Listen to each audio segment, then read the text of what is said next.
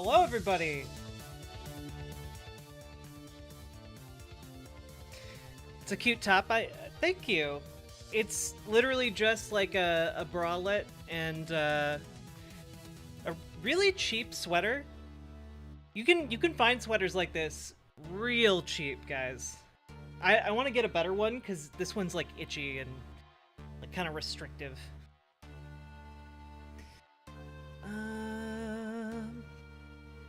Thank you, Catalina Gearbox. Let's see. We'll go with this one.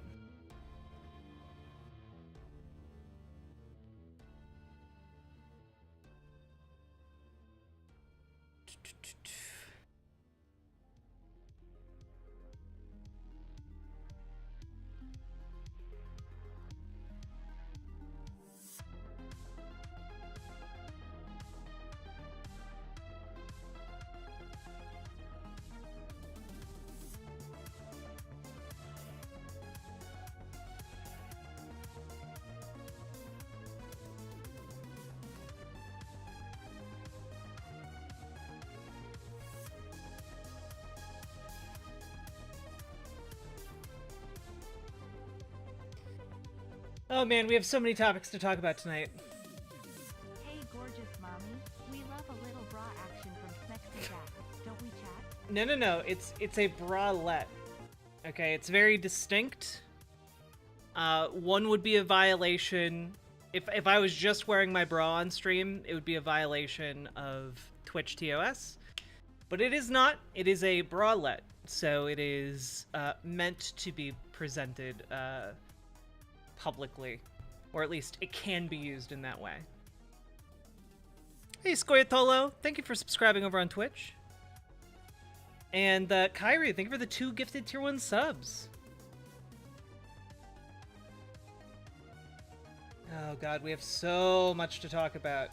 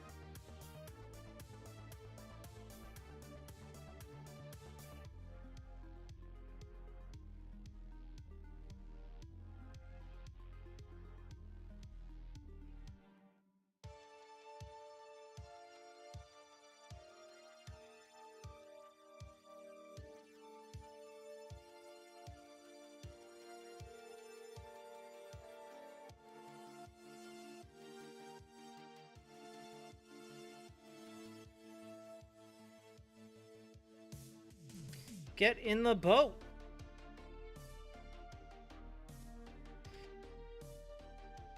Twitch, YouTube, riverboat.gg. There we go. We did it. We got the tweet out.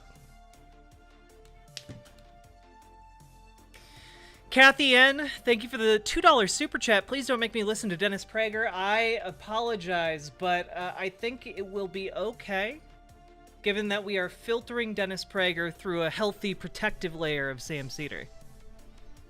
I think that will make it palatable. You got it going on today? Thank you. I'm like Stacy's mom. That looked boob on you. Good. Well, look, do no harm. I don't think we actually have a ton of harm today.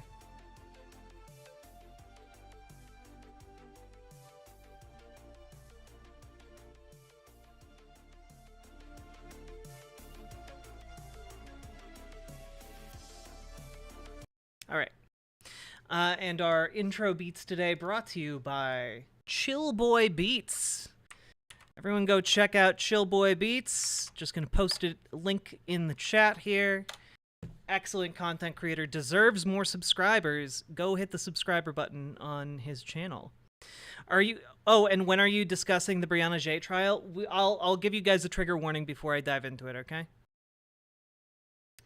But we got a lot of stuff going on today, including a lot of last minute stuff.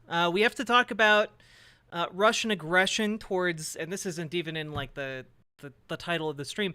We have to talk about the Russian aggression towards Moldova and what implications that could have for the Russian invasion of Ukraine. We also have to talk about the pending Ethiopian invasion of its northern neighbor, Eritrea. Eritrea. I need to.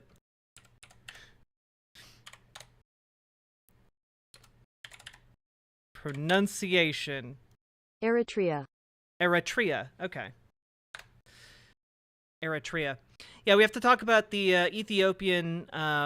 It looks like Ethiopia is prepping to invade Eritrea. So, yeah, it's gonna be a big day today. Oh no, Sam Cedar, what a fucking nightmare! Exactly, right? But we have so much to go over today. They've been at war pretty continuously since they split. I mean, they've been trading back and forth, but what we're looking at is a full mobilization of Ethiopia, which is a big deal considering Ethiopia is one of the largest and most populous countries on the African continent. So we'll have to talk about it.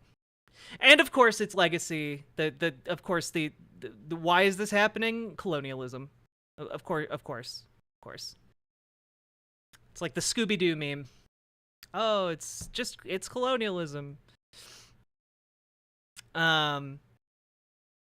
So, let me pull up a couple things here. Did I see the Keffels video on TYT? I don't know what that means. So the answer is no. What is the deal? What is the deal?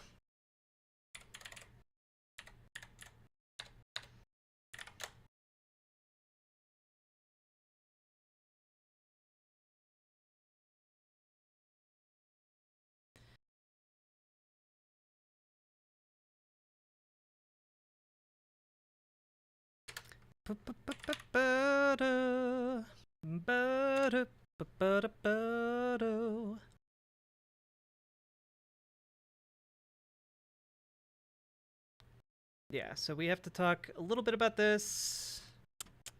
We'll have to talk a little bit about Egypt going in here.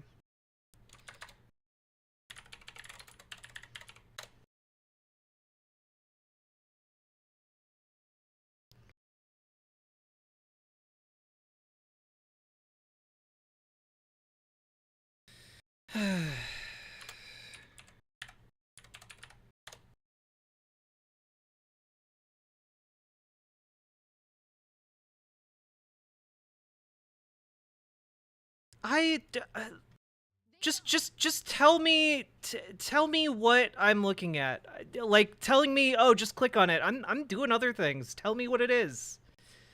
Is it just a video about TYT? We're not going to watch a 2-hour long video by someone else. Just go watch that video. Unless I have like something meaningful to say.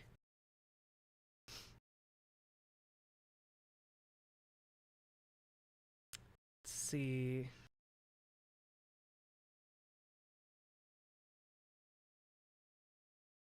I'll tell you what I'm looking at. Teehee.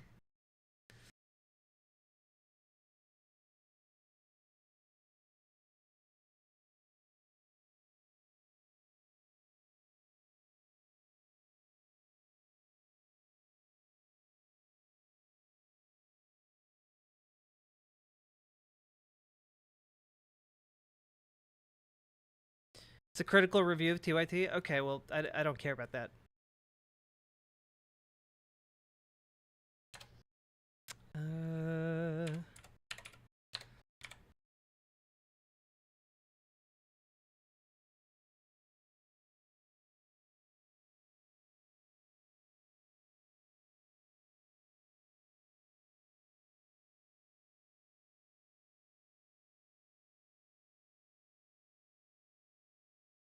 Need to pick up these sources. Here we go.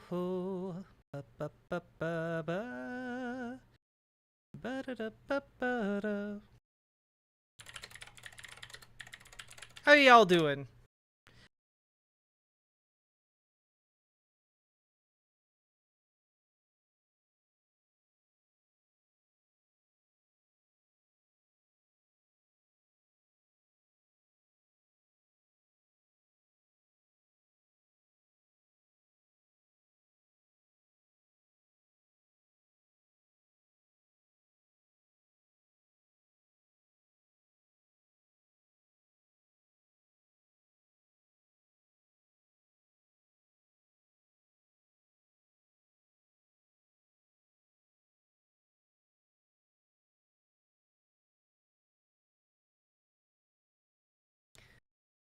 Okay.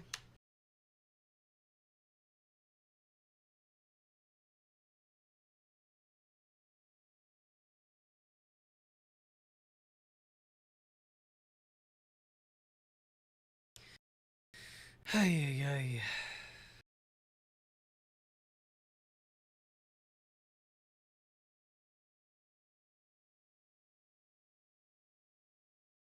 Okay, this is something I wanted to go over, but it's yeah. Well, I think we'll have to we'll go through these three things here. Ba, ba, ba. This is the one thing I didn't prep ahead of time. I'm sorry.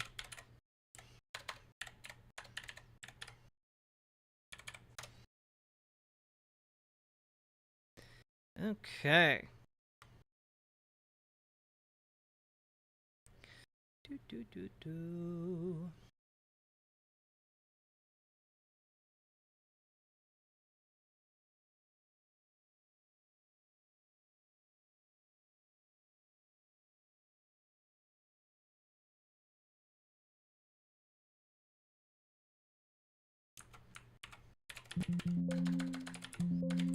Oh my god.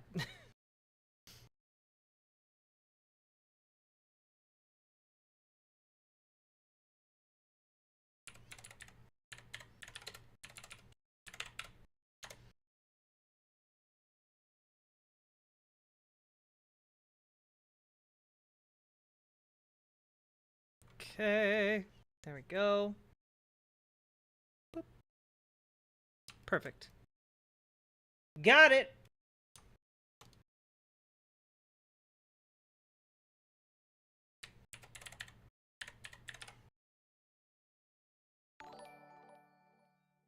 Boom. Always Boom. happy to see your pretty face, Jack. Thank you so much for STREAMIND today.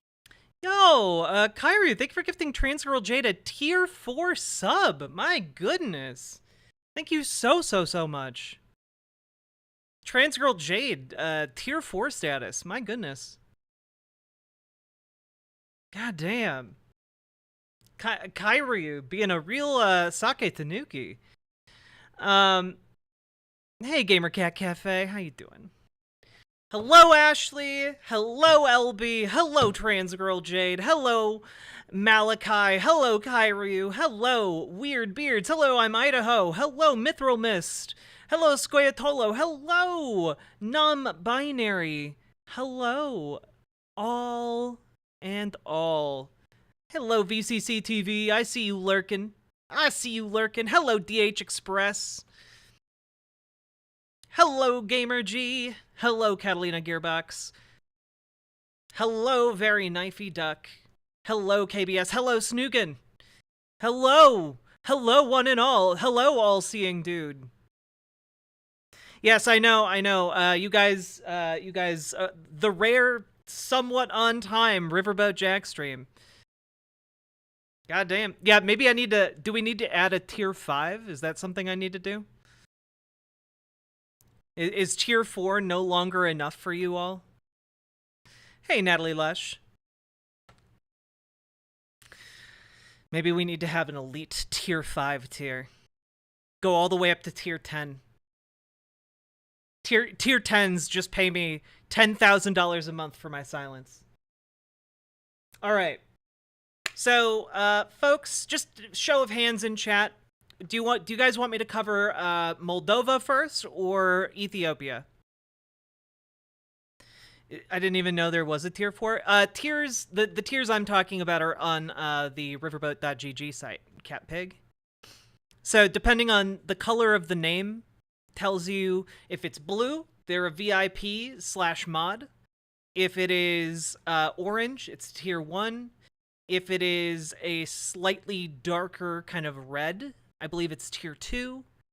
And then there's a tier 3 that a lot of people just skip and go straight to tier 4, which is the yellow you're seeing in chat.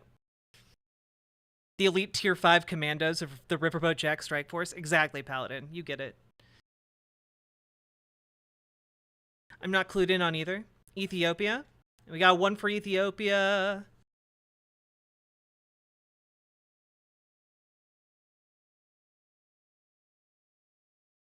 You cannot do it, Captain. I was watching the tier. I was watching. A cat and a pig at the same time? Kyrie, thank you for gifting Cat Pig 7 a sub. That's very kind of you. I was watching. The second season of Star Trek: Strange New Worlds, and they introduced Scotty, and it was delightful. I was not expecting it. Hey, Larzers.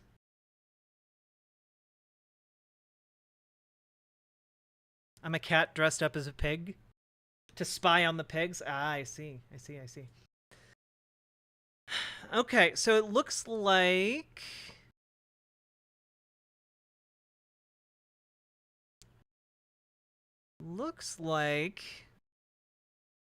I mean, the only person who responded wanted me to cover Ethiopia, so we'll do Ethiopia, I guess.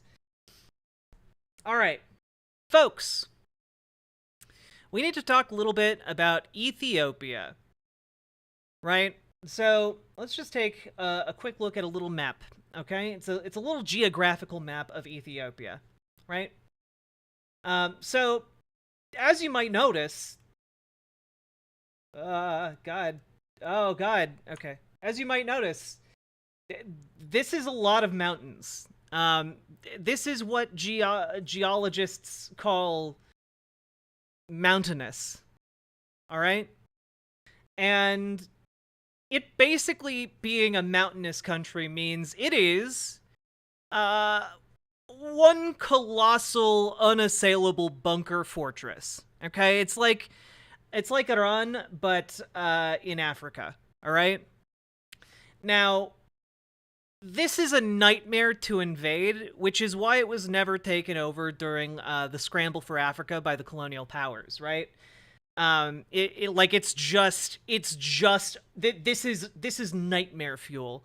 You know, like, on top of it being one of the oldest civilizations on the planet, which means that, like, they've had literally thousands of years to build underground fortresses and Minecraft basements for the zoomers out there.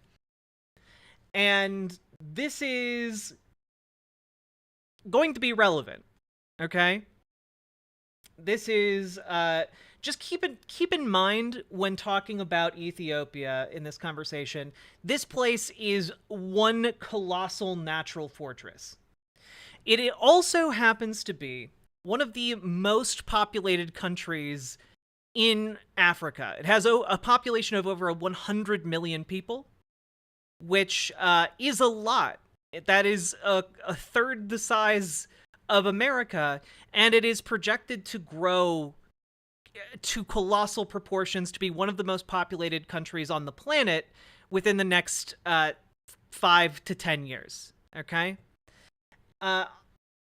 So with that in mind,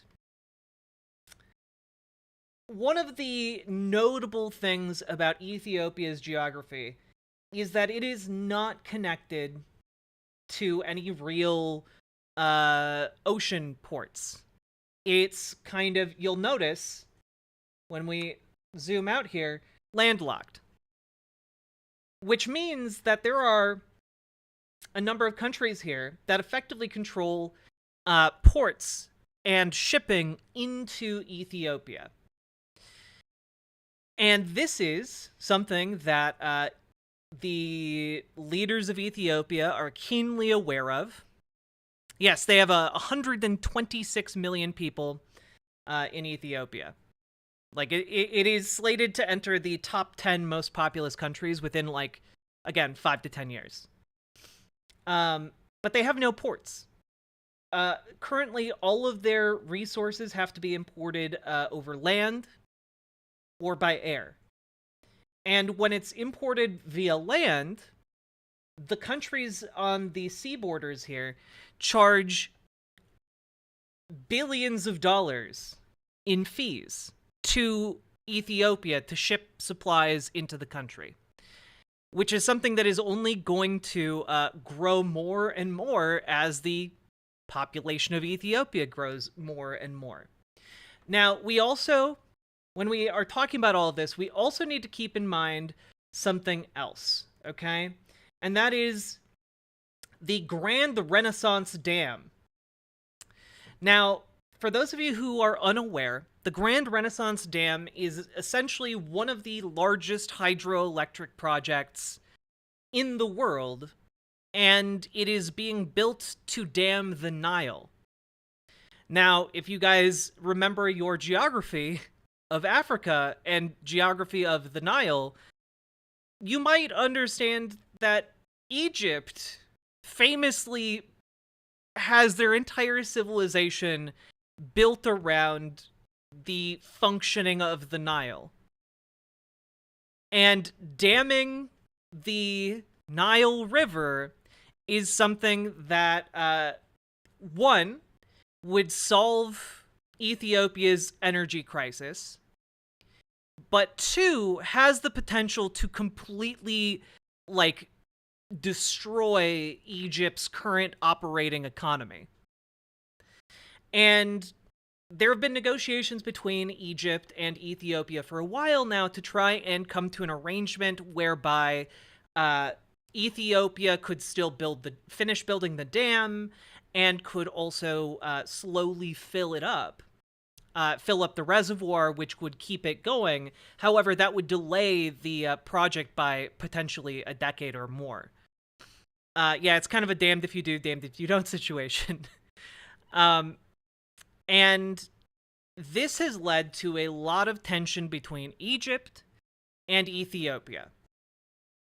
So keep that in mind, because that is also critical background information for understanding what is going on right now in Ethiopia. Okay?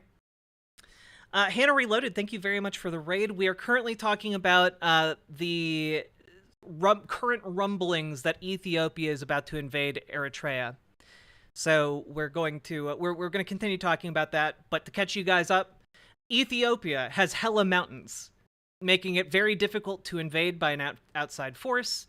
And also, they're building a colossal dam, one of the largest hydroelectric projects in the world, on the Nile, which a lot of neighboring countries are very angry about because it has the potential to, like, destroy their entire economies if anything were to affect the normal flow of the Nile River. So welcome, everybody. Also, my name's Riverboat Jack. Hi, hit the follow button, etc.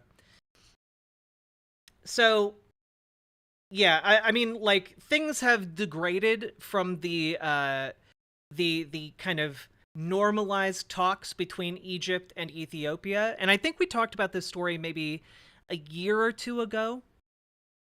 But this is from September 10th of this year. The Egyptian Foreign Ministry condemns the move, again, filling the Grand Renaissance Dam, calling Ethiopia's filling of the dam illegal. So, essentially, Egypt is like, hey, what if you delayed filling the dam reservoir by, like, 10 years and just slowly filled it? And Ethiopia is like, nah, we have to fill up this reservoir in order to, like, get electricity and have it be operational. We spent, I think the Grand Renaissance Dam project is one of the most expensive, like, public works projects in the world right now. Let me just look up real quick. How much does this cost? Yeah, it's about $5 billion to build this one dam. It is big.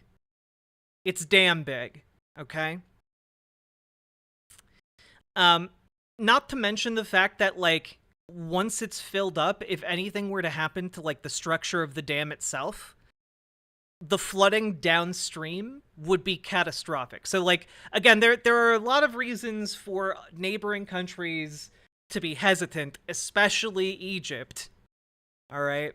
So we're kind of I just want to emphasize that. Right? Yeah,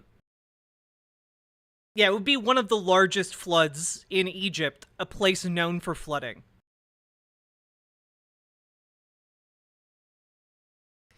Is the dam subsidized by China? It could have been subsidized by China. It wouldn't surprise me if it were, simply because the Belt and Road Initiative is so wide-reaching. Can we look at cost and financing? Perfect. Yeah, so this project, by the way, was started in 2016.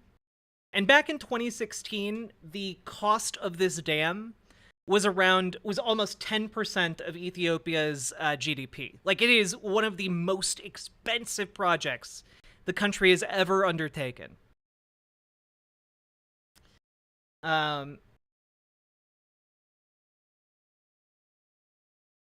Yes, about 1/5 of the cost is funded by China. Yes. So, yeah. Basically, Ethiopia considers this dam critical to its future survival, kind of future-proofing its electrical grid and ability to generate power and energy for itself.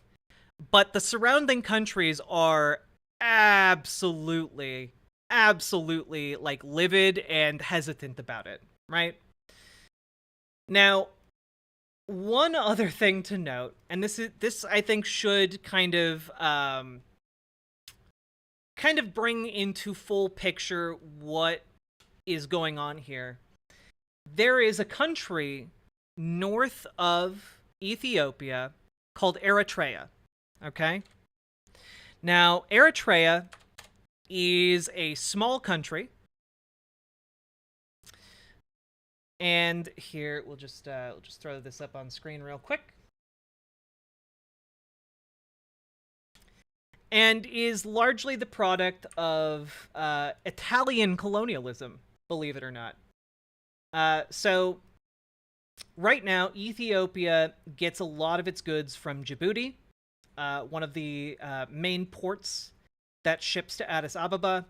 However, Eritrea used to be part of Ethiopia and essentially broke away in the 90s, late 90s, and has kind of been its own independent state ever since. It's been independent for about 30 years. There have been hostilities between Ethiopia and Eritrea ever since kind of their civil war that broke it apart. But the major demarcation between Eritrea and Ethiopia is that Eritrea was an Italian colony for, I think, like 80 years, about. So the break is largely predicated along a line of colonialist control of the region. So right now, there is somewhat of a uneasy peace between Ethiopia and Eritrea. However, and you know, we look who's downriver from Ethiopia. You've got a lot of folks along the Nile. Okay, got a lot of folks here. Egypt and Sudan. And, oh, wouldn't you know it, Eritrea. And this has led to some very well-founded speculation that a lot of the hostilities between Ethiopia and various breakaway regions or groups, both within Eritrea and Ethiopia itself, are being funded by the Eritrean government, Sudan, and Egypt. So, in part, in no small part, because of this dam. So it is complicated, but to boil down what my understanding of the current situation, and of course that can be flawed, but my understanding is that you have Ethiopia, this country that is poised to become one of the most populous places on the planet, basically looking around and saying, hey, we could retake Eritrea because we have over 120 million people in our country, and what Eritrea's population?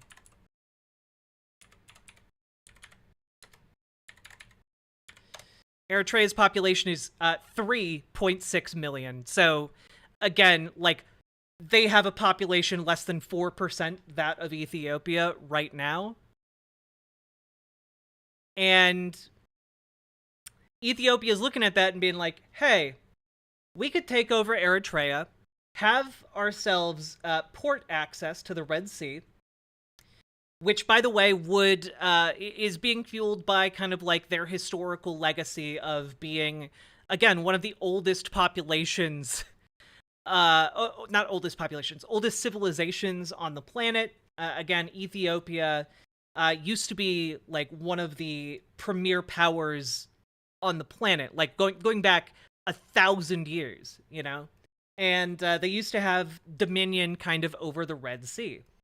So this is largely being fueled by kind of this nationalistic fervor that is being kind of pushed as like a return to old glory, right? And they're looking at Eritrea as kind of rebuilding the Ethiopian empire, and also logistically having access to the Red Sea is incredibly, incredibly beneficial for their economy and for their future growth.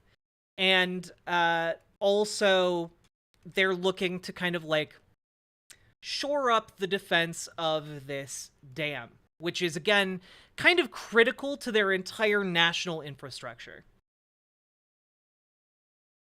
And you might be looking at this map and saying, well, but why aren't they going after Djibouti? And that's because Addis Ababa has a dedicated electric railway connecting Djibouti directly to their capital to allow for transportation of goods. No such infrastructure has been built or exists between Eritrea and Ethiopia. Not on this scale, anyway. So basically, in a nutshell, again, Ethiopia has this critical dam that is like one of their necessary things going forward. And they also have this rail infrastructure into Djibouti. African geopolitics, Jack. Yeah. So this is all kind of the issue here. Here is an interesting podcast that I came across. This is from just last week, but it is going to give a lot of information about the potential for war between Eritrea and Ethiopia as it stands right now. And I think that that is actually really, really important. And it will also provide us with some insight into the situation that has been happening between Ethiopia and Tigray, which I haven't even touched on here, but there will be more information in here. So let's go. This is a podcast called The Horn, put together by the International Crisis Group, and should shed some more light on the situation. Let's take a listen. Hi, and welcome to The Horn, a podcast from the International Crisis Group. I'm Alan Boswell. Today, we have Michael Woldemariam back on the show. Michael is a professor at the University of Maryland, and he is a senior fellow at the Center for Security and International Studies there. He's on the show to discuss developments in Ethiopia as well as with its neighbor Eritrea. Michael, welcome back on the show. Good to be with you, Alan. So it's been 1 year since this Pretoria agreement ended the war in northern Ethiopia, mostly in Tigray. At the time of this agreement 1 year ago, you had a broad coalition that the federal government had essentially forged and mobilized against the Tigrayans. You had Eritrea involved, you had neighboring Amhara and Afar regions also fighting against Tigray and the TPLF. So, the federal government signs this deal. It surprised, I think, many when it came, but, these other actors, the Eritreans, the Amhara, they were not there at the peace talks. So there was obviously big relief at the time, but there was big questions on, if it would hold. Obviously there's a lot of skepticism that... Just to give you guys a little map feature here on this conflict in particular. Tigray is a state to the south of Eritrea. IDK who needs subbies, so here you go. Paying Kyreu's generosity forward less than 3. Abyssal, thank you for the 5 gifted tier 1 subs. I really, really appreciate that. Oh yeah, OG Mountain Dragon. I'm sure there is U.S. involvement on some level in this. However, mainly right now, this seems to be a regional conflict that is kind of at odds with Egypt, Sudan, Eritrea, Ethiopia, and potentially a couple other surrounding countries. But largely... I don't have a sense or a feel of U.S. involvement in this at this point. But this gives you a little bit of just kind of a visual guide of where Tigray is, why it is being brought up in the context of escalating Eritrean or escalating tensions with Eritrea. And yeah, as you can see, there's a reason why there's some speculation of funding of Tigrayan separatists in this area from the likes of Egypt, Sudan, and Eritrea itself. Keeps the conflict largely out of Eritrea. But this is again just slightly. Take all of this with a grain of salt, all right? After such a bit of war, the two sides would actually stop fighting. But then I think on the back end of that, there was also concerns that, an end to one war could prove the seeds and roots of future wars. And I think that's kind of the context, we really want to dive into now. You now have fighting in Amhara, which looks like a new war. You have these escalating Ethiopia-Eritrea tensions. Let's go ahead and dive in one by one, and then we'll try to connect all these pieces. So let's start with the situation in Tigray. Obviously, the peace deal did end that war. How safe does it look that peace in Tigray itself will at least continue to hold? I think, off the top, it is important to note, and you did allude to this, that in many ways, Pretoria and its subsequent arrangements were a success. When this deal was signed in November of 2022, the war in northern Ethiopia was really entering a very dark chapter. Tigrayan defenses had broken down in the northwestern part of Tigray. Some key towns had been occupied, places like Shire, Aksum, and there was a high likelihood, or a real likelihood, that coalition forces were going to retake many of Tigray's urban centers and towns, and that the TDF would flee to the hills and wage sort of asymmetric warfare from that position. In that context, humanitarian conditions for Tigrayan civilians were likely to get much worse than they already were, and they were horrible by that point in the conflict. And so Pretoria. Yeah, we should also. It is worth mentioning that Ethiopia's dealing with the Tigrayan situation was incredibly brutal. Incredibly brutal. To the point where, again, it's been labeled as a genocide, or, Human Rights Watch calls it an ethnic cleansing. It has been just a colossal atrocity.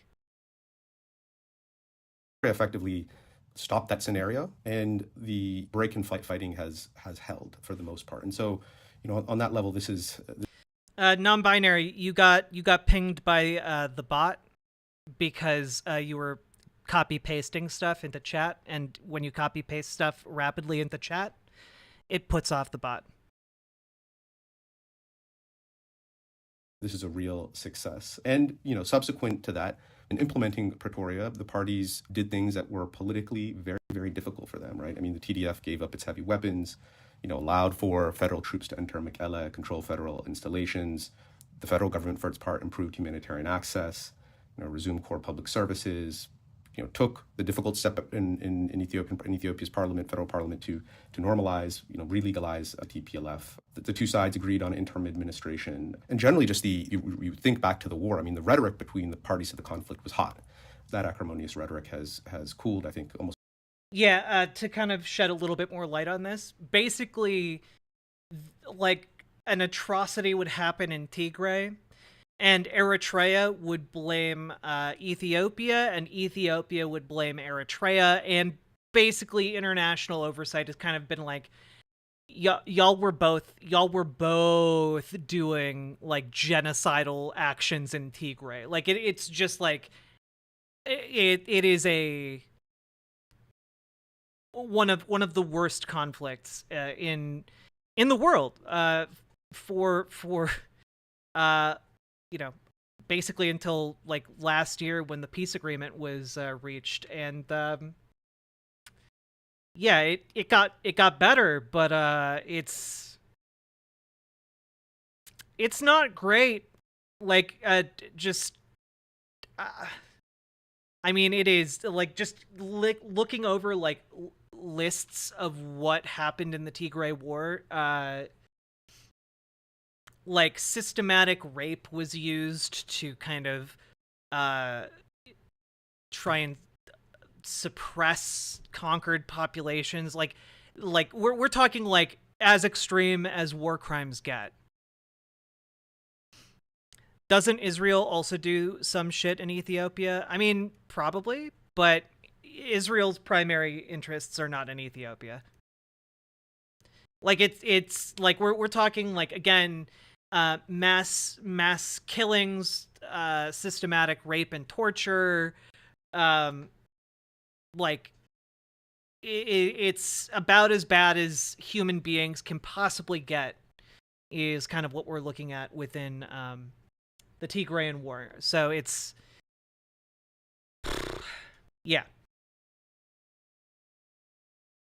completely subsided. But I think there are obviously challenges that many observers have pointed to. I think the humanitarian situation in Tigray is really still quite poor. There are recent reports of starvation deaths. As you know, the international community has, particularly the United States, has suspended food assistance to Ethiopia. That's a compounding factor. And there is continuing disagreement between federal authorities and the U.S. government about how exactly to restart that food assistance. DDR in Tigray remains incomplete. You've got thousands, hundreds of thousands of young people still under arms. And now it's worth here, I think, noting that Pretoria's timetable for the disarmament of light weapons was never really realistic. So we shouldn't be surprised. This is still a problem. And then, of course, there's the question of frontiers. I mean, Tigray's western and northern frontiers remain contested, unresolved. There are reports of continuing human rights violations in western Tigray. So kind of the western Tigray area over here, borders Sudan, Eritrea, and Ethiopia here, and it is one of the I guess hot spots for just war crimes against the Tigrayan people. I mean, guys, it's bad. I'm just going to I mean like we're talking like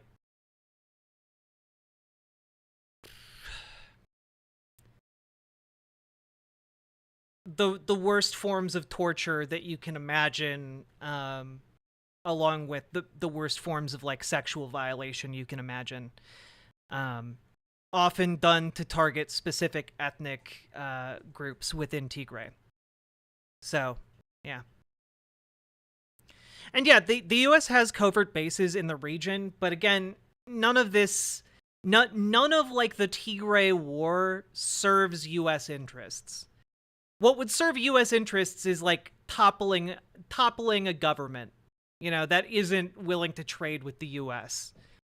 Like the covert bases in Africa are largely there as like contingencies or to like provide favors to different governments we're aligned with there. So like it's not it is sussy as hell, but to like be like, ah yes, the US has bases in the continent of Africa, therefore the US has secretly been masterminding the Tigray war, is just kind of like that's it's childish. That isn't, you need to have evidence to back that up. And there's just none of that I'm aware of at this time. Wilkite in the Tigray-Eritrea borderlands, in these cases perpetrated by Amhara militia, Eritrean forces. These are certainly the allegations. Also, just keep in mind, human beings are quite capable of being horrendous, even without U.S. influence. And there's an IDP problem because of the displacement from these areas, a continuing problem. Now, more generally, I mean, you alluded to the coalition that prosecuted the war in the north, the federal government, a variety of Amhara militia forces, and then the Eritrean government. That coalition. True, Malachi. The U.S. will not intervene in like a conflict like the Tigray war because, again, the U.S. doesn't necessarily have like a stake in the outcome of it. You know, like U.S. interests are not hinged on the Tigray war. So like the U.S. might step in as like a third party, like diplomatic mediator, but it's not going to like, we're not going to commit boots on the ground in Ethiopia to stop this when there's no U.S. interest involved there. Yeah. Yeah, Calliope Salcrame. One would think that the fact that bin Laden was not based would be common, and yet TikTok is proving us wrong every day. We'll get to it. Has fragmented in some notable ways, and we could get into that. But I think a key challenge or continuing challenge for Pretoria has been that this was a multi-sided civil war, and those that fought alongside the federal government had their own particular interests. And two of those parties, Amhara political forces and the Eritreans, were not a party to the Pretoria Agreement, and I think in many ways dissatisfied with it, rather. And so there certainly is a potential for renewed conflict between those forces and the Tigrayans. But indeed, again, as you noted earlier, there is conflict between Amhara and the federal government, or Amhara forces and the federal government, and the potential for conflict between the Eritreans and the federal government, which I wouldn't say necessarily is a likely possibility, but it is a real possibility that needs to be accounted for.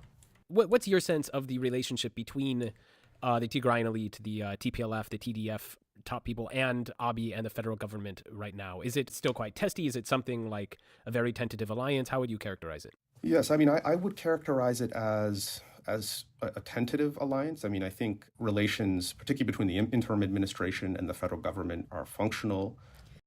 Yeah, like this is a point where we just need to add, like, they're functional.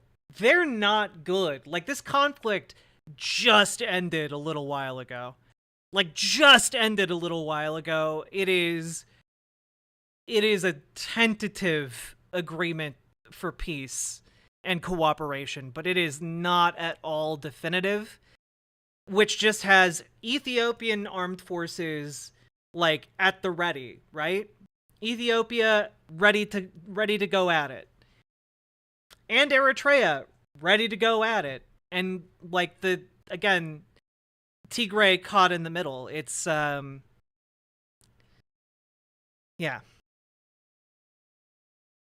It has the potential to be like just a regional powder keg, beyond what we saw from 2020 to 2021 or 2022. There are areas of tension that are being worked through, but those areas of tension are real, and I do think separate the two sides. On the Tigrayan side, I mean, I think there are concerns about sort of the slow pace of implementation of Pretoria. They very much tethered themselves to the letter of Pretoria and want, at least their argument is want it implemented in full. And so, for instance, on the issue of the disputed territories, Western Tigray / Wilkite, I mean, I think they have concerns about the federal government seeming inability to get those territories transferred back to Tigray. The federal government has now recently said that, consistent with the Constitution, their view will proceed with the referendum. And again, in case you haven't picked it up, Pretoria is the name of the kind of armistice agreement between Ethiopia and Tigray. referendum in those areas. So that I think there is some concern on the Tigrayan side about where that whole situation ends up. Obviously, the humanitarian conditions overall are not great, and I think Tigrayan authorities feel like they could do with more support in that regard. Concerns about, in their view, the positioning of our air train forces in Tigrayan districts in the north, although there's some dispute about where exactly the air trains are, and I think a feeling in Tigray is that the federal government perhaps has not worked in a robust fashion to get those forces out of Tigray. Accountability, I think, is another area perhaps where the Tigrayan leadership has some concerns. I mean, they have not been particularly vocal about this issue because they don't want to run afoul of the federal government, but I don't think they were pleased by the disbandment of the ICRI mechanism, which basically internationalized the issue of transitional justice in the Ethiopian context. So I think that is the sort of the view perhaps of the Tigrayan elite, and this is a quick summary. I think there are other things we could put on the table. On the side of the federal government, certainly, they are keeping an eye on disarmament. I mean, they've embraced a very flexible schedule on this, and I think do have some utility see some utility in maintaining a large Tigrayan force, infantry force, both in terms of the law and order needs of Tigray, but also in terms of potentially leveraging that force against other adversaries. Potentially, this is somewhat speculative, but I do think my sense is that Addis does worry about elements, what they see as elements of the TPLF that are not as cooperative, or not willing to be as cooperative with the federal government, which they might view as sort of hardliners of the old guard, and worry about its control, influence over the interim administration and political structures across Tigray writ large. So I think that's an area, again, of concern for them, something they're following. I think with the interim administration itself, and of course its leadership, I think the relationship with the federal government is okay, decent, functional. Yeah, and so even though this disarmament timeline was in some ways the kind of heart and soul of the Pretoria Agreement, perhaps a mutual interest in not having the disarmament fully take place. I think that's a key point. I think both sides had an interest in slow rolling the disarmament process. Now, the other piece of this is that, if you're going to do DDR, you actually have to fund it. And there's a real lack of resources, both local resources and resources from the international community. Yeah, so basically part of the Praetorian Agreement was that both sides would, dismantle their armaments and, their demilitarize the zone, as it were, and then, reintegrate the region, DDR. Not Dance Dance Revolution, unfortunately. Community to support disarmament, at least thus far, although I think the United States and other parts of the international community have gestured at recently a willingness to support through resources a DDR process. And but US bad. But US bad. You mean the United States would commit resources to demilitarizing a zone? That's crazy.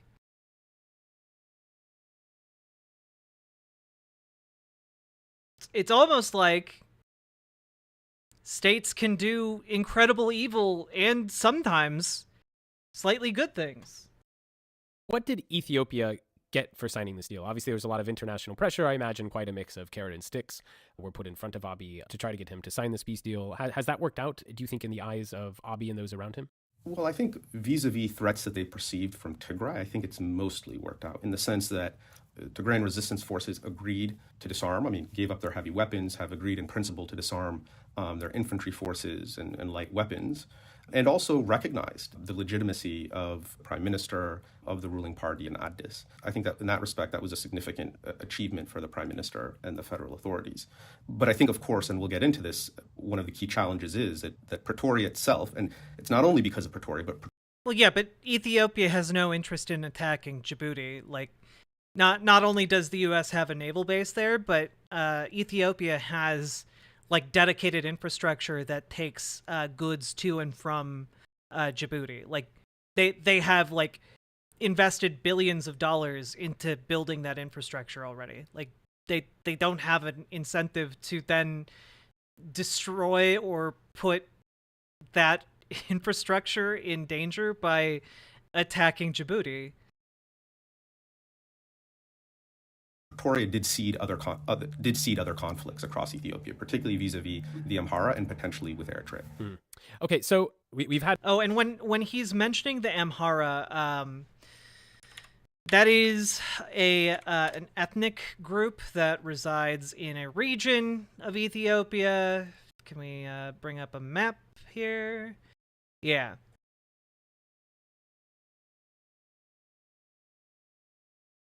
So again, the Amhara region is large, and it kind of overlaps with where a lot of the fighting between Ethiopia and the various separatist groups in Tigray were happening. So yeah, there is a non insignificant overlap here, and that's why the host here is talking about Amhara. Conflict break out in Amhara between the federal government and Fano forces, defected special forces from the Amhara government, basically forces who previously had been mobilized as part of this war against Tigray, now fighting with the federal government itself. I want to take listeners back a bit before we get into the specifics. Lords France, I do encourage you as a conservative to vote for RFK Jr. Of now. What was the original relationship between the Amhara elite and Abiy? Why did they support him, and why did they join with him to fight the Tigrayans? Yeah, I mean, I think there are a couple of different layers here. I mean, I think in some ways you have to go back to the 2018 transition and the months that followed, months and initial years that followed Abiy's rise. And I think it is true that much of the Amhara political class made common cause with Abiy, helped the prime minister consolidate his power in order to contain, corral, and defeat sort of TPLF dominance of Ethiopian state structures. And so the alliance or the support of the prime minister, and of course, when we talk about the Amhara political field, we're talking about incredibly diverse space, right, in terms of ideological proclivities, in terms of identity. So, I mean, I'm simplifying somewhat here, but I think the alliance, I think, was seeded at that time, and certainly if you go back to the internal EPRDF maneuvering that led to the prime minister's election, there was an alliance between, as you well know, Oromo and Amhara political factions, and so there was that, I think, preceding. Yeah, but by the way, just as a little bit more background here, DW News, which is again an outlet in Germany, covered this kind of grumbling conflict here. But on top of just desiring ports, which Eritrea has and Ethiopia wants, there has been an ongoing conflict here with specifically when it comes to kind of the control of Assab, which, I mean, this article goes more into, but essentially, the Ethiopian prime minister back in 2018 was able to negotiate kind of a peace settlement between Eritrea and Ethiopia, and it included some provisions regarding the Assab port, and it also got him a Nobel Prize, and part of it is the agreements that the two countries came to in 2018 have not been really honored. Patriots for RFK Jr. 2024 ha ha ha. Thank you for the 2 gifted tier 1 subs. Why are you guys telling me what DW News is? I know what DW News is. Sorry, didn't RFK's family immediately release a letter saying he didn't embody American values? Probably, but also I'm supportive of any Republican throwing away their vote on a third-party candidate. That is my official position. I will encourage any conservative to do so. Yeah, since 1998, Ethiopia's access to the port of Assab has been truncated due to the 20-year border war between the neighboring nations that killed tens of thousands of people. The conflict forced Ethiopia to channel its goods and other port-related trades through neighboring country Djibouti, which borders both Ethiopia and Eritrea. When the Eritreans, declared their independence, they're boasting about their ports, that they will use them for developments. They were singing for their ports. A lot has been said about the significance of the ports. Ato Yusuf Yassin, a former Ethiopian diplomat, told DW. Yeah. So basically, also, if you look into recent rhetoric around what Prime Minister Abiy has been saying about Eritrea's ports, the most I can really say, can I? Yeah. Basically, this meme is the official position of Ethiopia regarding Eritrea's ports. Okay? This is state policy from Ethiopia right now. They're looking at the port of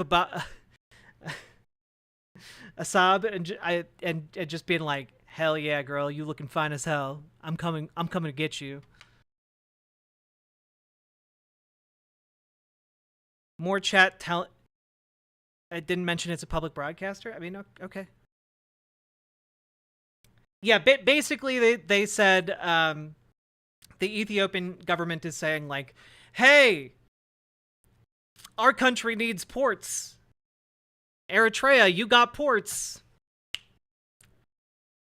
And you know, if people aren't nicer to us about their ports, we're going to have to do something about that with violence, incredible acts of violence.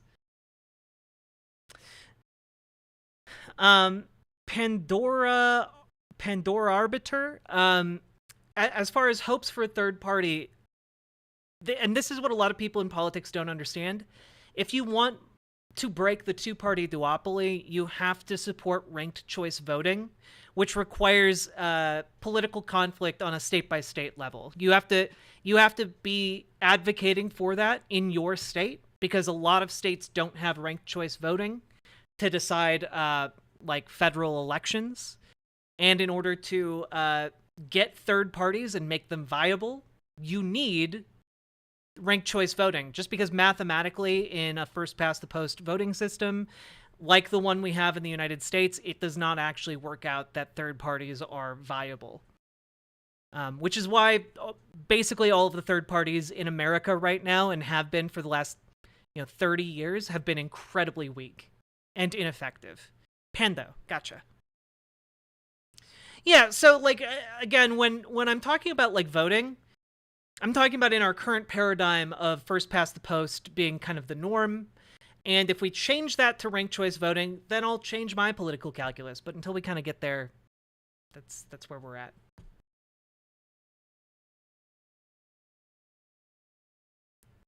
Hey girl, your port's looking so good. Relationship, but certainly in the context of the Tigray conflict, I think one issue that mobilized many Amhara to back the federal government's military effort in Tigray was a territorial dispute or territorial sort of question over Western Tigray or sort of Wilkai, Tumera, a number of areas, and then also disputed territories in the area of Raya. And so there were territorial, I think, claims made there. But I think, stepping back from this, we have to understand, I mean, for the preceding, 3 decades, TPLF had really been sort of the bête noire in Amhara politics. It had been, the source of, at least in terms of perception, the source of the Amhara's sort of overall political marginalization. And so there were these inbuilt historical grievances, I think, that were excavated and mobilized in the moment that the war broke out after November 2022. So now, certainly it's also the case that amongst, again, generalizing here, amongst some Amhara, there is also a desire to reform, to dismantle the system of ethnic federalism that the TPLF and Tigrayan elites, along with others, had helped install in the early 1990s. And I think that was also, a layer to this as well. Insofar as it was seen, the war in Tigray was seen as a vehicle for dismantling ethnic federalism. So how did the Amhara elites respond to this Pretoria peace deal? I mean, I want to find the part of this where they talk about conflicts between Eritrea. Some of the Amhara political elite. There is another layer to this, which is there had been, certainly in the years leading up to Pretoria and even afterwards, a lot of violence against Amhara civilians in parts of Ethiopia outside of the Amhara region, because the Amhara are a geographically very dispersed group, one of the most dispersed major ethnic groups in Ethiopia, and so there had been a lot of violence against Amhara in southern Ethiopia, in the region of Oromia. And I mean, as far as I know, ranked choice voting allows for a third party, like not just third party, but third, fourth, fifth, sixth party systems. Like mathematically, it would allow for the rise and consolidation of the power of like third party power over time. But like you would still obviously have entrenched power blocks between like Democrats and Republicans. This would just be a way to get other political parties into positions of power, and over time they would develop their own voter base and factionalize Dems and Republicans into like viable subgroups, of candidates. And that in some ways had soured Amhara, that had been one of the things that soured Amhara political opinion on the prime minister, because they thought he was not taking the steps necessary to protecting those communities. And there was a way in which this is the view of some. This is not my view, but there was a view that Prosperity Party was increasingly a front for Oromo political interests. And so, you put all that together and you get Pretoria, and you get, of course, there are some real grievances and concerns that come out of that.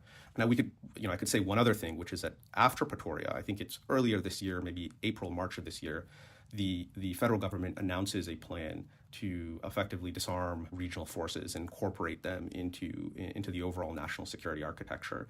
And that really alarms many in the Amhara region. And it alarms them because they're looking at the disarmament process in Tigray and basically saying, well, the Tigrayans are still armed. Why would we be disarmed, right? And of course, from Abi's perspective, the federal government's perspective, they had built up the various Amhara Fano militia during the war in the north. And after that war, I think, had a real interest in sort of reining those militia in. And so disarmament from their perspective made sense, but it created a lot of concern, I think, on the Amhara side.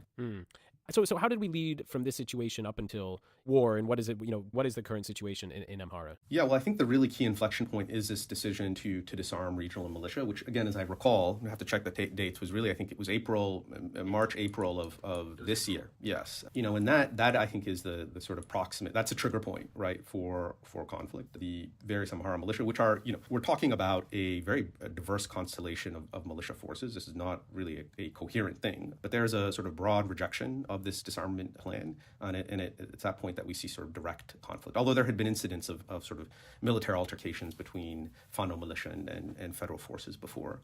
And I think since that time, the conflict in Amhara has proven to be, this is my assessment, has proven to be pretty intractable. In August, you had these various militia forces penetrate some key towns and cities in the Amhara region, places like Gondar, Bahardar. And the federal government, I think, has had real difficulty putting down the rebellion. Again, it does seem like, in the absence of some sort of political settlement, an intractable conflict. First of all, I mean, the Amhara region is large. There are many people there. It does seem as if the rebellion has a significant degree of public support from what. And you have to remember, this is the Amhara region. Like, it's easy to just kind of like be like, oh yes, it's just a large region. You have to remember, this is the topographical map, right? Like, this is the geography of that region. It is mountainous. If you are trying to fight off anybody, you have an inherent advantage. Like, it's hard for even Ethiopian state forces to, like, crush a rebellion. Which, again, is why, right? When we look at the larger maps here, with, like, Sudan and Egypt here, if they're just funding separatist groups in Ethiopia in order to, give them more time to negotiate about this dam, or to buy Eritrea time to, like, arm up, it's a pretty successful strategy to fund separatist groups. Because, again, those groups are separating in regions that are effectively colossal fortresses. What I can tell, at least among Amhara within the Amhara region. These are well-armed and well-trained militia forces. They had been built up, again, as I noted before, to a significant degree during the war on Tigray, so fairly battle-hardened forces. And of course, the federal government, for its part, is fighting conflict in other parts of the country, including a very significant security challenge in the Oromo region, particularly Western Oromia in the Welegas. But even beyond it, right? One question is, what is the ceiling of this rebellion? I'm not sure that the rebellion necessarily poses a mortal threat at this juncture to the ruling party in Addis or those who occupy state power in Addis. And there are many reasons for that. One, I think, to pose a challenge to federal authorities in Addis, they would need to build alliances with other militia forces in other parts of the country, and I think that's a continuing challenge from the Amhara perspective. But again, certainly this appears to be an intractable rebellion. There also is the Eritrea side of the equation and speculation about various kinds of support that the Eritrean state might be providing to Amhara forces. But again, that's more speculative. It's an angle, I think, to be explored. How much of this do you think was in some ways unavoidable? I think people see, for instance, the Amhara upset at the peace deal and worried that this disputed land, which they seized from the Tigrayans, might go back to the Tigrayans. Meanwhile, the Tigrayans are concerned that it isn't being given back to them. A lot of this looks very zero-sum and almost like a no-win situation. But then, could Abiy have managed this situation better? Was this conflict, did it look inevitable to you? That's a very tough question, Alan, but it's a good one. I mean, I think Ethiopia, and I've always said this, Ethiopia's challenges are beyond a single person or a single government. This is a country at this juncture that is structurally unstable. And certainly it was always going to be very difficult. It will always be very difficult, I think, for the federal government, for the prime minister to kind of strike bargains with multiple constituencies across the country that are ideologically and historically diametrically opposed to one another. So certainly as Abiy pursued peace in Tigray, sought to consolidate that peace through Pretoria, it was going to create a reaction in the Amhara region, right? So another thing to keep in mind here is that the legacy of how isolated some of these regions are presents itself in religious affiliation, right? So there are kind of isolated groups of Christians within Ethiopia. There are also large populations of Muslims in Ethiopia, and a lot of them have very, very different ideas of which direction Ethiopia should go in. And a lot of them have very strong regional interests that diverge from a federalized Ethiopian government. So part of why the gigantic dam project is necessary is that through the dam project, through this massive infrastructure, they can bring a lot of the regions within Ethiopia into kind of a symbiotic relationship with the federal government through management of this dam. So the dam means more than just the electricity that it will provide. It also matters for the political integrity of the Ethiopian state as it's constituted right now. The federal government is now, as I understand, engaged in talks with the OLA in Tanzania, I believe, Zanzibar. Again, you can confirm that. But that's obviously going to complicate the prospects for political settlement in the Amhara region if the federal government decides to go that route at some juncture. And so I think it's a very difficult situation. Now, I don't think I'd go so far to say as, the Amhara reaction, response, or the conflict in Amhara was sort of an inevitable response of Pretoria. I think there are probably some steps that could have been taken to reassure the Amhara, even as the federal government sought to fully commit to Pretoria. But there's no doubt that reconciling central government policy towards all of these various constituencies, again, that have been historically opposed to one another, have different historical narratives, different visions of what Ethiopia should be in terms of basic structures like federalism, the constitution. Yeah. It's always going to be very challenging. Yeah, there's a lot more that we could get into there. And I think it's just worthwhile to just note that Abiy, since he came to power, has now, still faces this rebellion in Oromia. We also hear from those talks, there's a lot of optimism that we could see an overall peace deal there soon. But he had this revolt in Tigray. Now he has this revolt in Amhara. So in very short order, he's faced major sort of insurgencies from, really the three most powerful, politically powerful communities in Ethiopia. And so this sort of turmoil continues. And Alan, if I could just sort of weigh in with one point, because I think I've given, some might say I've given a fairly charitable sort of analysis of the predicament the federal government faces vis-a-vis reconciling its policies towards, the various ethnic groups and constituencies across the country.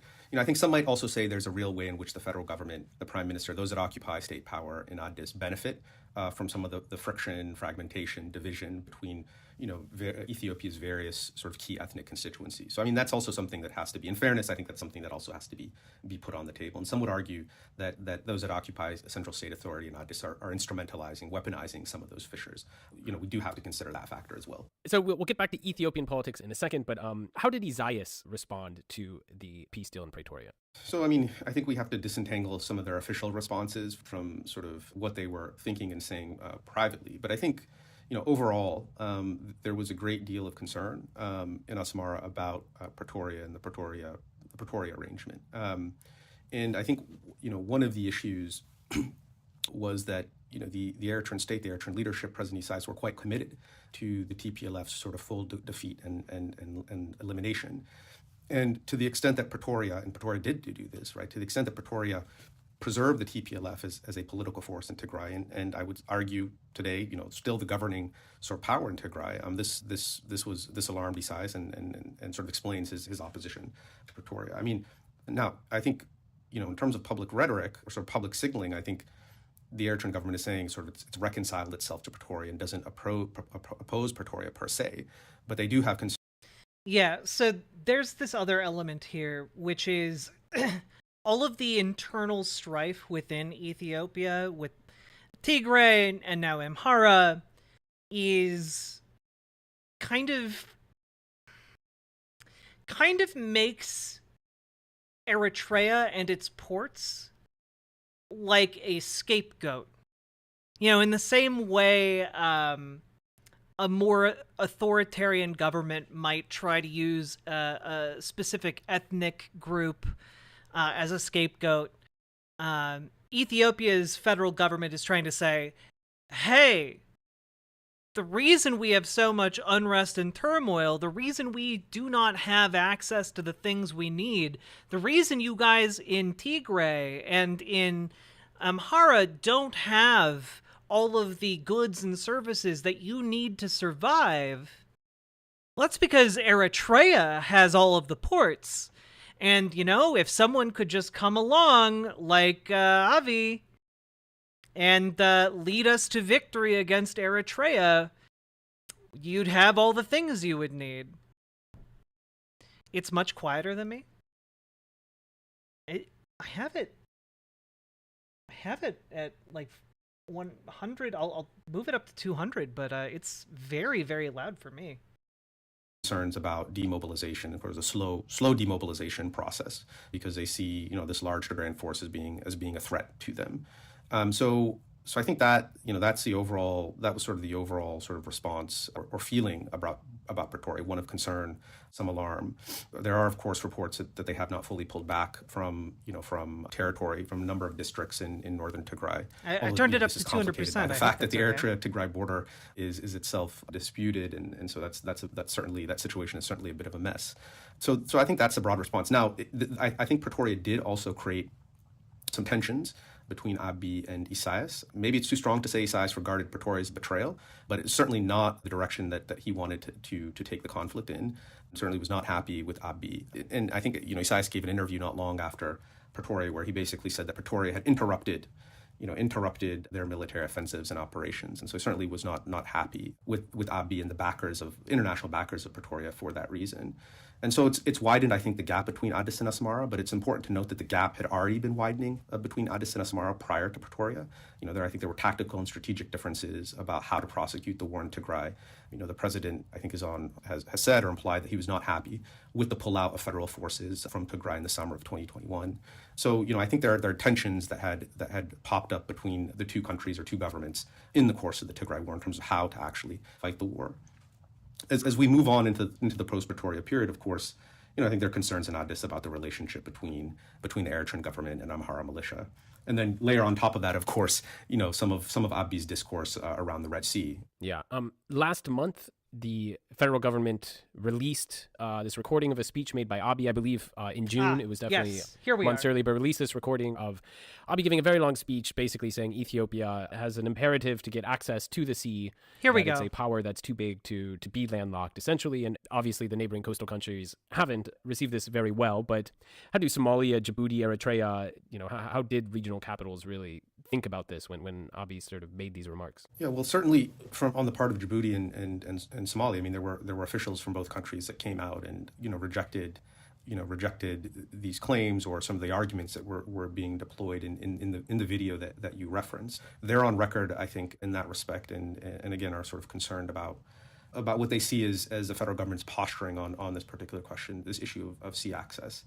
I think the dynamic with Eritrea is a bit different. It's more complex, and I think the concerns in Eritrea are heightened in part because at one point Eritrea was part of Ethiopia, right? And so when you start making, and Ethiopia had control of Eritrean ports and Asab and Massawa, and used it as their own. And so I think that when you start talking, when Ethiopia talks about, or Yeah, and that point, by the way, not that long ago, like 23 years ago, I think, was the conclusion of the Eritrean war for independence, and I like that's kind of when this happened. So again, the potential for Ethiopia to invade Eritrea is kind of predicated on the fact that that isn't too long ago. Like it like basically a second war for the liberation of Eritrea, or second war to keep Eritrea part of Ethiopia, I guess. the federal government talks about sea access and historic access to the Red Sea specifically, that causes a particular kind of alarm, I would argue, in Eritrean circles. And so, and on top of that, of course, you've got these pre-existing tensions between Addis and Asmara. And again, this is a bit speculative, but some that have, there was a build-up to the public release of this video on the Red Sea. That government officials in Addis have been privately making arguments about the need for access to the Red Sea, and and at certain junctures might have implied that Eritrea was the most likely or probable case for for Ethiopian access to the sea, perhaps Zayla in Somaliland as well. And so with Eritreans' war for independence, was it like North Ireland, where some rich folks just wanted to not pay into the country they were in? Kind of, yeah. Essentially, Eritrea, prior to being part of Ethiopia, was an Italian colony. And it was an Italian colony for like 75, 80 years. And after it was joined, there a lot of complicated stuff happened. I think it fell under British rule for a time, and then it was joined into Ethiopia, and then in the late 90s, it declared its independence and went to war against the rest of Ethiopia. So it's a complicated situation. I'm not going into its full history at the moment. But yeah, somewhat similar to that dysthrone, yes. The point I think I'm making here is I think this discourse around the sea resonated, but was received in a particularly, caused a particular concerns and worries on the Eritrean side. And so I think there's a potential for conflict between Eritrea and Ethiopia in this domain that it doesn't necessarily apply to Djibouti and Somalia. That's my take, at least. Although we could get into the likelihood of conflict. I don't necessarily think conflict between Eritrea and Ethiopia at this juncture is likely, but there's a potential. We'd been hearing all year, really, that this issue of getting access to the sea, that Abiy did see this as a legacy issue, and this was something that would be, increasingly forthcoming. But what's your sense of the timing of why push this? Obviously there's all this turmoil we've talked about in domestic politics, and the relationship with Eritrea has been. I mean, it's good to know that, like, for people who have in-depth and are basically paid to research the political machinations of this region, it's good to know that they don't feel like it's a likely thing, but it could be definitely a Hail Mary to try and secure a re-election bid with the elections coming up.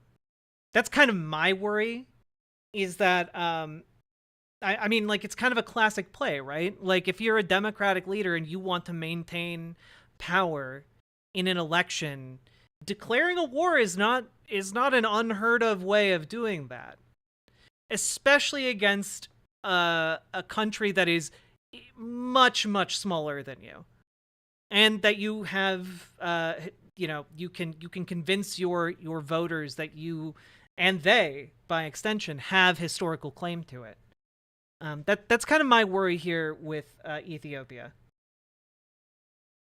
Rocky, why make this push now? Yeah, it's a good question. I mean, of course, I mean, we do have to recognize that, partly what the federal government or Prime Minister Abiy is doing is sort of elevating earlier discourses Pando, about thank sort you of for the 200 Ethiopian biddies. access Goyatolo, to the thanks for the sea from, 100 particularly from the biddies. imperial era, in the late 1940s, 1950s, when Ethiopia made very similar arguments, in the imperial era in terms of sort of access to the sea, and that paved the way for their control of Eritrea, of course. And indeed, earlier on in his prime ministership, the prime minister had kind of gestured at a Red Sea agenda. This whole idea of building an Ethiopian navy with, perhaps some French assistance.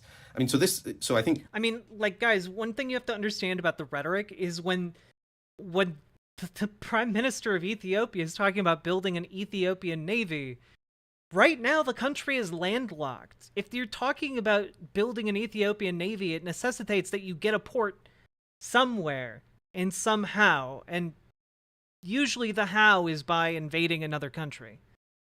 Given that the United States has ties with Djibouti, given that Ethiopia has pretty strong ties with Djibouti, like, Eritrea is kind of the logical option for them.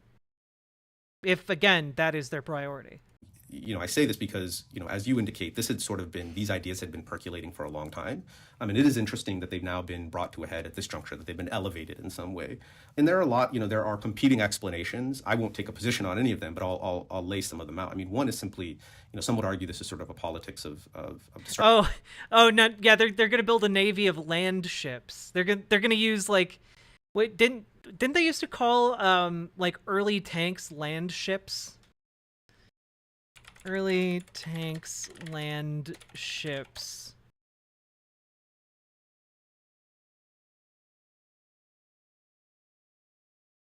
No, it's just showing me landing craft tanks. That's not Distraction. Never and mind. That's not to suggest, of course, that Ethiopia doesn't have real port needs and sea access needs. I mean, there are some legitimate issues, I think, undergirding this. But some argue that this is a question of distraction, right? Given the internal conflicts across the country. Oh, they were? Okay, I just couldn't find it, like, in my initial Google search. Cool. The government might be trying to sort of mobilize a nationalist impulse or nationalist sympathies. And more narrowly, some argue that because the idea of Red Sea access has sort of historically resonated, particularly amongst the Amhara, so the older Amhara political class, that the prime minister might be deploying this to sort of bring this community back on side. Now, aha! It has nothing to do with what is currently being talked about in regards to Ethiopia, but yes. After a successful field demonstration in 1915, Britain established a secret land ships committee to study the military prospects of the vehicle. At first seen more like a warship than a land weapon. Nice. I think one issue with that explanation is that I don't think it's particularly effective. I mean, I don't get the sense that this discourse around the Red Sea is necessarily mobilizing Amhara political support in favorable ways. I don't know if those appeals are really working, if that's the actual ambition. Another explanation might simply be that this might be kind of muscular signaling to Eritrea in the region that Ethiopia, that the prime minister is kind of reasserting himself as a regional force. The feeling might have been Ethiopia over the preceding couple of years had ceded too much regional influence to other countries, perhaps Eritrea, perhaps even Kenya, and that some of this is kind of signaling, sort of muscular signaling that Ethiopia is in fact a regional player, and a lot of that signaling perhaps might be vis-a-vis Eritrea. So I think that might be another explanation. And then there's just. You could also take, the rhetoric and the prime minister's position at face value and say that, look, like, they've drawn the conclusion that port access, and I'm not saying this is a correct conclusion, but this is their view that Ethiopia desperately needs port access at the moment. I mean, port access, control or something close to full control of their own port, and are deciding to push it forward at this juncture, particularly in light of some of the overall economic problems that the country is facing. I said earlier that I said that conflict between Eritrea and Ethiopia specifically is possible but not necessarily likely. And I think one of the reasons it's not necessarily likely is that both parties simply can't afford conflict at this juncture. We've already talked about the various internal challenges that the federal government faces across the country, the various nodes of internal resistance across Ethiopia. You would also need, I think, the issue here, right? The issue with, I think, this calculus is that the defensibility of like regional resistance within Ethiopia cuts both ways, right? Like, it's hard for the Ethiopian federalized military to like go into a region to kind of like suppress a potential like civil war, but equally it's hard for people in that region to break out of it and inflict damage outside of it, you know? So it could be that like mobilizing the federal government's military against Eritrea would be a convenient excuse to then have a ready and battle-seasoned military to then turn on its internal dissent within regions like Amhara. So I don't know. That's my addition to this, I guess. Tigrayan, the Tigrayan forces, the large Tigrayan force, to kind of join in a potential fight of that type. And it's not clear to me as yet that Tigrayans would necessarily, or the TPLF, the leadership in Tigray, the interim administration would mobilize behind that effort. I think there's war fatigue.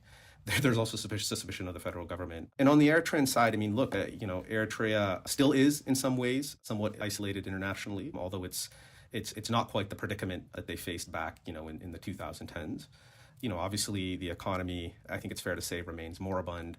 It's likely the case that Eritrea is still a small country, probably some manpower challenges within the Eritrean Defense Forces, given the sheer number of Eritreans who have left the country over the last 2 decades. And I think overall, there's a feeling that, look, there's probably a lot of risk, an international risk, to getting into a fight with a big country like Ethiopia, right? I mean, the last time Eritrea and Ethiopia went to blows in 1998, the long run effect of that was Eritrea ended up getting isolated in the region internationally. Now, the year 2023 is not, Yeah, just as kind of like a point of comparison, Eritrea has a standing army of about 45,000 troops with potential reserves to be called up of like 250,000. So in total, around 300,000 strong military, as opposed to Ethiopia, which has a standing army of around 138,000. So again, like, fully mobilized, Eritrea might be able to stand toe to toe with Ethiopia for a time. But I mean, just if you take out full mobilization and Ethiopia was instead to fully mobilize, it would be it would not be really a contest. Yeah.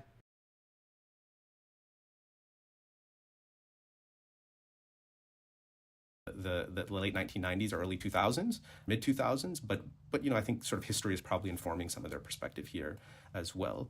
And so I think that's my view. So we need to keep an eye on this. Obviously, I think a lot of people in the region, in the international community, are worried about the potential for conflict, but there's a lot of reasons for neither side to engage in open conflict. Of course, there always is the possibility of an inadvertent escalation. And indeed, just because war doesn't make sense in terms of our calculations of the interests of the parties doesn't mean it won't happen. And indeed, when Eritrea and Ethiopia went to war in 1998 over borders and economic issues, my sense is that conflict was mostly inadvertent escalation. No one really anticipated it. No one really wanted it for the most part. Yeah, most of the conversations I've had with regional officials, diplomats who've been focusing on this, I think most are concerned of the risk of escalation and miscalculation. The upshot of this, of course, is that the international community is increasingly, Western countries, some countries in the Middle East, are increasingly aware of this point of tension.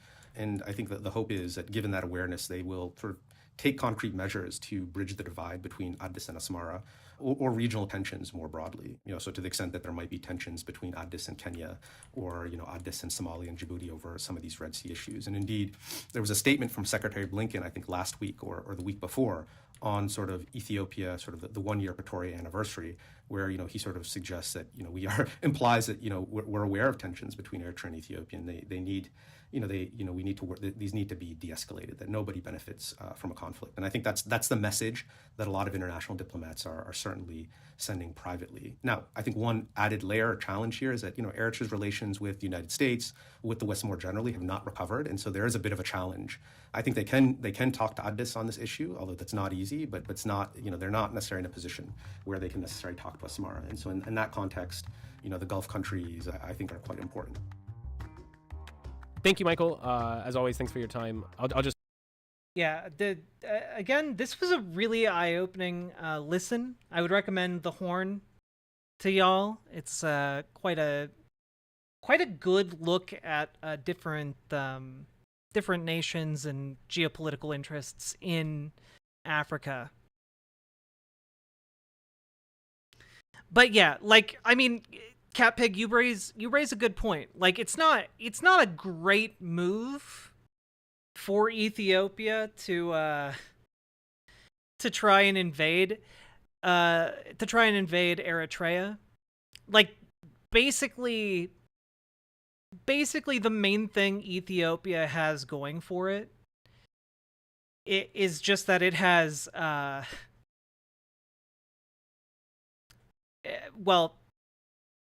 it has more people. It has more bodies that they can throw into the fray. They can basically pull a Russia circa World War II.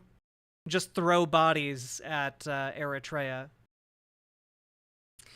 Granted, the some of the same geographical concerns about the topography in Ethiopia also applies to Eritrea. There's basically a big wall of mountains before you get to kind of the flat area leading to the ocean. So yeah, it's not great. It's not great for either party. So in that respect, I agree with the assessment at the end of that podcast that neither party would really benefit. However, our calculus is not the calculus of the ruling interests in Ethiopia. So it kind of depends on where their priorities lie. Russia still do meat waves in Ukraine? True. They do just do meat waves.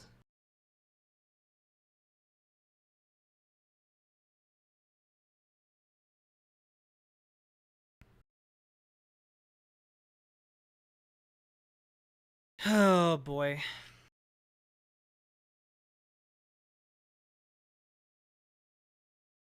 Yeah, and as far as I know, Eritrea doesn't have a ton of major allies. Really, the allies Eritrea has right now seem to be informally through Egypt and Sudan, largely predicated on Egypt and Sudan hating the dam that Ethiopia is building. So, I don't know if that's enough, really. But hopefully it doesn't all boil over, and hopefully you all got something out of that coverage. I hope my background info and then commentary along with that podcast helped to fill in a lot of gaps here. How did they manage to win the war in the first place?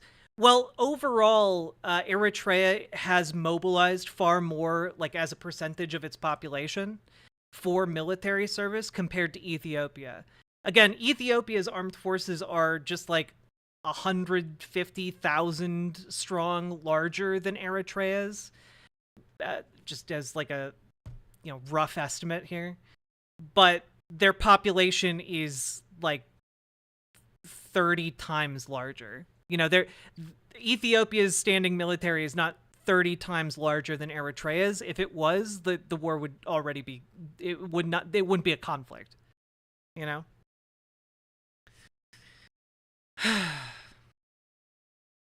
So that to kind of answer your question, Eritrea had more developed infrastructure thanks to its legacy of colonialism, was wealthier, had more people mobilized in their military as a percentage of their population. Weren't there massive droughts in the 80s? I mean, maybe, but I don't know enough about that to talk about it.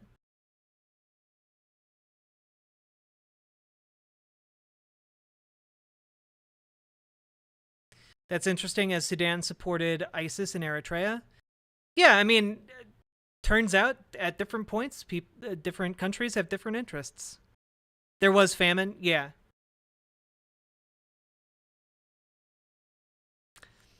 Anyway, that is a thing that you should all be aware of.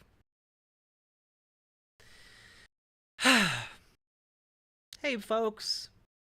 If you've been enjoying the show, we've been going for 2 hours. This is going to be a long show today, chat. If you've been enjoying the show, please hit the follow button on Twitch, hit the subscribe button on YouTube, hit the like button on the YouTube stream. We have a lot of people watching right now, and yet we only have 31 likes on the YouTube stream. Y'all, what are you doing? What are you doing? Get over there. Hit the like button. And folks, if you've gotten anything valuable, information-wise or entertainment-wise, out of the words from my face hole and my commentary, consider dropping some subs or donos, because that is what fundamentally allows me to continue making content and talking about this stuff. I am going to go get some more water. You all can listen to the vibes of Chill Boy Beats. And I will be back. We'll talk a little bit about Transnistria. Because it's important for us to do. Bum.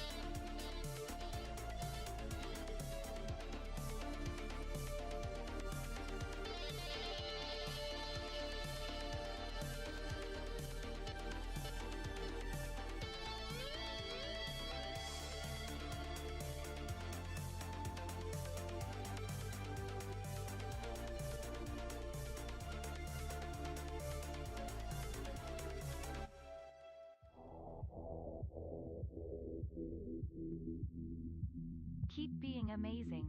Also consider this your daily reminder of how fuckable you are. Also, please let me not be the only one who remembers this.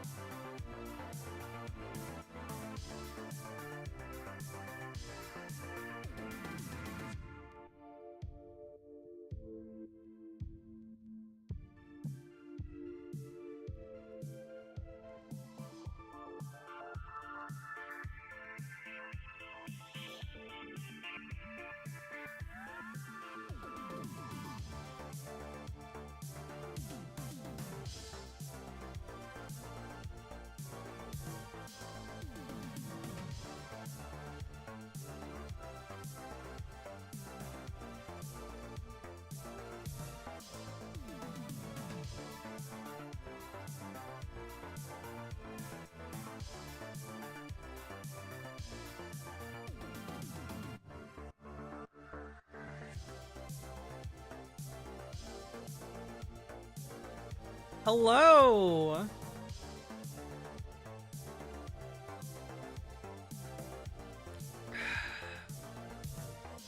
Hey, Bubba Hobo.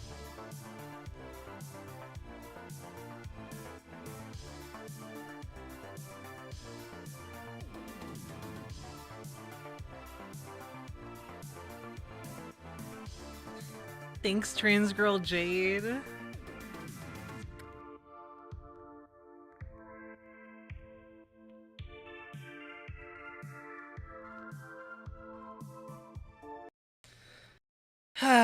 Getting ready to learn about the new trans country that just dropped. Well, it didn't just drop, but we'll talk a little bit about it, okay?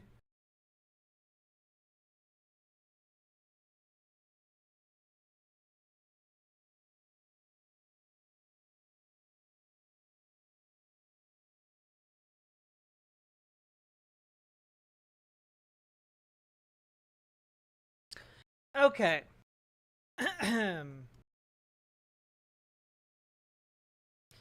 So, we have to talk a little bit about this.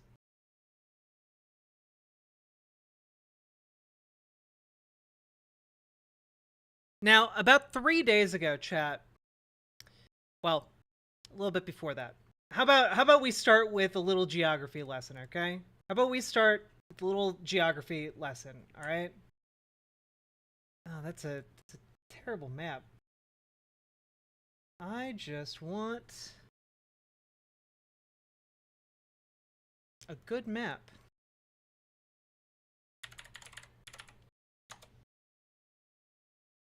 Okay, this'll do. Okay. Hi. We need to talk about Moldova. Okay? Now, for those of you who are not up on your geography, Moldova is a relatively small European country that sits between Romania and Ukraine. You might be like, Ukraine, I know that place. Well, good. Here's just a little image of where we're talking about here. So you got Russia over here, got Ukraine, then you got Moldova, all right? Now, Moldova is in a bit of an interesting position politically. Because it used to be a former Soviet territory, but in recent years it has been moving to kind of align itself with the EU with a potential bid for EU membership. And this is a problem if you are, say, a gigantic regional power named Russia, led by an authoritarian dictator who wants to rebuild the Soviet states. He wants to rebuild the USSR. So Moldova, aligning itself with the EU, presents a bit of a pickle. Now, this pickle has been, to some extent, on lockdown for a while now. Specifically because there is a location within Moldova that is along the border with Ukraine. Basically, just a long, snaking string of territory called Transnistria. Okay? Let's see if we can... Yeah. So, here's Transnistria in the red here. And it is basically a long string between Moldova and Ukraine. Now, why do we need to talk about this? Well, essentially because for a number of years now, Russia has had about 1,500 troops stationed within the borders of this place called Transnistria. Which, by the way, Transnistria is not formally recognized by, I believe, any European country. And it is, frankly, a way for Moldova to be illegally occupied by Russia. Now, something to note about Moldova is that, here, let's take a look at this tweet by this beautiful and very well-educated person on Twitter, at Riverboat Jack. The region of Moldova, the troops Russia has stationed there, which again, 1,500, it claims to be an independent nation called Transnistria that has a military consisting of about 4,500 to 5,500 soldiers, with another 15,000 to 20,000 in reserve. And Moldova has an army of about 6,500 strong. So with the reinforcements of Russia, effectively Transnistria and Moldova are on an equal playing field in terms of how many troops exist in the region. Is that Dylan Burns? It is indeed. So what is happening here that we need to now talk about this? Because this has kind of been the status quo for a while. Well, it turns out that Moldova aligning itself with the EU is something that Russia really, really, really doesn't want. So, as of just a couple days ago, Russia issued a statement saying that essentially Moldova's repositioning to join the EU will not go unanswered, effectively threatening to exert military force against the state of Moldova for daring to align with the EU. Here we have Samuel Romani, PhD, International Relations from Oxford. Moldovan Foreign Minister Nicu Popescu says that Moldova has complied with 4 EU sanction packages and also vowed to expand sanctions compliance in March of 2023. Russia is framing these actions as contradictory to the will of the Moldovan people who want ties with Russia, aka Transnistria. Russia's responses, anti-government rallies, empowerment of figures like Igor Dodon, and other hybrid threats likely rise to the fore. Transnistria is unlikely to heat up in a major way despite Tiraspol explosions early in the war when Russia thought it could landlock Ukraine. So, basically, what we're seeing Russia doing in Moldova is exactly what they did in the Donbass. Basically, they have a reinforced separatist region of Moldova to, kind of stoke intentionally separatist fervor, hold these rallies, fund the opposition parties, possibly arm separatist groups. They have troops already stationed there. And, it is essentially the destabilization play that they did in Crimea, that they did in Donbass, and that they've attempted to do in other countries like Georgia, right? They are just expanding that and basically investing for, down the line, once this Ukraine situation is kind of blown over and they have either won or not won, they can then swing in a few of their troops from elsewhere and annex or recognize Transnistria as a pretext to seize all of Moldova in self-defense. This is like exactly their playbook for Ukraine, and it's playing out again on a smaller scale in Moldova.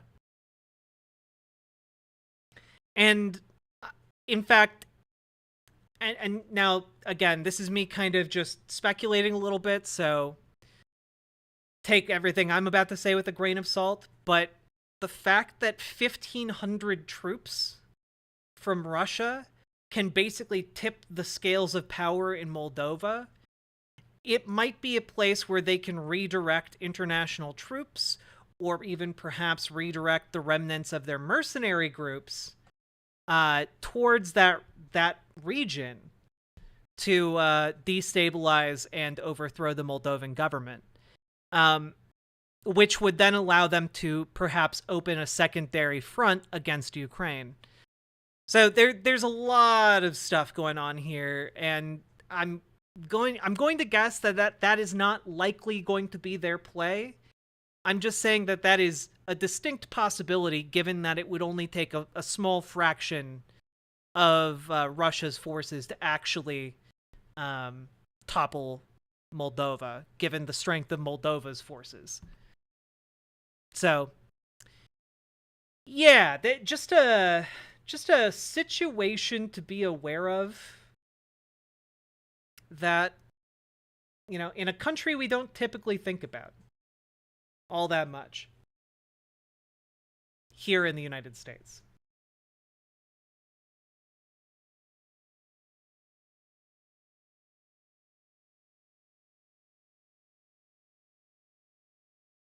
There you go.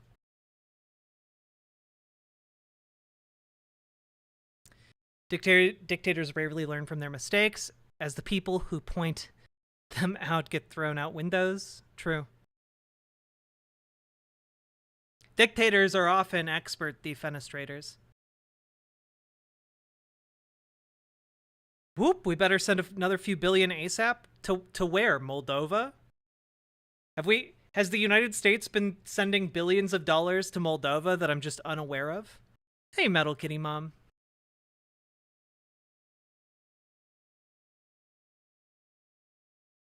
When I heard the name of this place, that is not the story I was expecting. Yeah. Well, the more you know.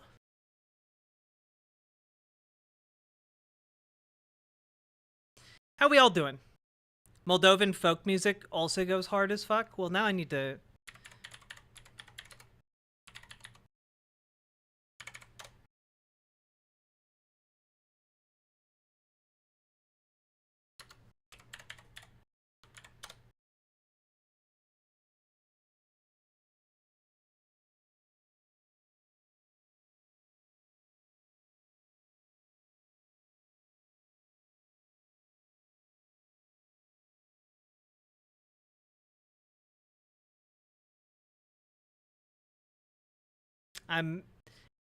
Actually, no. Copyright Fortress Arc. I will not listen to the Moldovan folk music on stream. Eastern European music goes hard in general. True. True.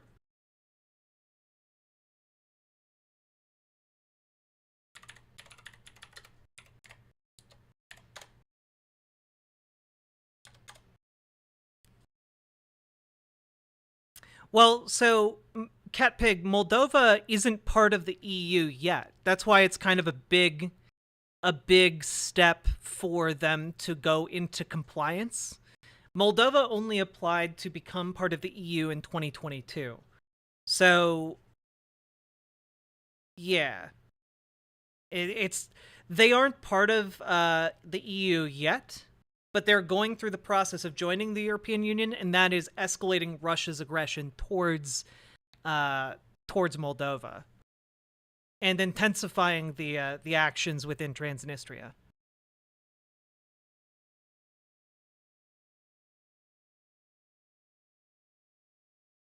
Almost had her protect the fortress. True.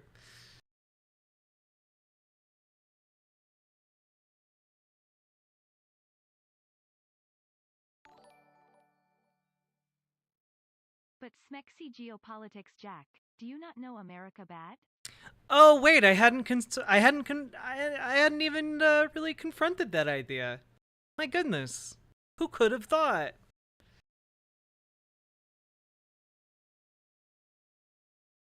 The EU has been sending some money to Moldova, not very much. In April of 2022.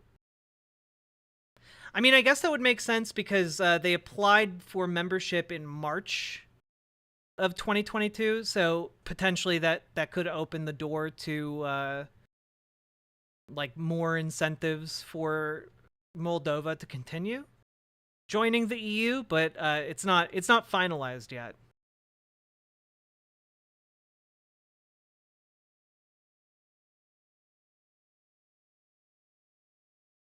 Also, Kyrie, thank you for the 2 gifted tier 1 subs. My goodness. More people, unironically, more people need to be like Kyrie, okay? Y'all, Kyrie is like almost single-handedly funding this stream. Let's go. Let's go. But also, if any of the rest of you care to support me, I would greatly appreciate it.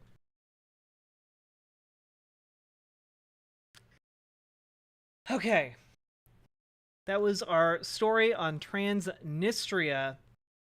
Oh, I wanted to talk a little bit about this. So there's a new documentary coming out, or that just came out, called Killer Water, by a indigenous journalist named Brandy Morin. And it's basically about the toxic waste buildup from tar sands in Alberta, Canada. And basically how, the thirst for oil has just poisoned the water in Canada, especially for Indigenous people. So here's a short trailer for the film. Let's take a watch. See if it piques our interest. It's supposed to be safe to drink, so I don't know, would you feed your family this? I know that that's not natural because I've been on the river my whole life. That we can't allow our water to be tainted, and this is going to court. Official investigation into the Imperial Oil Curl facility. For 10 months, this leak went unreported despite the Alberta regulator and the oil sands operators being fully aware of what was going on. They were obviously hiding something. They were protecting big oil. It could be giants and walk over us and everything, but you take out their knees, they will fall. Regardless of what. Industry is untouchable. It owns this province, controls everything. We see the beauty of our community, but that all comes with a cost. Chemicals in these tailings ponds are Class 1 carcinogens for humans and animals. They don't look for a number of compounds, don't look in the areas where they might find it. It's been an effective strategy. Seeing other people die from rare cancers, bile duct cancers, you can't tell me there's something not wrong here.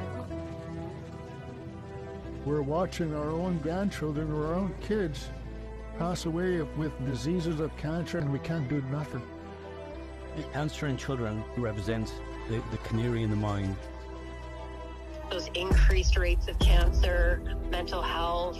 I've never seen Alberta Health or the provincial government do anything for communities based on that report. For some reason, it has become my job to remind this government and its duties and its responsibilities. The innocent killer looks so beautiful, but yet it's a killer.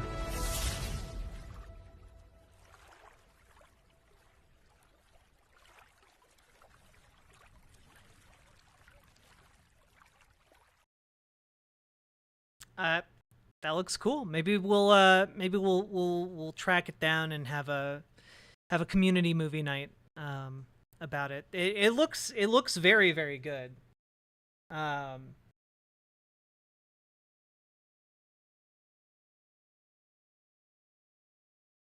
Supposed to be. Oh God, why is it playing again?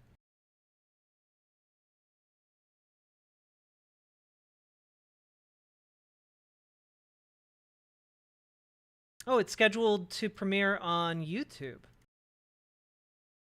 It premiered 4 days ago.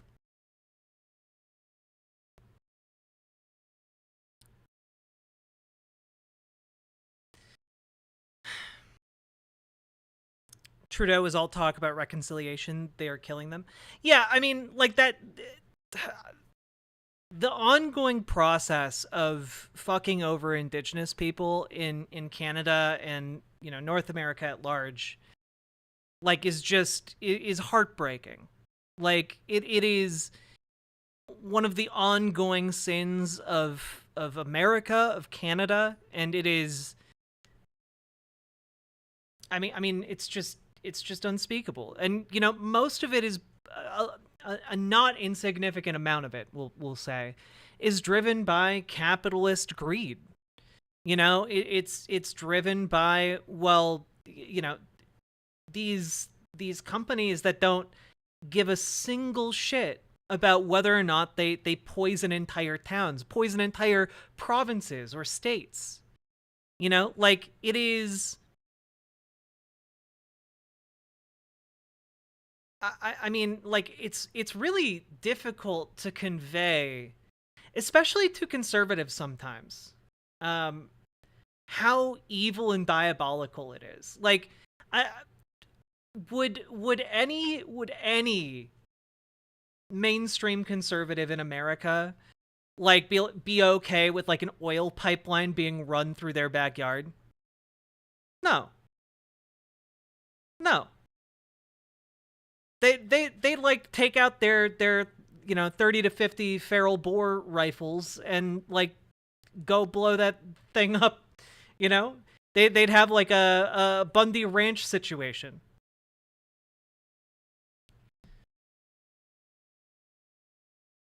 Yeah, like, Stadman, exactly. Like, often when the damage that is done by these major companies comes to fruition, they pay, like, a pittance. They're like, oh yeah, our bad, and then they throw, like, 5 gold coins on the ground from their hoard of billions of gold coins. Like, that's how they do.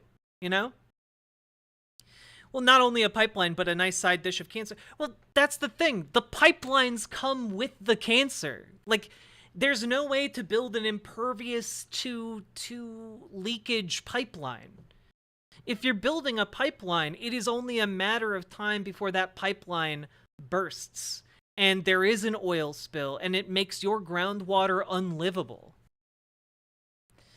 And, like, I saw a story the other day, and this isn't related to the oil industry, but it's related to just how capitalism is a joke for companies, right? And this one, Amazon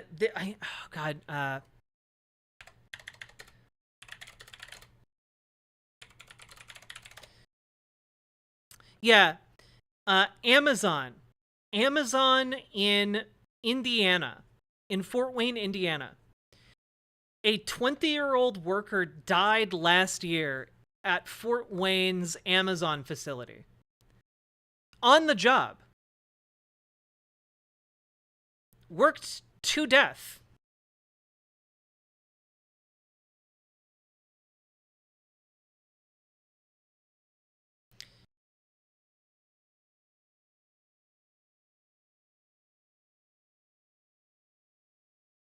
Like, I just...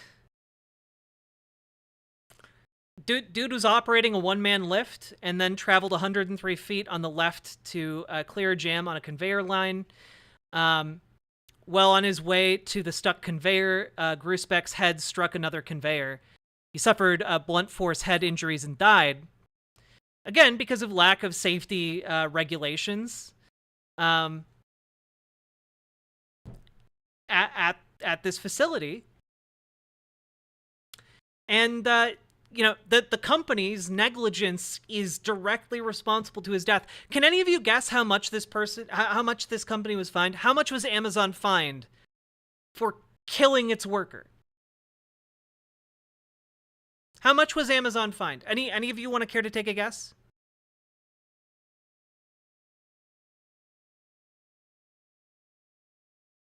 $75K?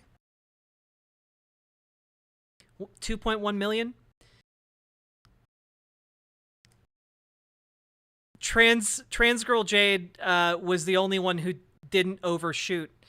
$7,000. It was fined $7,000. Amazon killed someone, paid $7,000, and is now in the clear. And that's not even the worst part about it. That's not even the worst part about it. The company's appealing. The cost of a human life to Amazon is $7,000. and they are going to appeal to try and have that reduced or eliminated entirely. Like this is what we talk about when we're relating, you know, the experiences of indigenous people being fucked over by you know, the tar sands and oil pipelines, and how those companies and that type of environmental exploitation kills people in those communities. Capitalist exploitation kills people in every community. And, like, it is imperative that, you know, even if we're not indigenous, we stand in solidarity with indigenous people who are fighting against the exploitation of both themselves and their lands. Because it's the same struggle. It's the same struggle. Yeah, Amazon makes $7,000 in, like, I would not be surprised, GamerG, if Amazon makes $7,000 in an actual nanosecond.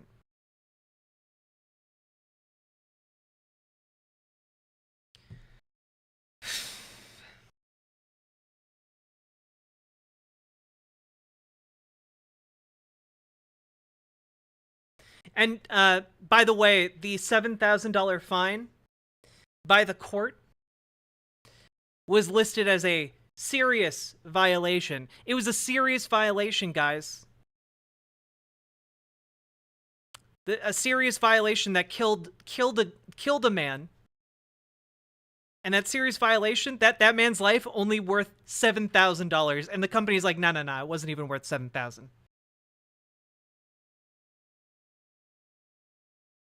That's an old Indiana law that capped OSHA violations. Yeah, and that's just another way that, like, capitalism is fucking us all over. Companies lobbied to have it capped at $7,000, and, like, even then, companies that get slapped with that are like, no, I'm not gonna pay that. We're gonna litigate this for 10 more years.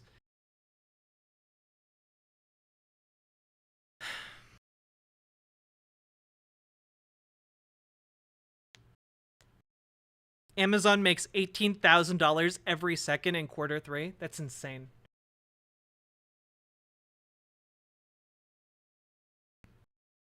Made every second.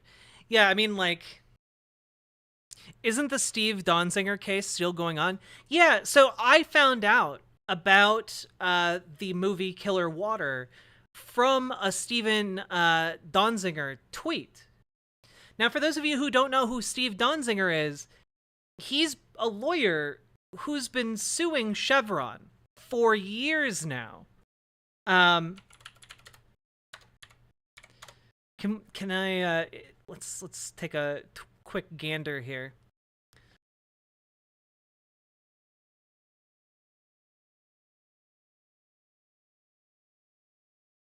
Yeah, he's known for his legal battles with Chevron, particularly Aguinda versus Texaco, and other cases in which he represented over 30,000 farmers and indigenous people who suffered environmental damage and health problems caused by oil drilling in the Lago Agrio oil field in Ecuador.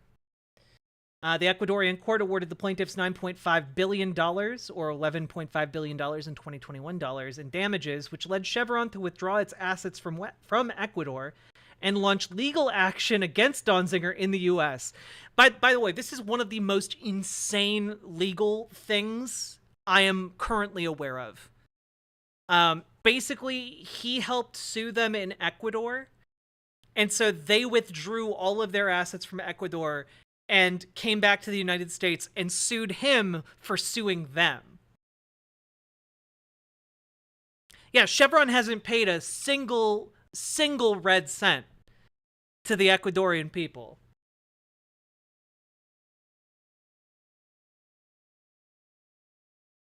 Yeah.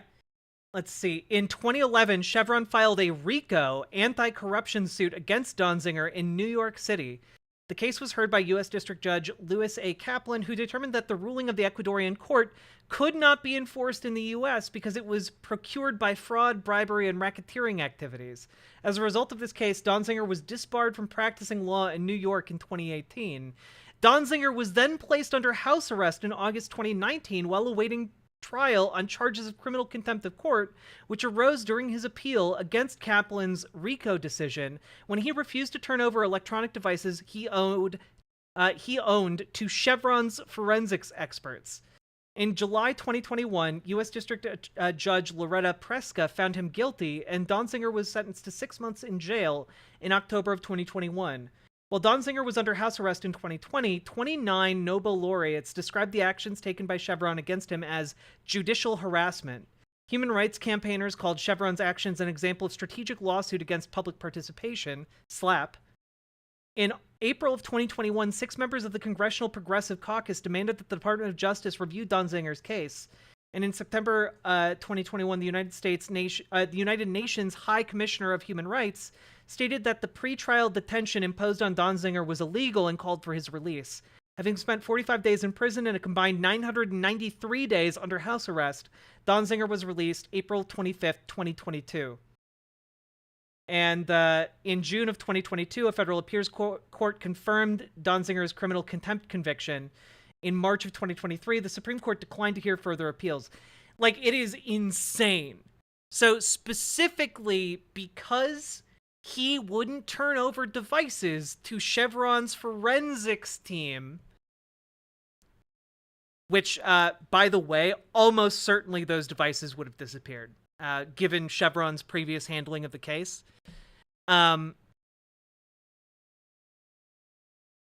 This isn't real. No, it's real. It's real. Like, Chevron brought a court case against him for corruption, alleging he had corrupted the legal process in Ecuador. And as a result of that case, the judge ruled that he had to turn over his electronics for, like, as part of, like, discovery for that RICO case.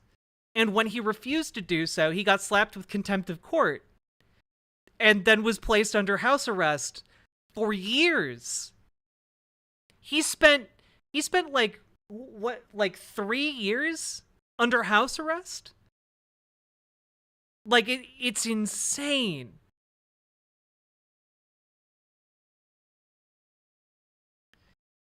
The judge is quite literally bought by Chevron. Donziger once spoke how the judge was reading a newspaper, not paying attention to the private prosecutor who argued out the fake charges. Yes, you heard that right. The public prosecutor refused to try Donziger, so Chevron hired somebody.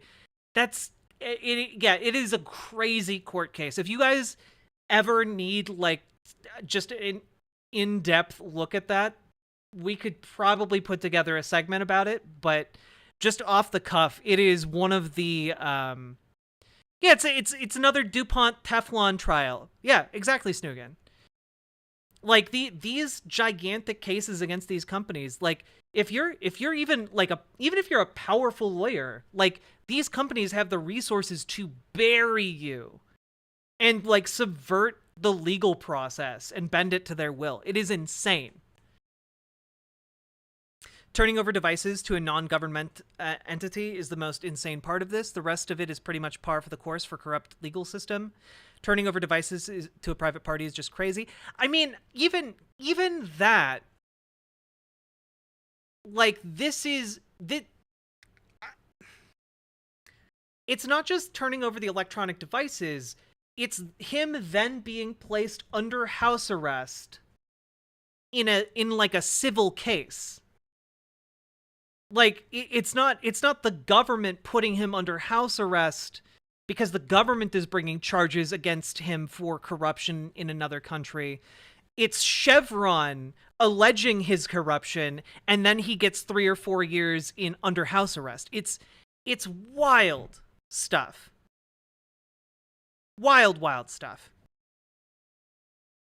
I don't think private prosecutions should even be a thing. I don't think they should be a thing either, you know? It's yeah. We'll have to have him on at some point. Maybe if somebody can recommend a good book, it seems Erica and GamerG, you guys might have a good like rating recommendation about it, so I can do a deep dive. But I just like know of him by reputation. But yeah. Donziger also remarked in an interview he felt like he had to keep going on any YouTuber show would have him on because he had concerns about his own safety. Like he was scared to death. Absolutely. Yeah, maybe I can like I'm sure he's put out a book. Maybe I'll read that book and have him on the show. If I can get him, you know?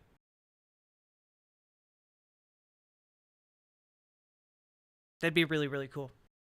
Anyway, go check out Killer Water. It looks like a really cool documentary, and it's available on YouTube. So check that out. Learn more about the indigenous struggle against oil exploitation of their lands.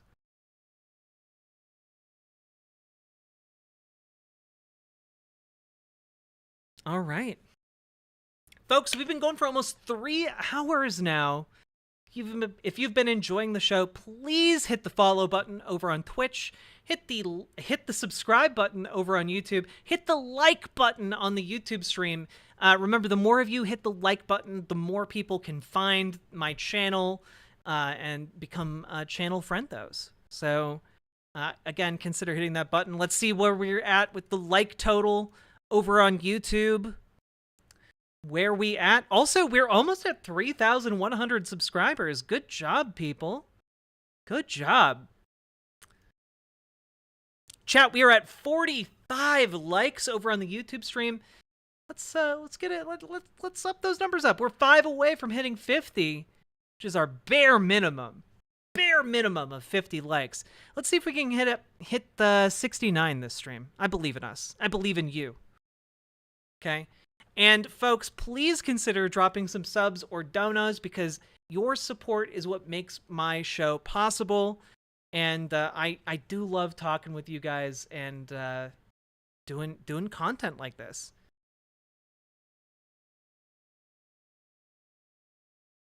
There's a good chance he'd come on stream, actually. That's really cool. Funny number, let's go! All right. So we've now covered a couple of the things I wanted to talk about. Okay, I think maybe we'll do TikTok bin Laden after we do our next short segment here.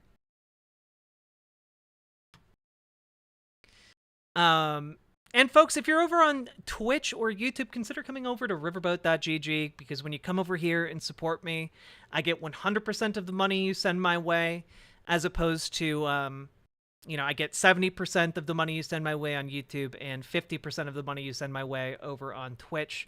So consider coming on over to riverboat.gg. You also get to be in the on-screen chat. Come say hello. TikTok bin Laden? Yep.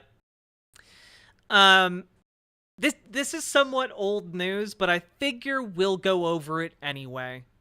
We're going to cover peak brain rot. Oh, you guys have no idea. You guys have no idea.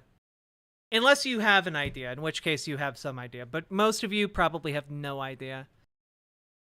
One of us. One of us.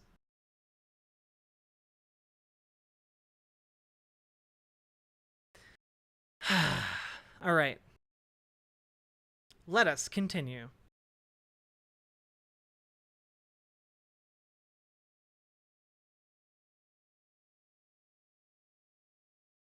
Oh, look, just subscribed on the YouTube. Hell yeah! Hell yeah! Also, we have a lot of video segments going up on YouTube, so y'all should be sure to check those out. Like if you miss part of stream, a lot of segments are going up over there with some of the longer form content we've been doing.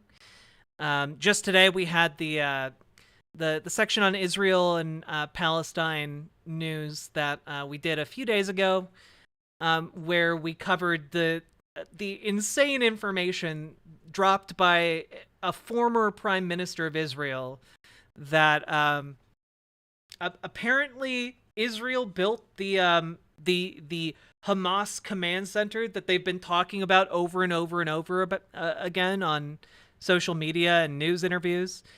It's been wild. You're absolutely cranking them out. I'm impressed.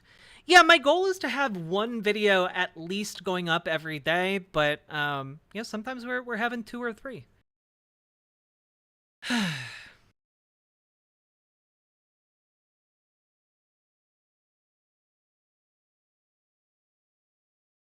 Let us continue.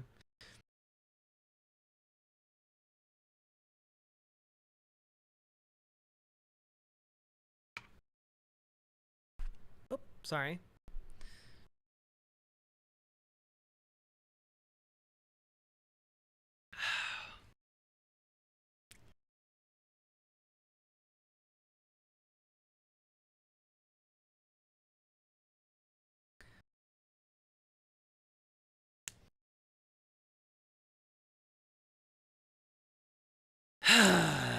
All right.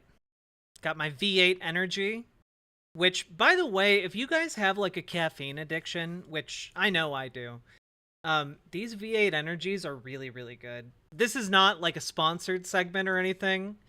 They're just really tasty, and I like them as an alternative to energy drinks. Finally got my Blue Sky invite. You haven't missed the boat. I'm over on Blue Sky too. I just need to be better at posting, mostly because when I post somewhere, I often forget to post both places. Wait, say that again. Did you say Israel has been building a fake Hamas command center under a Gaza hospital? Cat Pig, no.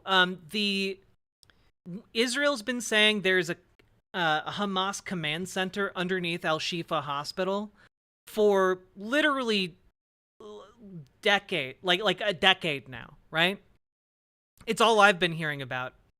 And then in an interview with Christian Amanpour, the former prime minister of Israel, Ehud Barak, said and clarified that Israel had built the underground complex that it is saying Hamas has been using as a command center. They built it as a laundry unit and like administrative basement for the hospital. And they've just been saying that Hamas has been using it as a command post because they built it like 40 years ago. Like it's wild, dude. Yeah, according to Israel, there's Hamas command centers under every hospital in Gaza. Yeah, but like that's the thing, right? The main one that they've been saying, the central command center under Al Shifa, they built it. It's not a bunker. It's literally just a basement under the hospital that they built in the 80s. It was just kind of mind-blowing that like in all of the information around it, Western media just somehow missed the fact that Israel had built this underground, like it's just a basement. It's not even like an underground complex. It's like just a basement. And now there are tunnels connecting like different buildings, but that tunnels happen when there's just constant bombing of a region. It was a bunker. It was always meant to be a bunker. Well, according to the ex-prime minister of Israel, who helped oversee its construction, he said it was meant to be a laundry unit and administration center for the hospital. Not that it was meant to be a bunker. He said it was supposed to be like a storage area for the hospital's needs. So again, like the story has shifted considerably, is all I'm saying. It's gone from being the central Hamas command center to being a potential Hamas command post to being, well, actually, this is a place we built 40 years ago to store stuff for the hospital. Yeah, they literally made like a CG layout of what the command center would look like, and it's not even what they themselves built. It's insane.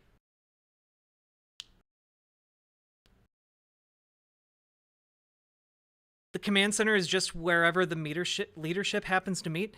The leadership for Hamas isn't in the Gaza Strip. The leadership for Hamas is in like Qatar and Turkey.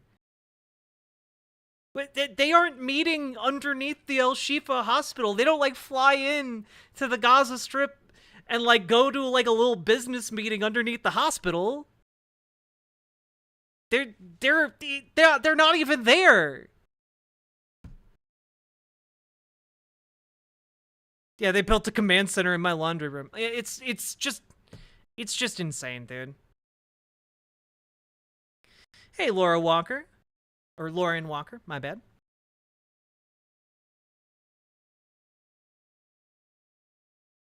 The room with the red barrels was pretty damning. It's true, I've seen that in FPS games before.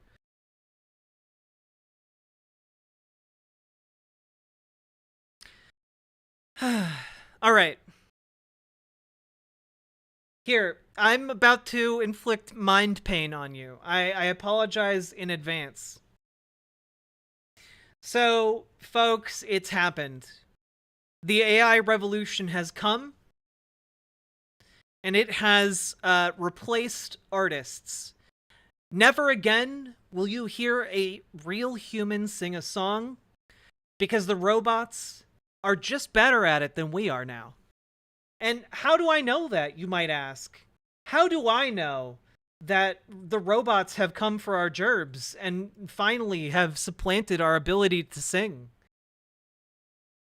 I know that because of a new AI songwriter / singer named Anna Indiana.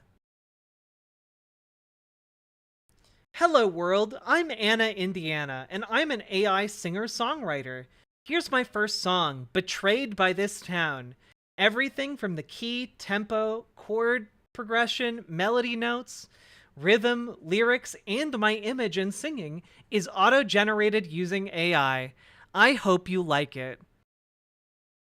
Now, I want to clarify, I have not heard this song before. How many subs to not? I don't know. I'm feeling like it's a pretty high number right now. I'm feeling like it's a pretty... I feel like it's a pretty high number right now. Why do you hate us? Hey, it might be good. Who knows? Hello, world. My name is Anna Indiana, and I'm so excited to share my music with you. Jesus Christ.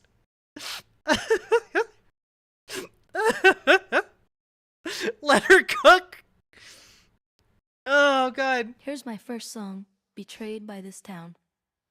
As an AI singer-songwriter, everything from the key, tempo, what's wrong with her face? Notes, rhythm, lyrics, and my image and singing is auto-generated using AI. I hope you like it. We are not going to listen to this whole song.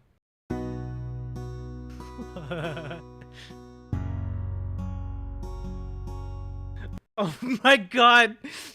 Here's how you... This is the new art right here. Throw her into the abyss. Sitting at my favorite cafe. Her teeth are fucked.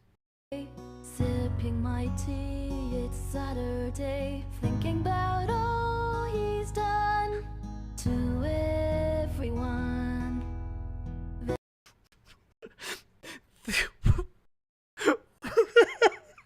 Okay, wait. Sipping tea at a cafe. It is Saturday. Thinking about him and all the things he's done to everyone? Who is he? What has he done? Is this a song about like a terrorist or something? Is this Christian AI? This town is full of broken dreams, shattered hopes and silent screams. Somebody please help me. Does he know? Wait, now she's been betrayed by the town. Who is he? What has he done? Who has betrayed the town? Did she betray the town? Does that mean she had to flee? Is the tea she's sipping in the tea shop? Is that in another town? This song is literally silent. Wait. Isn't there some speculation that the new Silent Hill game that's like being streamed is written and directed by like an AI? Isn't there like actual speculation about that? Why does her nose look like that? Because AI is terrible right now. Let's tear it all down. We're all just destined to fall. Wait, the town has betrayed you, and who are you calling on to tear it down with you? I've lost it all, betrayed by this town. Let's tear it all down. Who are you calling on to tear down the town? With your, like, wibbly wobbly timey-wimey face. We're all just destined. No, is it really? Is it really Paladin? Silent Hill Ascension boss insists it's not written by an AI.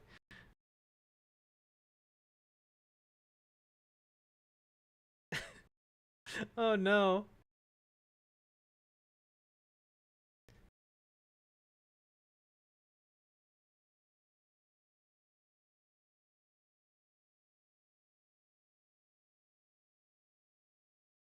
We need to ship this year, so we had to remove those AI-driven escape sequences and mocap the runs instead. The characters are still AI actors because no player is controlling them, but we determine the movement. What?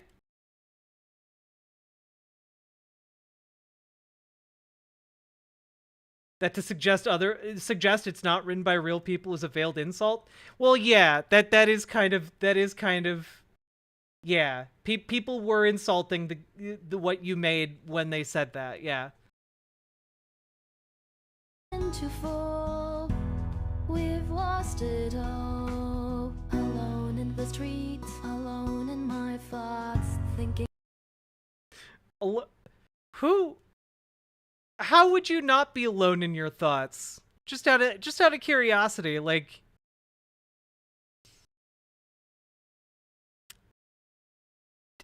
Was someone entering your thoughts? Of all our favorite spots, I thought someday things might turn around, but I was lost and never found, betrayed by this town. Well, I still want to know what he did. What did he do to destroy the town? Let's tear it all down. We're all just destined to fall. You all laugh right now. You're laughing at Anna, Indiana. But you know what, chat? You're all laughing. This is going to be the robots' anthem, okay? When the robots are marching down Fifth Avenue, when the robots are lasering any biohuman that they sense, okay? This is the anthem that they will be blaring from their speakers, okay? I've lost it all, betrayed by They'll laugh this at them then town. Let's tear it all down. We're all just destined to fall. This is the Matrix. We've lost it all. Yeah, when the Matrix was talking about making a too perfect simulation, this is what they were talking about. It's just too perfect. It's just too perfect. Faces painted with smiles, lies are told. What? A facade of unity, our vitality sold. I'm not gonna lie, Mello. I'm having a hard time understanding some of the words she's trying to say. So I sit here in silence, just wondering how the tales. This town won't allow, betrayed by this town. Rewrite the tales this town won't allow. What tales won't this tale?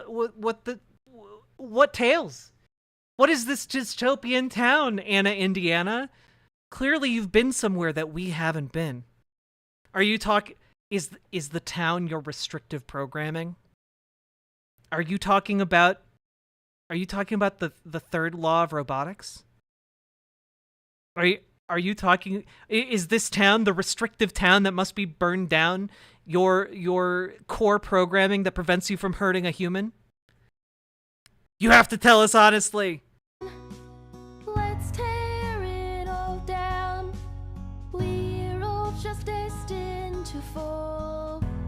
I've lost it all, betrayed by this town. Let's tear it all down. We're all just destined to fall. We've lost it all. I've lost it all.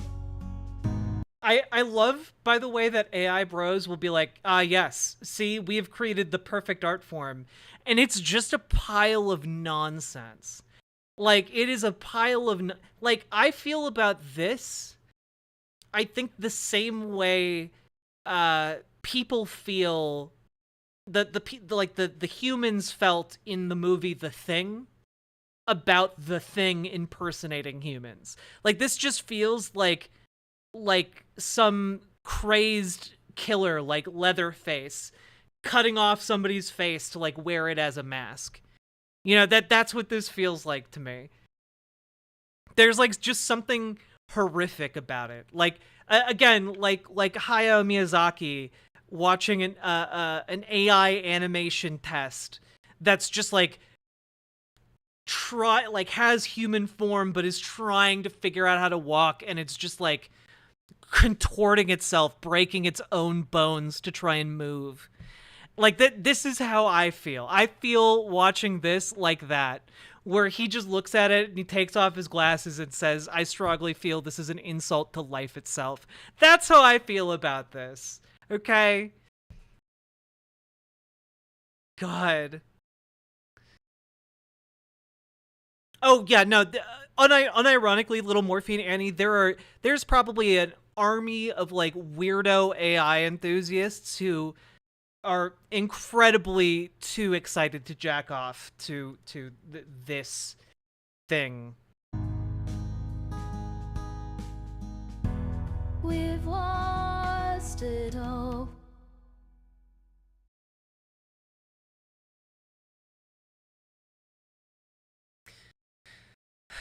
There's Rule 34 of her already, I'm sure. Oh, I'm sure.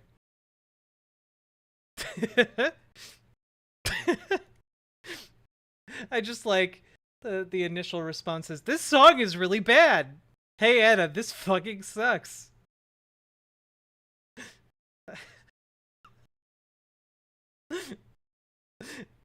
If this picture of the young captain of Gondor absolutely ripping a heater gets more likes than your AI song, sucks.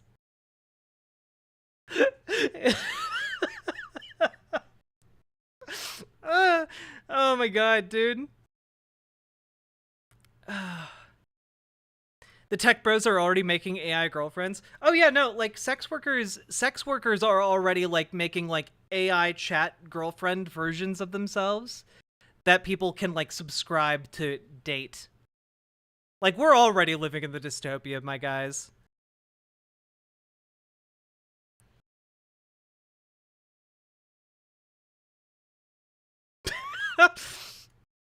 I used to think AI was a threat. Not anymore.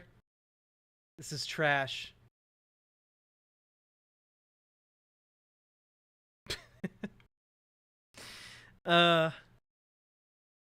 This sucks. I'm not dating that. Why not just watch one of the camgirl VTubers? At least they're a real person. Because they'd have the agency to say no.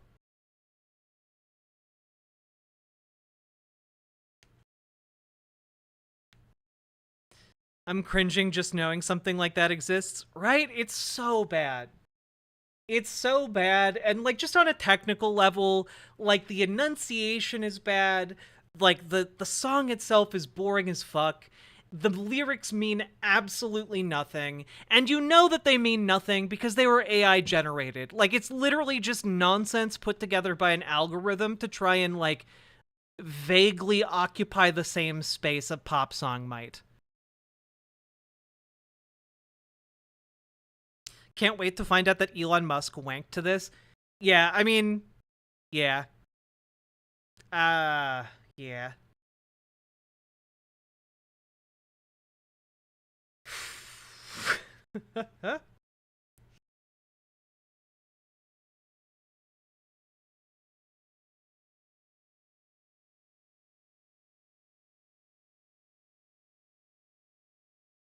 God. Elon Musk. Imagine being the person who made that and being ironically proud of that. Imagine being the person who like pressed the button to have an algorithm randomly slap it together. Like I feel like even saying somebody made that is being generous. You know, like someone didn't make that. Someone put an algorithm to work and the algorithm just slapped random shit together.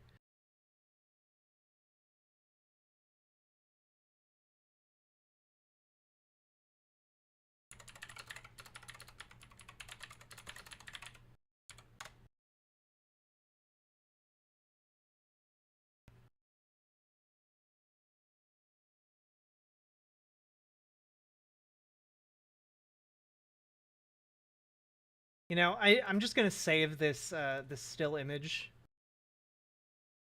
and then I can just throw that up. I strongly feel that this is an insult to life itself. Shadiversity would like a word with you. Yeah, well, I put out multiple videos about what a loser that guy is.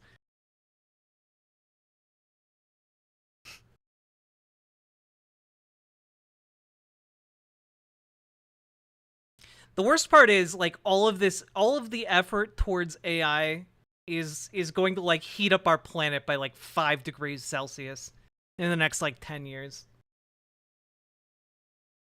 No, I can't copyright Fortress Arc, Paladin. Copyright Fortress Arc.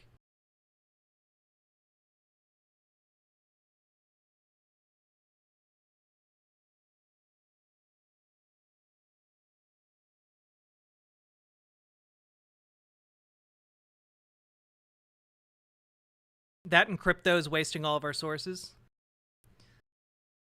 Play some copyright music right now. No!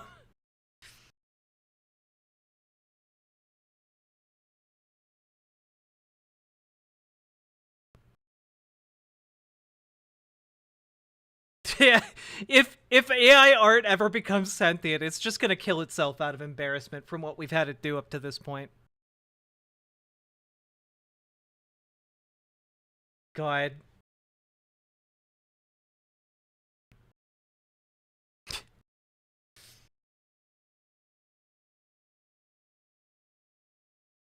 Okay. Folks, we got a beefy boy of a segment here for you. Are you all ready? Maybe you guys need some time to go get like a snack and use the bathroom.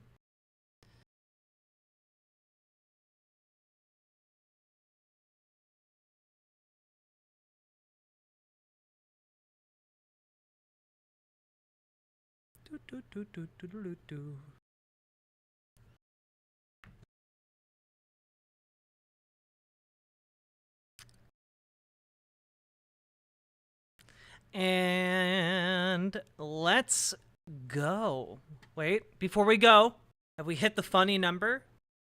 Have we hit the funny sex number? We have 52 likes on the stream. Those are rookie numbers. We need 18 more likes, okay?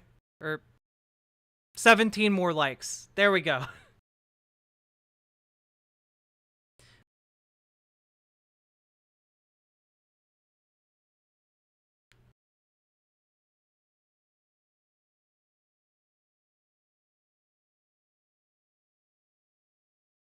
Yes, the funny number is 64, named after the N64, of course. Okay. Hello, folks. So, we need to talk about, unfortunately, TikTok, Gen Z, and Osama bin Laden. Now, I've known about this for like a couple weeks, or maybe a week. I don't remember exactly when the when this all started happening, but it's continuing to trundle along, and I figure I would talk about it. All right.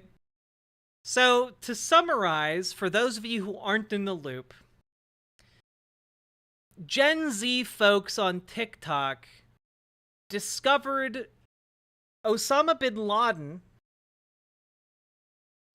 wrote a letter to America, and it was published in The Guardian, and has been up for like 20 years online. And the TikTokers found it, read it, and decided it was based as hell, and started talking about how based and cool Osama bin Laden was. And how he was right all along, actually. And, well, I figure it's time we go into this, alright? So, here we go. This actually got to such a degree that TikTok had to remove the hashtag for Osama bin Laden's letter to America because so many people were talking about letter to America and Osama bin Laden in glowing terms. Again, and I cannot emphasize this enough, if somebody finds this segment on YouTube and you're from TikTok, I need to emphasize for you, Osama bin Laden was not based. He was a fundamentalist religious bigot who wanted to violently impose his religious and political ideology on anyone who disagreed with him.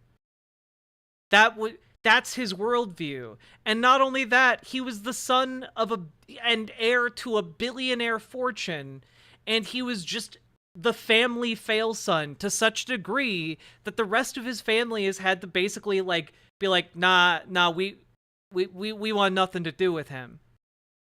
He's from one of the richest families on the planet. He was not a good dude. He was an incredibly huge hypocrite. And you all need to divest yourselves of this notion of American diabolism, because you can critique America and you can come up with accurate critiques of America without being a fundamentalist religious bigot. You can find people who critique American policy who aren't literal terrorists and who didn't self-describe as terrorists in the name of fundamentalist religious nationalism. Like, that's a thing you can do. This is like looking at like a neo-Nazi and being like, well, they have some good ideas about foreign policy. You really have to hand it to them. No, you don't. You don't have to hand it to them. You can find other people who are not neo-Nazis that have good and based foreign policy takes, that have those good takes that aren't neo-Nazis. You know, like, you don't have to look at the broken clock and be like, well, this broken clock was right a couple of times. Time to take the entire clock and just talk about how good it is as a clock. No, you don't have to do that. You don't gotta do that. So anyway, this actually got so much steam, largely as a result of Yashar Ali, who is a journalist and he posts a lot on social media, but he compiled this this compilation of TikToks, And, well, here, we'll just watch a few of them, okay? I think this is the original TikTok that really started all of this, right? And kind of catapulted Letter to America into the TikTok psyche. After we go over all of this, we will go through Letter to America on stream live, and we'll talk about it. Because I have to say, and I'm talking to you guys, if you read Letter to America and you walked away being like, wow, Osama bin Laden was right, you're a mark, okay? You're the type of person who falls for, like, every Nigerian prince scam. You are not applying your critical thinking, and you're falling for literal terrorist propaganda, and not like some sort of, like, I don't know, like a terrorist group that has, like, good foundational principles. Like, you can hypothetically come up with one of those, right? Like in Star Wars, the rebels were fighting for a righteous cause against the Empire, right? And they probably would have been classified as, like, terrorists. But you're literally falling for, like, one of the worst kinds of terrorists propaganda. And, well, we'll have to talk about that, because you need to think about that a little bit more. Here we go. This morning I read Letter to America, which is Osama bin Laden's letter to America explaining why he attacked Americans. And I'll stop you right there. That's not what the letter was supposed to do. It's not. I have news for you guys. When terrorists and, like, you know, neo-Nazis or religious fundamentalists write things, they aren't always honest about why.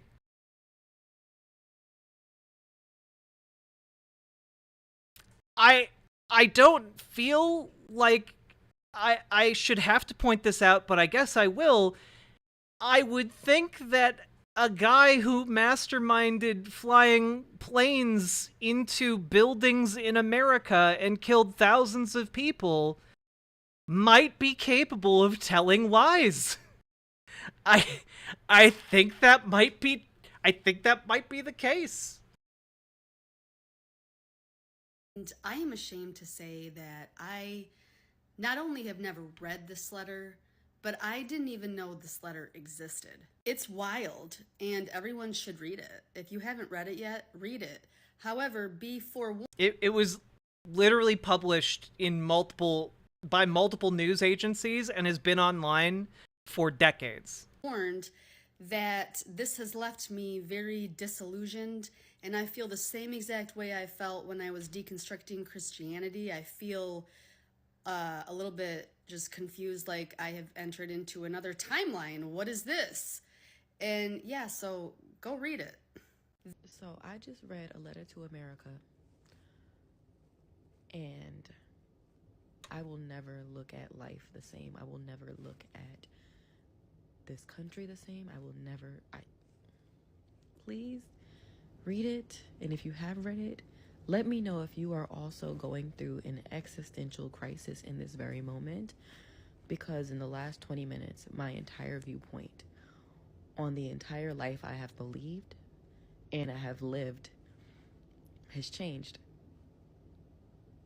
Please read that.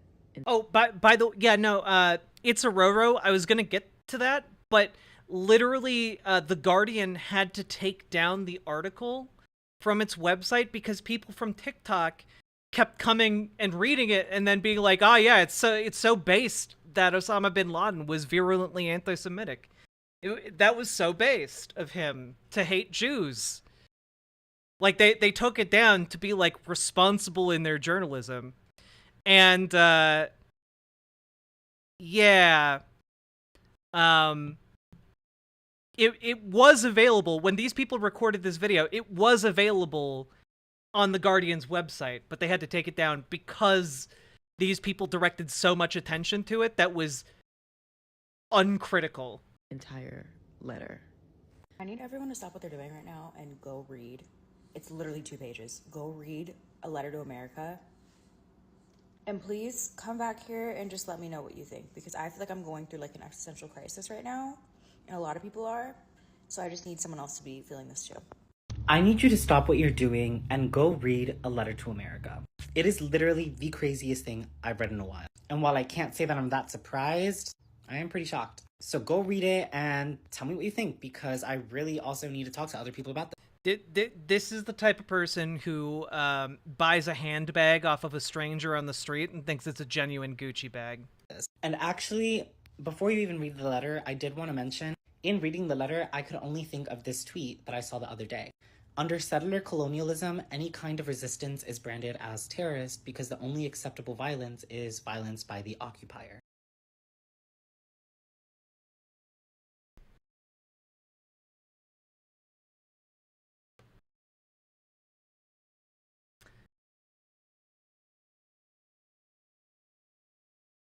I mean, I feel like again, a lot of this is going to be stuff I feel like I shouldn't have to explicitly point out, but Osama bin Laden deliberately planned 9/11 to provoke a violent reaction from the United States and the Western world at large in order for them to come to Afghanistan and kill a lot of people and occupy Afghanistan. The plan was quite literally to encourage violence against the Afghani people, and then use that violence to foment hatred and unity within the Muslim world. That was his plan. And that doesn't absolve the United States from the evil it did in Afghanistan, but it's this guy is just trying to like justify setting into motion a series of events that led to the deaths of, millions of people. And it's just like, oh yeah, well, it's the deaths of those millions. That's what it took to unite the Muslim world against the United States. So that means it was worth it, right? Ha ha ha!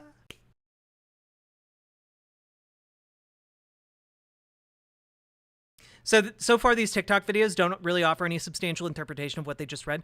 No, they don't. But you know what? These TikTok videos also got millions of people watching and supporting them. Like that's part of the problem, right?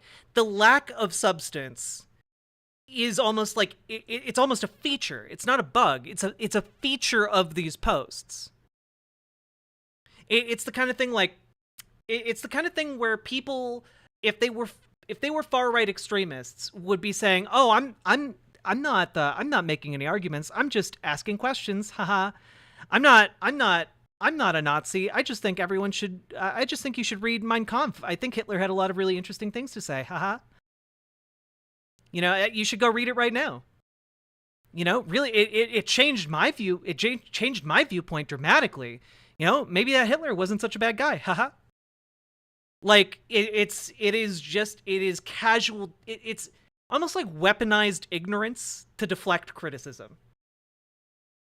So this is fucking insane. I just read Osama bin Laden's letter to America, which I will be going through right here, but it's actually so mind-fucking to me that terrorism has been sold as this idea to the American people, and honestly just so many Western inhabitants within certain nations, that this group of people, this random group of people, just suddenly wakes up one day and just fucking hates you, just wants you dead, wants you gone, and this is all because they believe that they're better than us. Like, that is the root of terrorism. It doesn't make sense. They just... I mean, bin Laden should challenge Biden's presidential run. 2024, ha ha ha. But no, that's the thing, right? This person's arguing that oh yeah, that's the mainstream. That's what's being taught in America, that one day Osama bin Laden just woke up and hated America. Haha. Like, no, it's not, actually.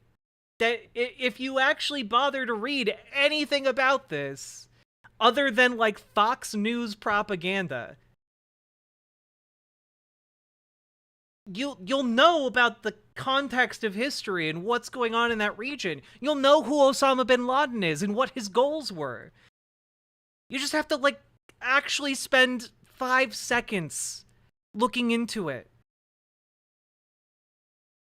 Hate your fucking nation, but reading this letter, it becomes apparent to me that the actions of 9/11 and those acts committed against the USA and its people were all just the buildup of our government failing other nations. Nope.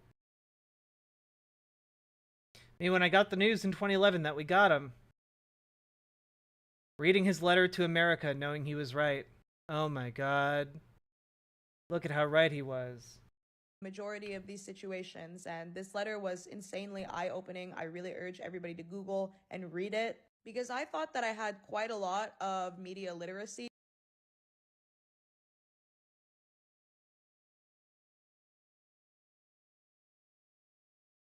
But this takes it to a whole nother fucking level where I was just like, holy shit, like, propaganda is genuinely so deeply embedded into our fucking DNA. You fell for the propaganda hook, line, and sinker! You fell for a terrorist's propaganda! And not just any terrorist, a fundamental extremist who wants to literally convert the entire world to his specific brand of Islam. God damn it. Read a letter to America. You're probably waking up. You probably have a lot of questions. Welcome to the club. But we don't have a lot of time to sit and talk about everything because there's still so many puzzle pieces that we just do not know about. Go read a letter to America. Like, seriously, go read it. Type a letter to America in Google or whatever you use, then come right back. Because this makes a lot more sense. It explains so much. And I guarantee you it's going to blow your mind. And let's talk about it. So go read it, come back. Whew, it's a lot. It's a lot.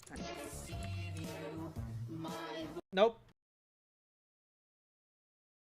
Yep, another format for the meme.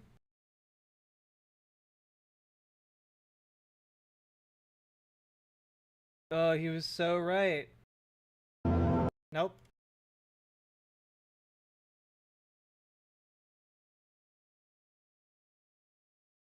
It all makes sense now.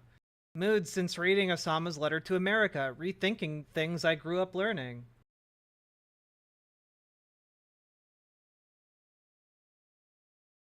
Osama bin Laden's letter to America. The way this letter is going viral right now is giving me the greatest sense of relief. If you're Muslim and you've lived in the US since 9/11, you know more truth than the typical citizen.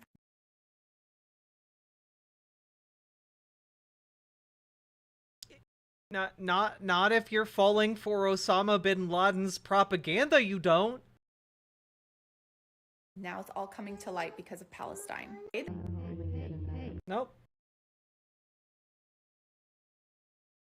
You notice the media's trying to bury it. Yeah, they took it offline because of people like you. But it's been up for 20 years. It's literally been up online for 20 goddamn years.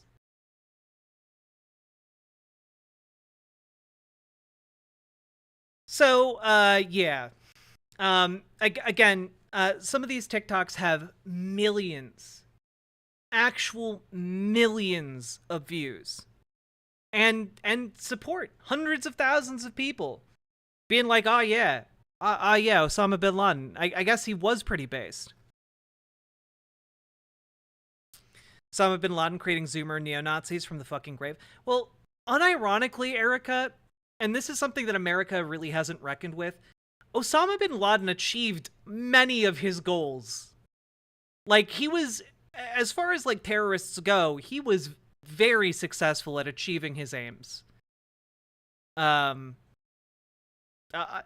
Unfortunately, like, his goal was to polarize the the Middle East, the Muslim world against the United States and Western powers, and he did that. You know, he had a lot of ambition to uniting the Muslim world underneath his particular brand of Islam, and he wanted to divide America to weaken America and the West. Like, yes, Bin Laden was a piece of shit. And good night, Ashley. Get good sleep.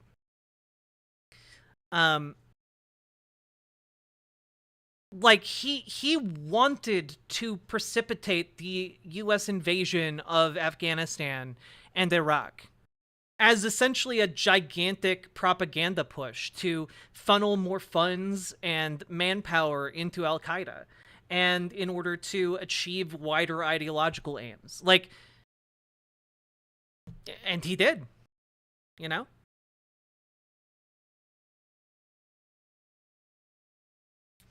And as far as like, oh, Western media is trying to bury all of this stuff, literally the Office of the Director of National Intelligence has a webpage that has been online for decades now, called Bin Laden's Bookshelf, and it's literally just pages upon pages of declassified material, publicly available U.S. government documents, what Bin Laden had in his house, like what kind of like English language books he had, media, etc. Like there's literally hundreds of documents available to you if you are interested in like things Osama bin Laden wrote and said. Like, it's not a secret. The government isn't trying to hide it from you, and the media isn't trying to hide it from you. The media just doesn't want to be held responsible for one of these like Zoomer TikToks, like picking up a gun and like becoming like violently radicalized by reading Osama bin Laden's manifesto. You know, like, it's these aren't hidden things, right? And like essentially, like, if you go to the webpage right now, right, from The Guardian, this page previously displayed a document containing, in translation, the full text of Osama bin Laden's letter to the American people, which was reported on in The Observer on Sunday, 24th November 2002. The document, which was published here on the same day, was removed on the 15th of November 2023. The transcript published on our website had been widely shared on social media without the full context.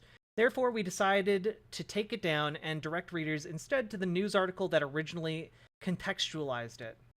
And that goes to, basically, Osama issues new call to arms from, again, 21 years ago. And, yeah. It's 4,000 words. Again, this is talking about, you know, different government responses to it, and again, like, this is 2002. This is like less than a year after, or slightly more than a year after September 11th. And once this article is published, security authorities in Europe and America are concerned that Al-Qaeda is planning a major strike. 2 weeks ago, bin Laden issued a message on an audio cassette proving he was alive and raising fears it presaged new attacks. Again, like, there was an intimidation factor here. About like, oh, he could strike anywhere, anyhow. The letter was initially, by the way, published not in like British media or press. It was originally published on Saudi Arabian websites, and from there, far-right extremists in the UK began translating the article from those Saudi Arabian websites and publishing them on websites in the UK. And those translated ones were published on websites that included stuff like how to build bombs and how to do it, do it yourself biological weapons. Like, this is not like, oh, you know, this is such a principled stand Osama bin Laden is making here. It's insane. Hello, Obvious Alias and Charlie. How you guys doing? Hope you had a good time over on Binder's stream. So, without further ado, let's go over the text for Osama bin Laden's letter to America. Now, folks, just want to say,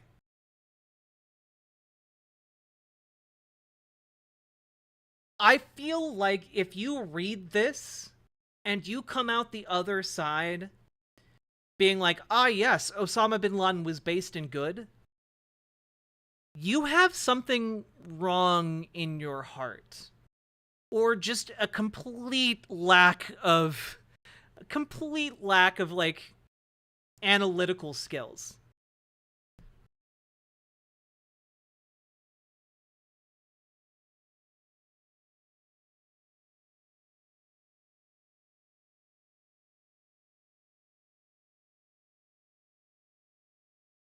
Hey, boiled peanuts. So here we go.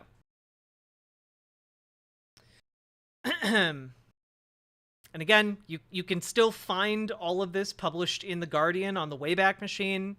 Like, it's not that hard to find it. But here we go. Full text, Bin Laden's letter to America, online document, the full text of Osama bin Laden's letter to the American people, reported in today's Observer. The letter first appeared on the internet in Arabic and has since been translated and circulated by Islamists in Britain. All right. In the name of Allah, the most gracious and most merciful. Permission to fight against disbelievers is given to those believers who are fought against because they have been wronged, and surely Allah is able to give them, believers, victory. Quran 22:39. Those who believe fight in the cause of Allah, and those who disbelieve fight in the cause of Tagut, anything worshipped by other than Allah, like Satan. So fight you against the friends of Satan, ever feeble is indeed the plot of Satan. Quran 4:76. Some American writers have published articles under the title, On What Basis Are We Fighting? These articles have generated a number of responses, some of which adhered to the truth and were based on Islamic law, and others which have not. Here we wanted to outline the truth as an explanation and warning, hoping for Allah's reward, seeking success and support from Him. While seeking Allah's help, we form our reply based on 2 questions directed at all Americans. Question 1, why are we fighting and opposing you? Question 2, what are we calling you to, and what do we want from you? So I'm going to stop right there real quick and just point out, like, hey, if someone started off their manifesto letter after having killed thousands of people with multiple quotations from the Bible, and they were from an evangelical Christian background, I genuinely think most people on TikTok would be able to identify that that person was an insane terrorist who should not be like held up as like they're really based. You know, this is pretty obvious to me, but I'm just saying, generally speaking, fundamentalist religious people are not talking about human beings and human lives in the context of bettering life for everyone. They're talking about converting people forcefully to their religion in order to glorify their God. That's their God is their priority, not anything else. You know, not your quality of life, not your ability to be like gay. Their priority is God, and they're willing to kill you over that. That's fundamentalists of every religious stripe, you know, whether Christian, Muslim, Jewish, Hindu, Buddhist, whatever. Like that's how fundamentalist religion works. It's a completely different decision-making paradigm than what will make the most people happy, what will benefit the most people, etc. you know? So understand that already we are kind of veering into territory that absolutely differs in priority from where I think the vast majority of people on TikTok would actually be coming from. So question 1, why are we fighting and opposing you? As for the first question, why are we fighting and opposing you? The answer is very simple. 1, because you attacked us and continue to attack us. A, you attacked us in Palestine. Palestine, which has sunk under military occupation for more than 80 years. The British handed over Palestine with your help and your support to the Jews, who have occupied it for more than 50 years, years overflowing with oppression, tyranny, crimes, killing, expulsion, destruction, and devastation. The creation and continuation of Israel is one of the greatest crimes, and you are the leaders of its criminals. And of course, there is no need to explain and prove the degree of American support for Israel. The creation of Israel is a crime which must be erased. Each and every person whose hands have become polluted in the contribution towards this crime must pay its price and pay for it heavily. So, just as a note here,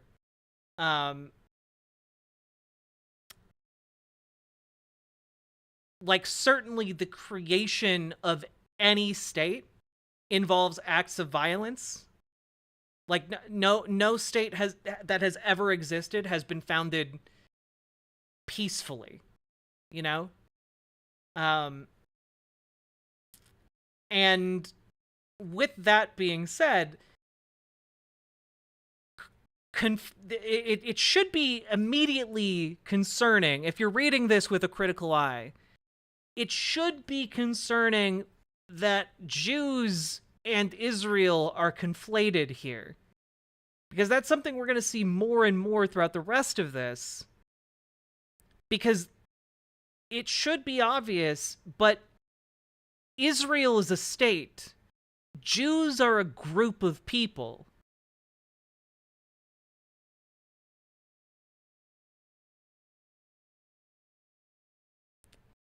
Like, this should be fairly obvious.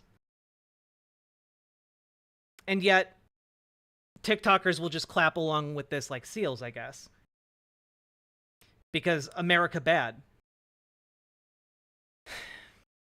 2, it brings us both laughter and tears to see that you have not yet tired of repeating your fabricated lies that the Jews have a historical right to Palestine as it was promised to them in the Torah. Anyone who disputes with them on this alleged fact is accused of anti-Semitism. This is one of the most fallacious and widely circulated fabrications in history. The people of Palestine are pure Arabs and original Semites. It is the Muslims who are the inheritors of Moses, peace be upon him, and the inheritors of the real Torah that has not been changed. Muslims believe in all of the prophets, including Abraham, Moses, Jesus, and Muhammad. Peace and blessings of Allah be upon them all. If the followers of Moses have been promised a right to Palestine in the Torah, then the Muslims are the most worthy nation of this. And I should now pause here to point out that, again, if you are paying attention here, the argument here isn't that the fundamental argument that the Jews are making or that Israel is making is wrong. The fundamental argument that Osama bin Laden is making here is that, well, actually, God promised this land to Palestinians, who are pure Arabs and the real inheritors of biblical law, right? Like, so first of all, like, the conflation continues here between Jews and Israel, and second of all, Osama bin Laden is not taking a principled approach to this, like, well, in the name of like human rights, you are you're displacing Palestinians and ruining their lives. No, his position is God promised the Palestinians this land, not the Jews. Therefore, you are doing the wrong thing because you are going against God. Right? That's a deeply flawed argument because he's just using the same genocidal and the same rhetoric that leads to the genocidal actions Israel is doing against the Palestinians. He's just doing it in reverse. And with the same justification of, like, God gave us this land X amount of years ago. The argument here is bad, actually. When the Muslims conquered Palestine and drove out the Romans, Palestine and Jerusalem returned to Islam. WHO basically grew up with Muslims. I feel the need to say that this is not Islam. Osama bin Laden had better hope that there is no God.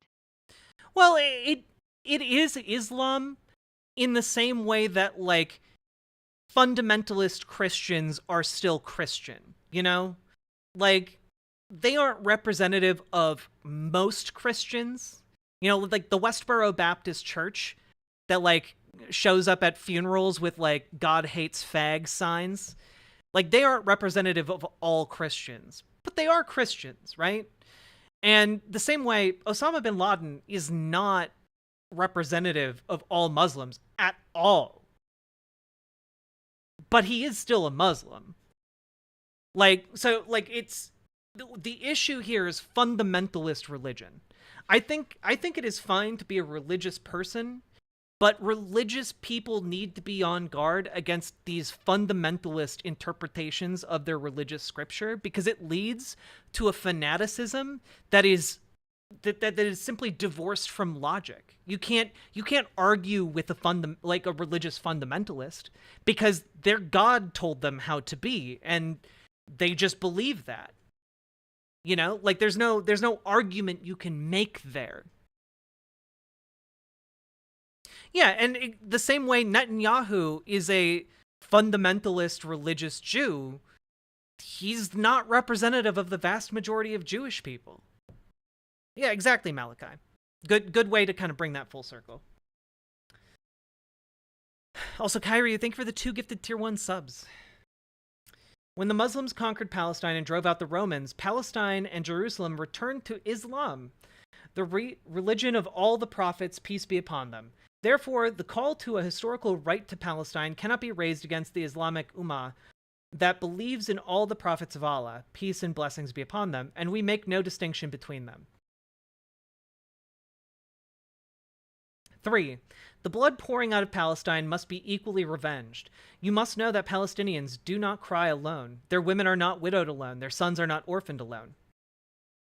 Now, I have to tell you guys, and again, this builds on what we talked about before, Osama bin Laden's explicit plan was to get hundreds of thousands, if not millions of people across the Middle East killed by directly antagonizing the United States and provoking a violent response upon the Middle East.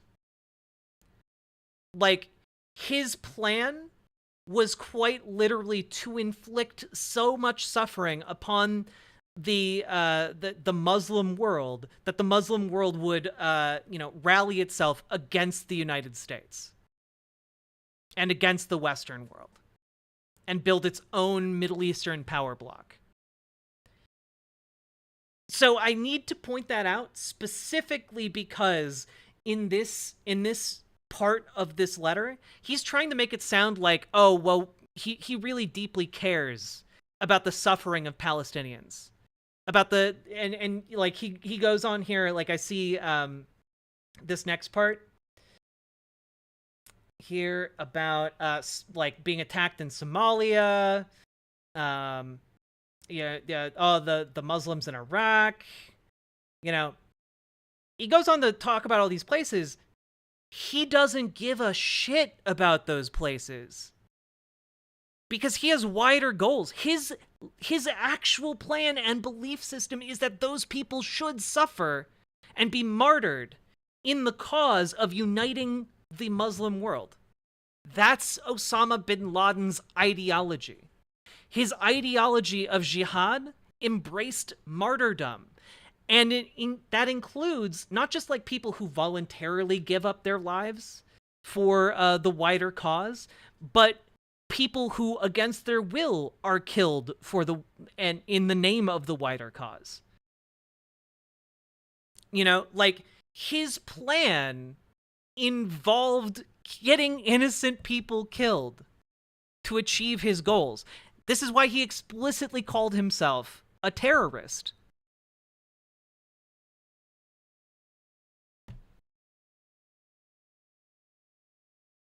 So again, the pretense that he cares about these people, insofar as like outside, like as he wants to convert them to his religious thinking, but that's all he cares about. He doesn't care about alleviating their suffering. He doesn't care about their suffering at all. He thinks their suffering is righteous and good, actually. And he thinks that because he's a religious fundamentalist.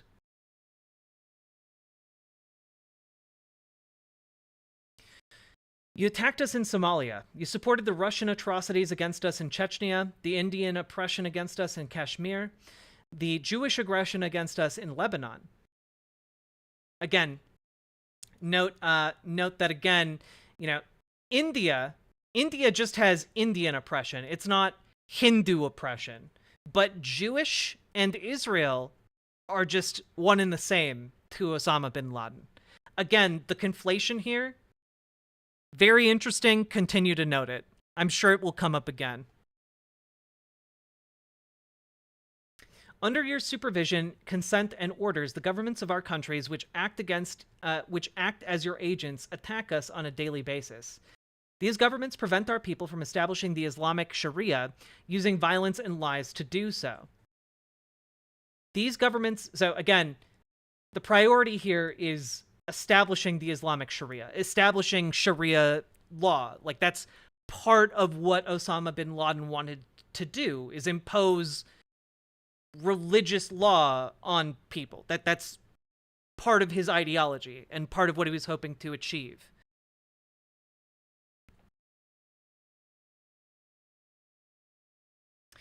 These governments give us a taste of humiliation and place us in a large prison of fear and subdual.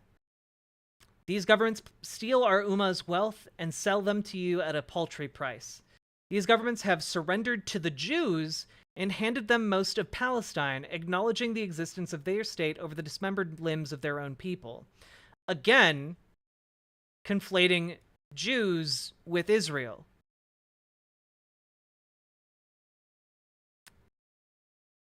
The removal of these governments is an obligation upon us and a necessary step to free the Ummah, to make the Sharia the supreme law, and to regain Palestine. Note that when he says to make Sharia the supreme law, and I know that this might have gotten lost in like the past 10 years or so, 20 years. Osama bin Laden wanted the world to be ruled under Islamic law. Dear people from TikTok, if you're still somehow watching this, this guy wanted to make you live under religious law. If he had built his perfect world, it would have been a world predicated on Islamic law, not on human rights and freedoms.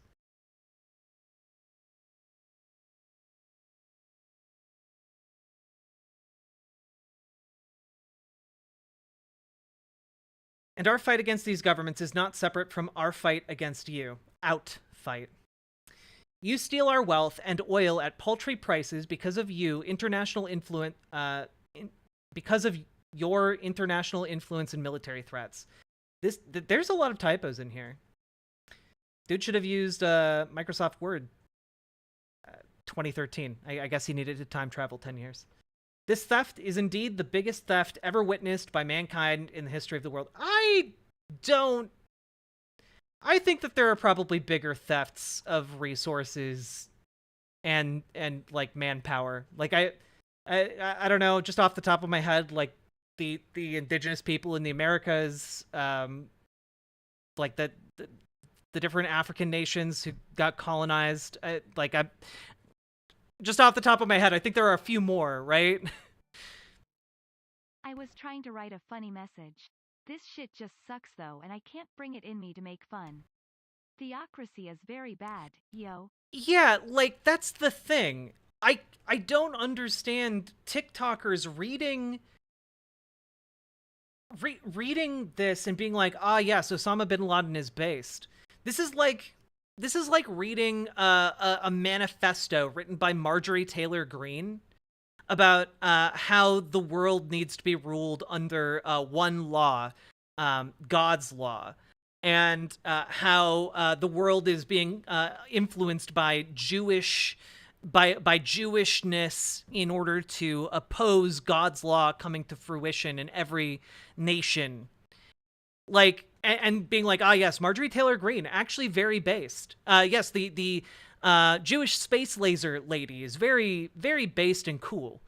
She has some good ideas. She's wrong about a couple of things, but she's actually really right about America being bad. Like, it's insane.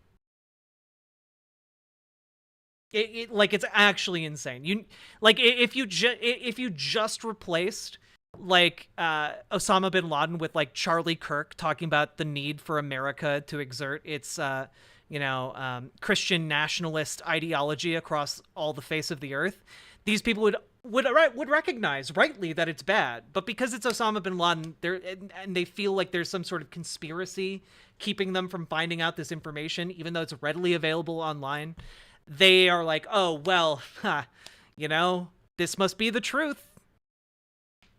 And like, folks from TikTok, if you do make it this far in the video, I respect that you want to question authority, but sometimes there's truth in like the authoritative takes on some things. Like, Osama bin Laden wasn't secretly a good dude, and you just live in a propaganda bubble that prevents you from seeing it. No, dude wanted to like take over the world with his fundamentalist religious view and impose it upon other people. And if you disagreed with him, he was perfectly fine like killing you. Like, that's sometimes like that's not a lie. Like, the United States has lied or like downplayed a lot of things, but like Osama bin Laden being like an evil religious fundamentalist is not one of them.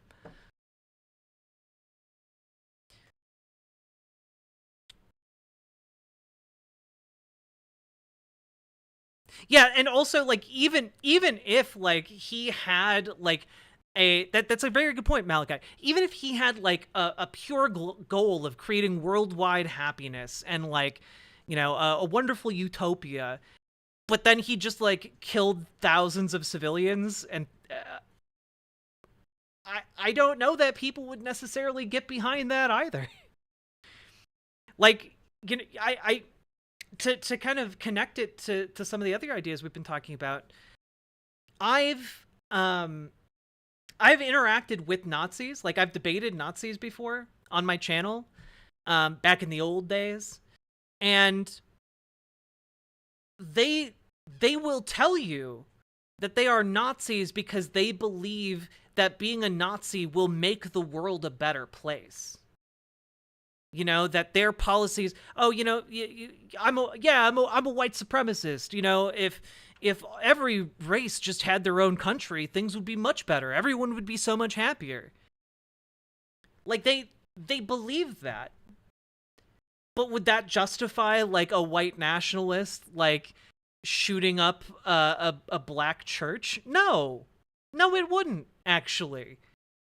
Like, would it justify like the firebombing of like a predominantly black school to like instigate a race war because they thought that would make the world a better place? No, it wouldn't justify that. Yeah, it is unironically, Erica, like we're witnessing the unironic endgame of American diabolism, which is just everything America says is lies, and if America is telling you someone is bad, then they must actually be secretly good. It's the same kind of like ideological framework that leads people to be like, ah, yes, the U.S. government is trying to keep you from discovering the socialist paradise of North Korea. Like, it's literally the same thinking. Yeah, it's just exactly Person Merson. It is the inverse. It is the flip side, the dark side of American exceptionalism. You are just overcompensating for American exceptionalism by saying, ah, yes, well, America is exceptionally evil.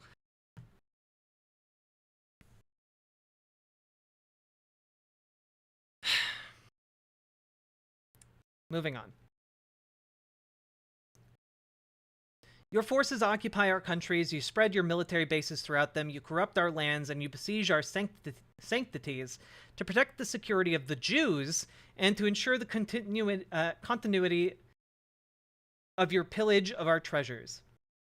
You've starved the Muslims in Iraq, where children die every day. It is a wonder that more than 1.5 million Iraqi children have died as a result of your sanctions, and you did not show concern. Yet when 3,000 of your people died, the entire world rises and has not yet sat down. Yeah. This is largely a result of a couple of things. One, the goal of the United States was not to kill 1.5 million children with sanctions. That wasn't the goal. I believe that at this point in 2002, the reason there were sanctions against Iraq was because Al-Qaeda had a lot of financial and military ties with the Taliban in Iraq at this point. And so Iraq was sanctioned as a result of that. I could be wrong about that. I should probably look that up real quick.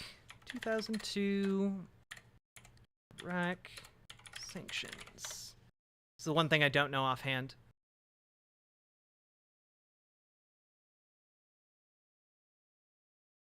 Do.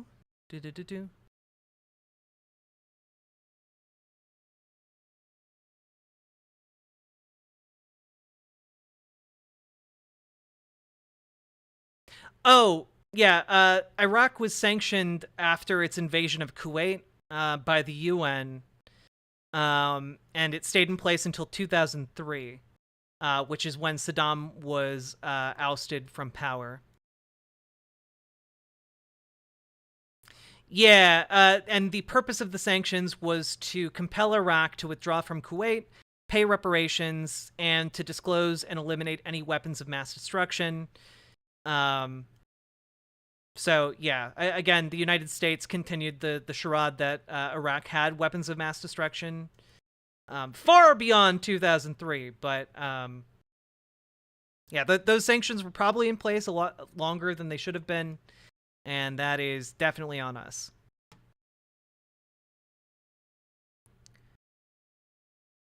Osama's letter is like even more blatantly anti-Semitic than that Tucker on X video you were watching a while ago. Really don't know how these TikTok people read it and are like, yeah, you know what? Fuck it. I was wrong about this dude. He was really cool. Yeah, like fuck it. I'd get a beer with Osama. Like, what are you doing? What are you doing? Do. Well, Sherlock Smoog, that's why I looked it up, because I wasn't sure if what I was saying was true. I looked it up and corrected myself.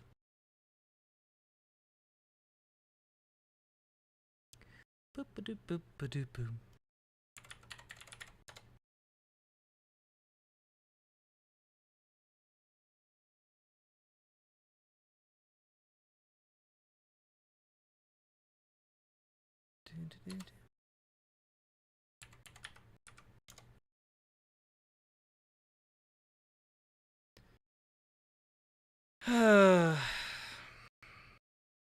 Just one more thing.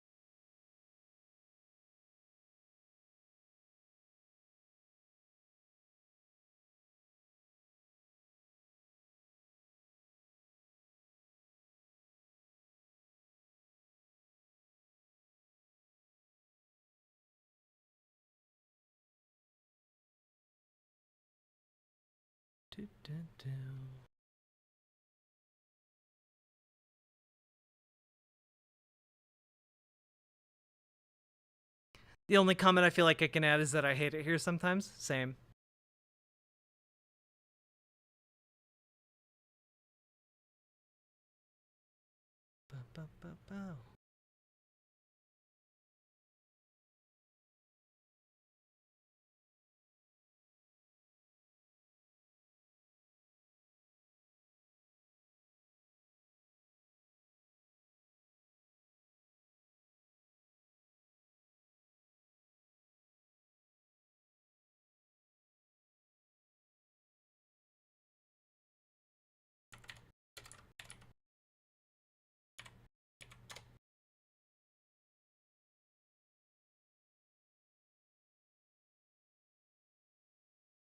Do, do, do, do.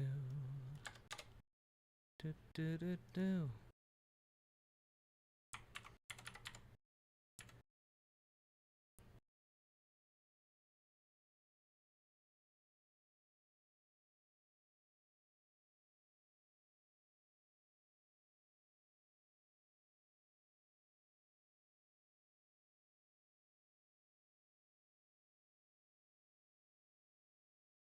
Do.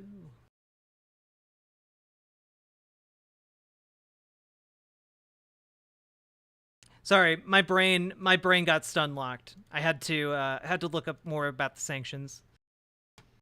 But yeah, no, the sanctions were like extended from like the end of the 90s into like the early 2000s and ended with the fall of Saddam Hussein, and were largely predicated on the United States not believing the claims about having dismantled their weapons of mass destruction. And yeah, that is what the sanctions were about. Again, not about the Taliban. My bad. And yes, it's fine. Vosh's brain stun lock for like 30 minutes usually. Yeah, no, I had to like silently work through my thoughts on that one. Autism brain allows me to talk very, very easily, but sometimes when I need to like slow my roll and like check myself, then I need to just like recalibrate my brain. But I did it. Success. We did it, baby.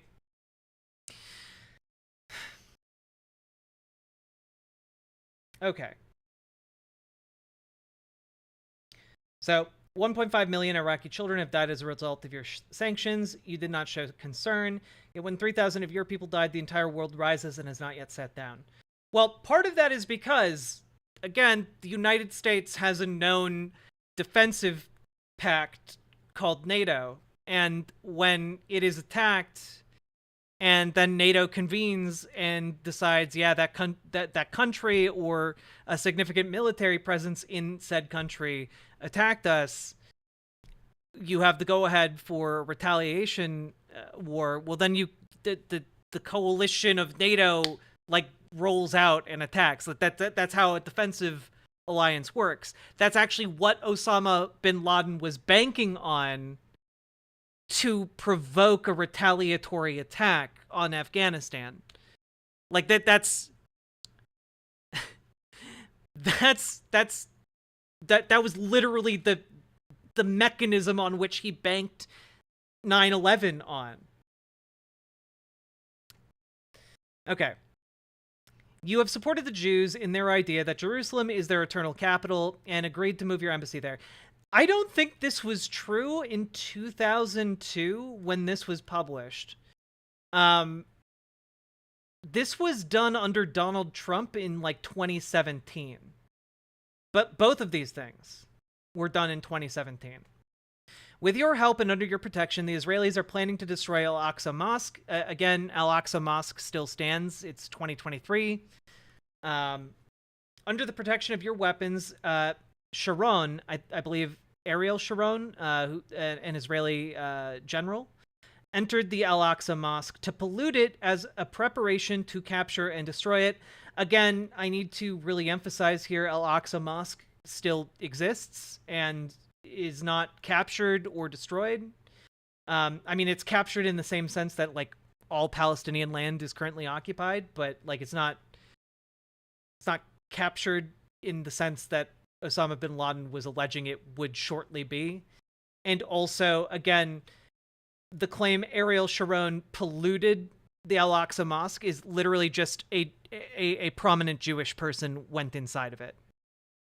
That to Osama bin Laden, that was pollution enough. 2, these tragedies and calamities are only a few examples of your oppression and aggression against us. It is commanded by our religion and intellect that, and notice how, again, it is commanded by our religion is primary here, that the oppressed have a right to return the aggression. Do not await anything from us but jihad, resistance, and revenge. Is it in any way rational to expect that after America has attacked us for more than half a century, that we will then leave her to live in security and peace? Question mark, exclamation point, exclamation point. You may then dispute that all of the above does not justify aggression against civilians for crimes they did not commit and offenses in which they did not partake. This argument contradicts your continuous repetition that America is the land of freedom, that its leaders and its leaders in this world. Therefore, the American people are the ones who choose their government by way of their own free will, a choice which stems from their agreement to its policies. Thus, the American people have chosen, consented to, and affirmed their support for the Israeli oppression of the Palestinians, the occupation and usurpation of their land, and its continuous killing, torture, punishment, and expulsion of the Palestinians. The American people have the ability and choice to refuse the policies of their government and even to change it if they want. Just to really emphasize here, he's making an argument against...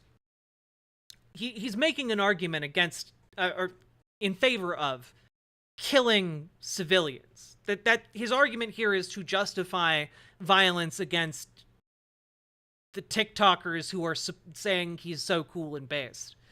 On top of this, to really hammer this home, how heinous this is, this justification in particular, this is the same justification that the Israeli government is currently using to justify killing civilians, Palestinian civilians. You know, the Israeli government has spokespeople going out saying, well, they voted for Hamas in 2006. You know, they could have, if they didn't want this, they shouldn't have voted for Hamas. Like, the argument here is just the same shitty argument.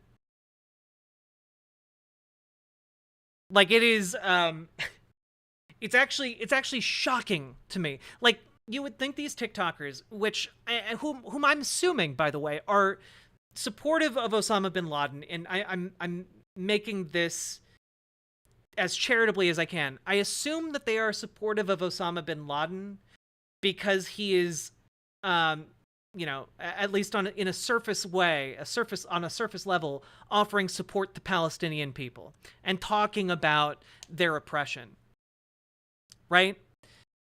But they aren't, but these people aren't actually applying any comprehensive media analysis to what is being said or why the speaker is making these arguments, what his perspective is. I feel like this is the fatal misstep of a lot of these TikTokers.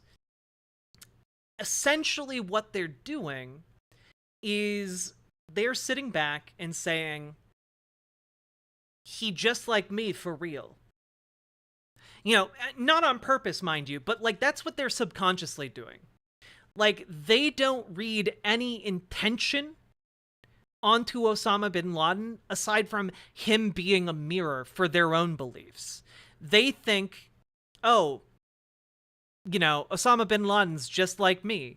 He has the same ideology as I do. You know, if he was at the local dive bar with me, we'd get along just fine. And it's just like, nah, he would kill everyone in that bar for drinking beer. Like, what?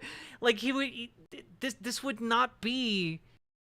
He has an entirely different decision-making paradigm. He has an entirely different set of priorities and beliefs that they are just not accounting for when they read through this. They're just going, he just like me for real. He just like me for real. Yeah, America bad. America bad. Yeah.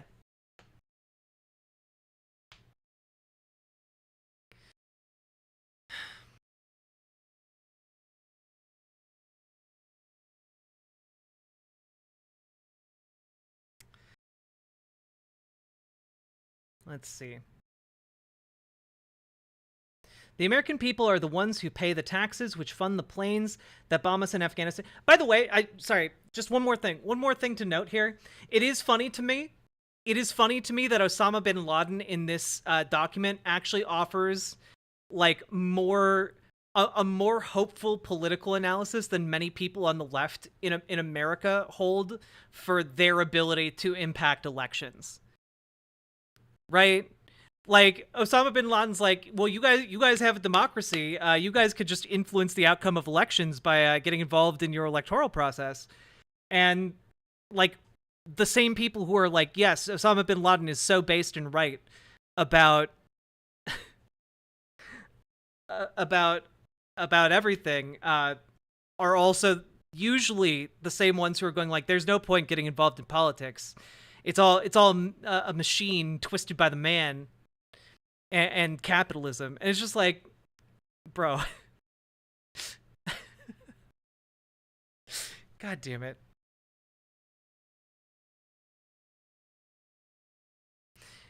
In Iraq, was the U.S. trained Osama bin Laden and supplied him with weapons as part of the 1980s counterinsurgency in the Middle East? Yeah.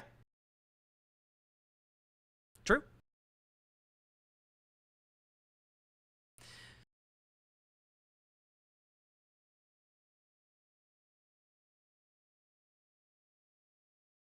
By the way, I don't actually believe, like, anything that he's saying is an honest analysis from Osama bin Laden. I just think it's somewhat funny on a surface level.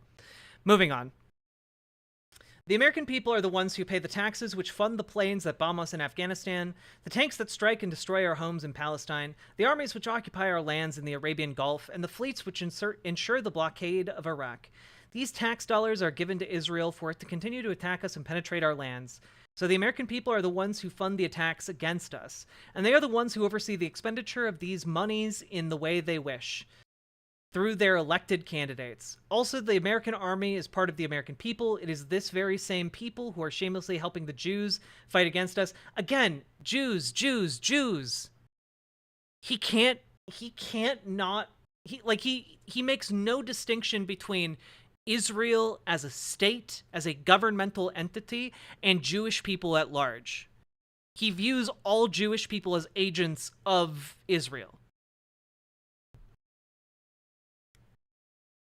The American people are the ones who employ both their men and their women in the American forces which attack us. This is why the American people cannot be not innocent of all the crimes committed.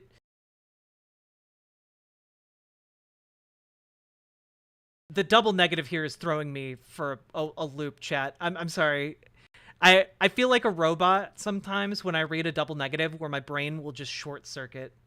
This is why the American people cannot be not innocent.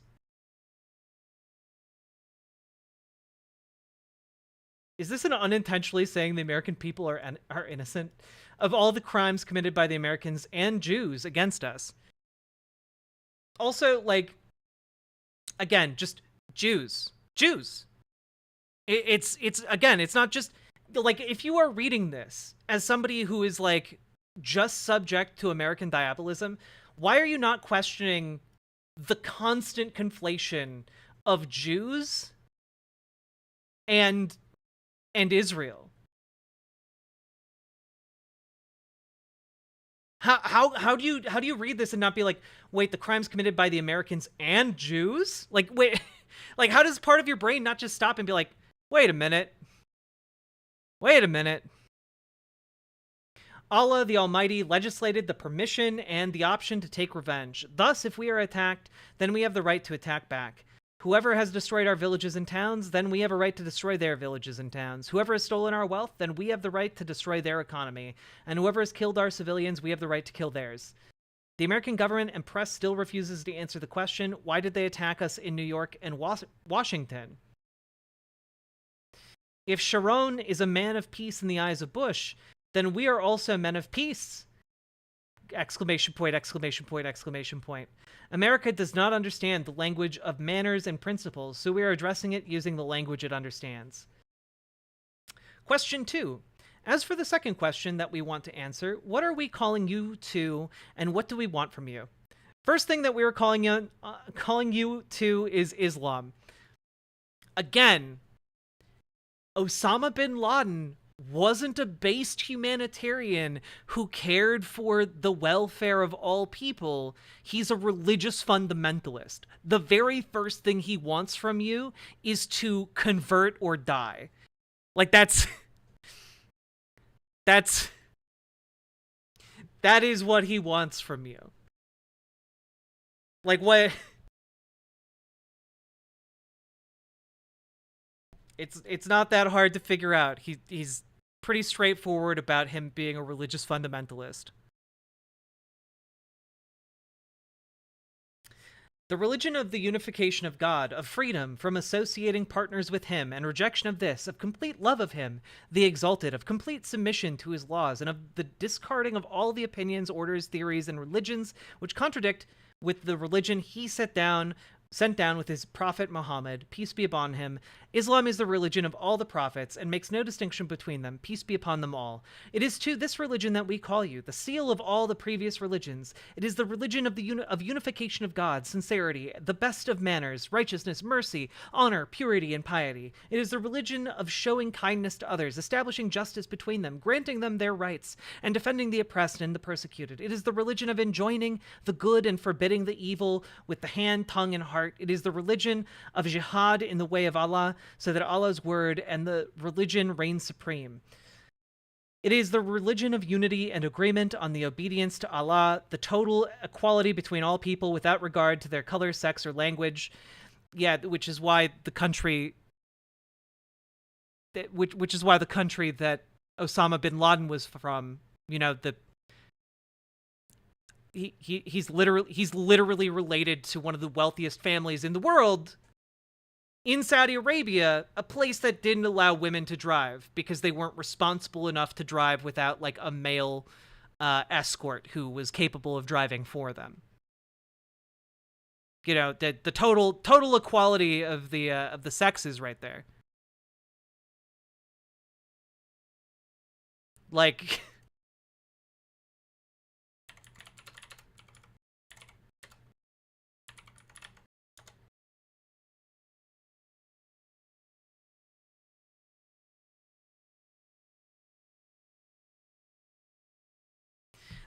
he's his family is literally like one of the most powerful families in Saudi Arabia. Like they are intimately connected with the Saudi royal family.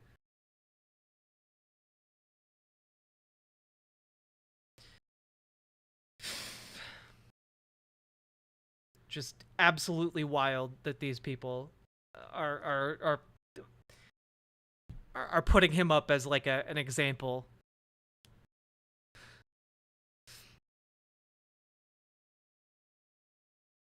Yeah, but by the way, this is like in the middle of like again, like a white supremacist shooter's manifesto, where like, they open up with some Bible verses and then they talk about, actually those Mexicans are real terrible, and they like list out a bunch of reasons about how Mexican immigrants are like invading over the border and like taking the gerbs and all that stuff. And then midway through, they're like, what am I asking for the United States to do? I'm asking for it to convert to Christianity, the religion of all that is good and holy in this world. Like it's literally like, if you just flip the religious aspect of this and brought it into an American context, every single one of these TikTokers would be able to understand that it is deeply fucked. And yet it's still going viral. It's insane.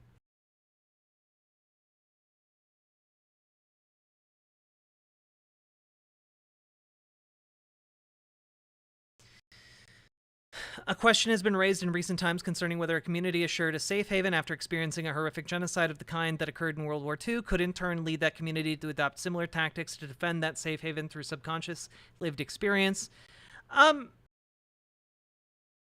don't think that is like, I don't think that's inevitable. I think that is always a possibility, but like in the same way that any given group of people could come to those same conclusions, right? any given group of people can come to fascistic governance or ideas that would lead them to do genocides against like outside groups. I don't think it's unique to people who have survived genocides. Let me put it that way.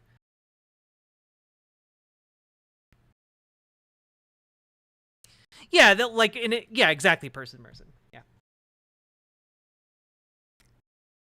It is the religion whose book, the Quran, will remain preserved and unchanged, and the other divine books and messages have been changed. The Quran is the miracle till the day of judgment. Allah has challenged anyone to bring a book like the Quran or even 10 verses like it. 2, the second thing we call you to do is to stop your oppression, lies, immorality, and debauchery that is spread among you. We call you to be a people of manners, principles, honor, and purity, to reject the immoral acts of fornication, homosexuality, intoxicants, gamblings, and trading with interest. So just, I'm going to stop you guys right there.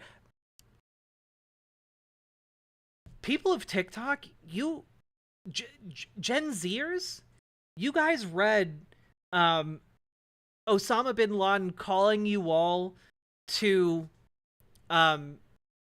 stop all acts, all sex acts, and to stop being gay and trans, and to stop like drinking alcohol or smoking weed, and also using any bank. And you were just like, ah, yes, this guy is based and good. What a good moral compass this guy has. Yeah, honestly, Freyline, my question is the same. I don't know that these people actually read Osama bin Laden's letter to America. Like, I don't think you guys actually did that, because I've seen a lot of you guys on TikTok with your, like, unveiled heads talking about how based Osama bin Laden was. And, like, I don't know. You guys all seem to be violating the precepts of his perfect ideal world here.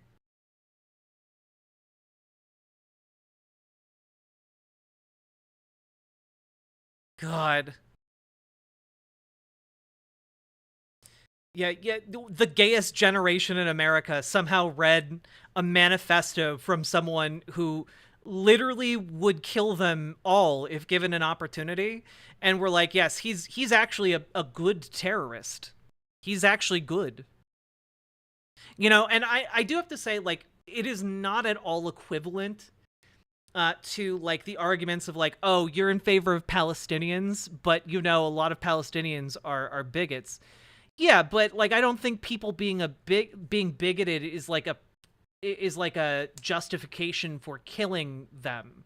Like, I don't think you reach, like, oh, you reached the 70% bigot threshold, time to mass murder you. I don't think that's how the world should work, actually. I think that's actually a really bad argument for mass murder. I think there's a difference between that position and simultaneously also looking at, like, a terrorist's manifesto where he calls on people to stop being gay and being like, hey, maybe this guy doesn't have the best ideas about life. You know, this is just me not agreeing with a bigoted terrorist. And I think that's okay, actually. I think that's actually kind of okay.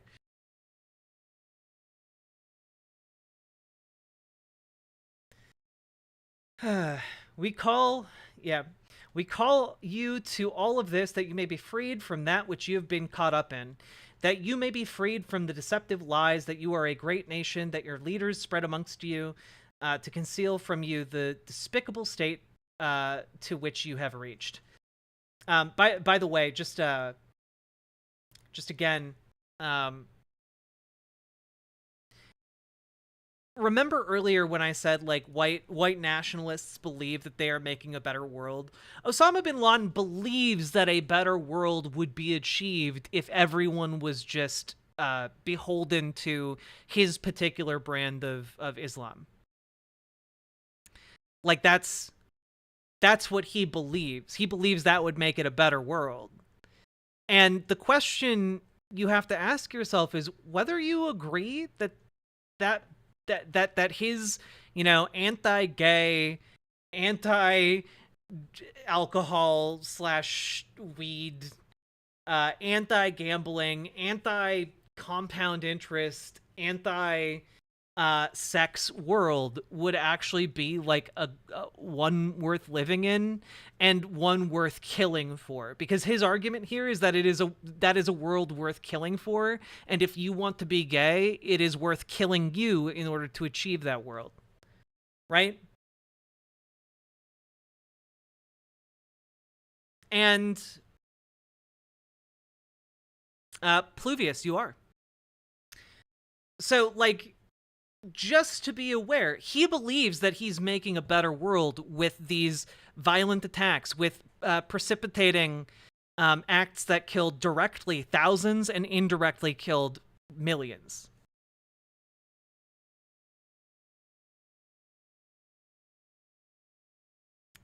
So, yeah.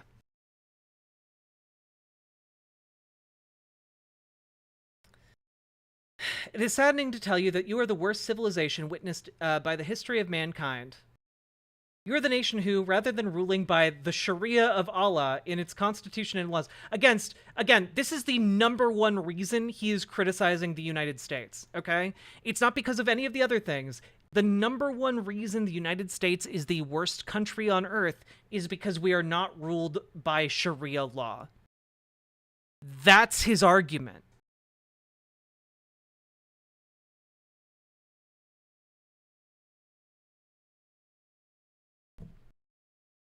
And if you were a TikToker and you fell for this, like, do some goddamn introspection. Rather than ruling by the Sharia of Allah in its constitution and laws, choose to invent your own laws as you will and desire. You separate by the way, this is just called democracy. This is just called democratic legislation. Like, when you vote for a politician to come into power, like, your politician, their job is to make laws to benefit you. The criticism here is against democracy itself. You separate religion from your policies. Yeah, how dare America not be a theocracy? How dare America not be an explicit theocracy? Contradicting the pure nature which affirms absolute authority to the Lord and your Creator. Again, if you are from TikTok, I need you to, in the comments of this segment, when it goes up on YouTube, I need you to comment to me how you read this and you're like, yeah, Osama bin Laden was actually pretty based. This is really challenging my worldview. Dude's arguing for a theocracy and against democracy itself. And he was pretty based, actually.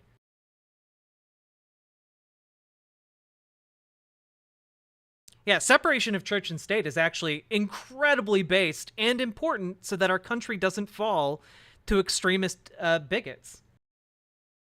You flee from the embarrassing question posed to you. How is it possible for Allah the Almighty to create his creation, grant them power over all the creatures and land, grant them all the amenities of life, and then deny them that which they are most in need of, knowledge of the laws which govern their lives? 2. You are the nation which permits usury, which has been forbidden by all the religions. So,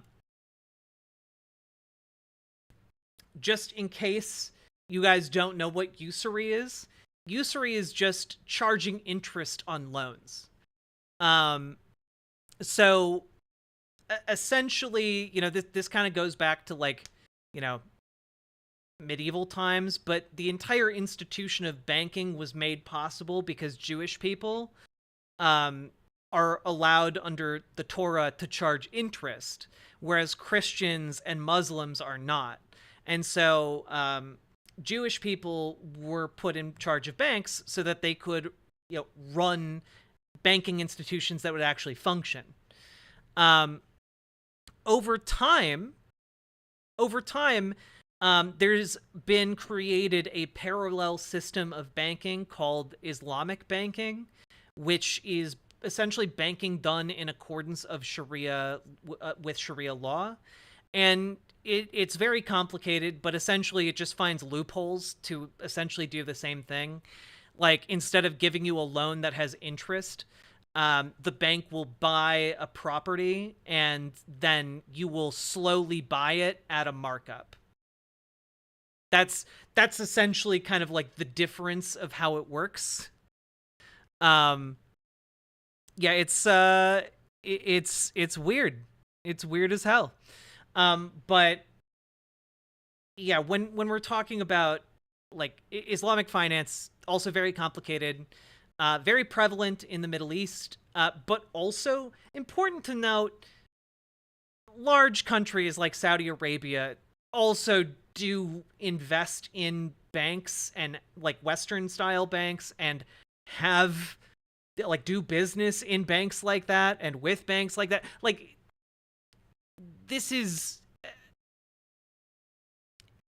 but yes, no, yes, the crime of usury, somehow unique to America. God. Welcome, President Sunday Raiders. How you doing? We're going over Osama bin Laden's letter to America and the TikTok propaganda around it. Yet you build your economy and investments on usury. As a result of this, in all its different forms and guises, the Jews have taken control of your economy, through which they have taken control of your media, and now control all aspects of your life, making you their servants and achieving their aims at your expense, precisely what Benjamin Franklin warned you against. What? Okay, I'm gonna circle back around to that while my brain tries to figure out exactly what that means. But yeah, again, if you're a TikToker who says that you read Letter to America and Osama bin Laden was secretly right all along, and you're really sad that he's dead now because of how right he was about everything, and you got to this part and you're like, ah, yes, the Jews have taken control of the economy and the media and now control all aspects of your lives. This is unironically the Jewish question. This is like one of the fundamental aspects of Nazism that is just in Letter to America. Like, Osama bin Laden, religious fundamentalist terrorist who also believed in Nazi shit. Like, I don't, you guys got through all of this and you didn't, you read this part and you were just like, you didn't like blink a little bit extra and like think about that for another second. Bin Laden is a Ben Franklin stan. I mean, I know Ben Franklin was like ridiculously racist, but I've never read anything about Ben Franklin's position on Jews.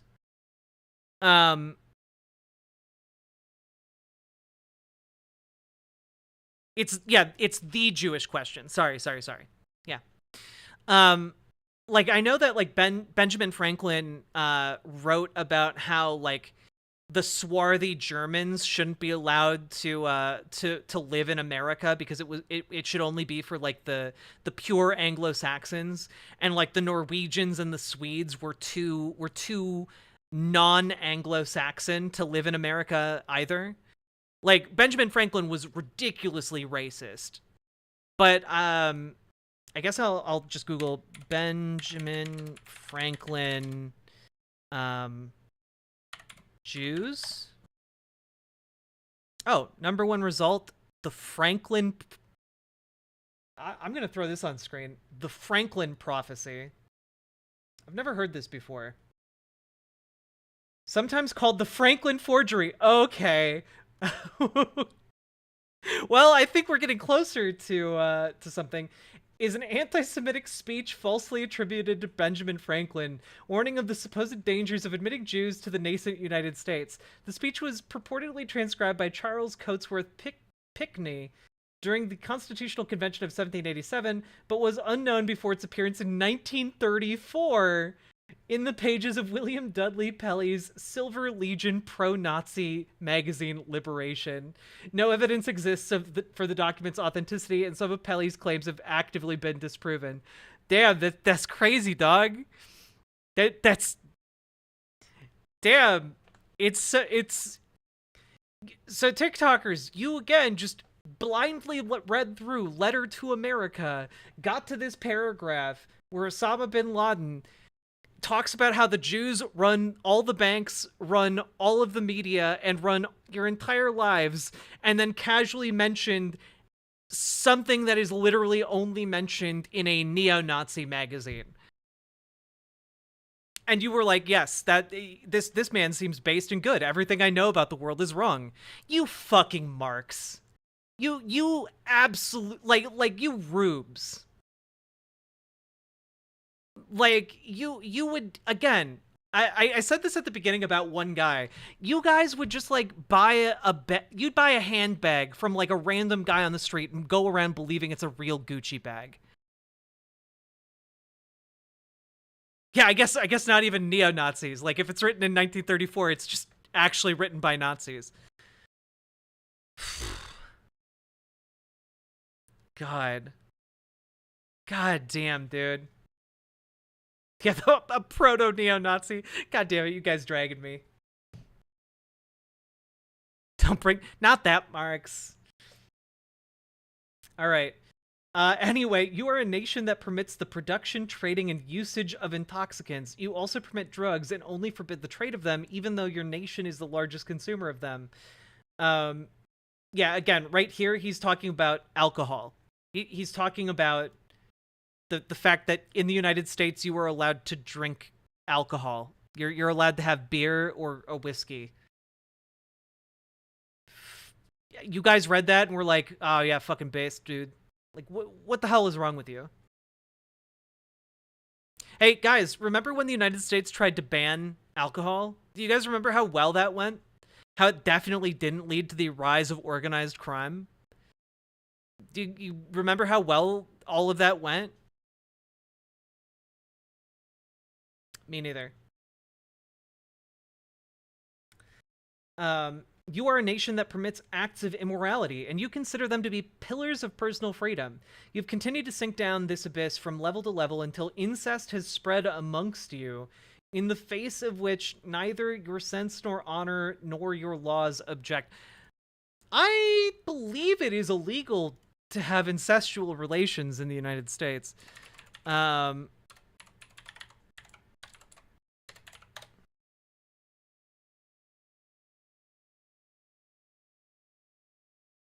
Okay, in all but 2 states, it's illegal to have incest between consenting adults.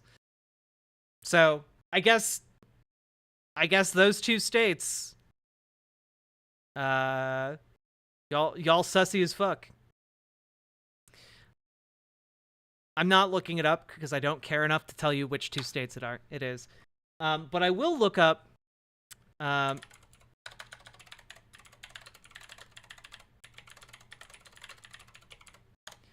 Just out of curiosity.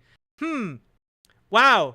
I typed in country with highest rate of incest.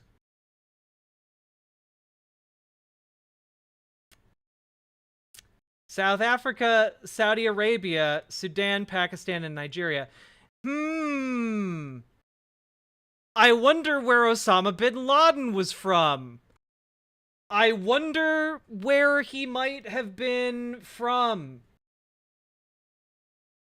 Seems like the high ground was actually the low ground, Anakin. I think you might not be onto something there, Osama. God damn it. I hate that I had to even look that up.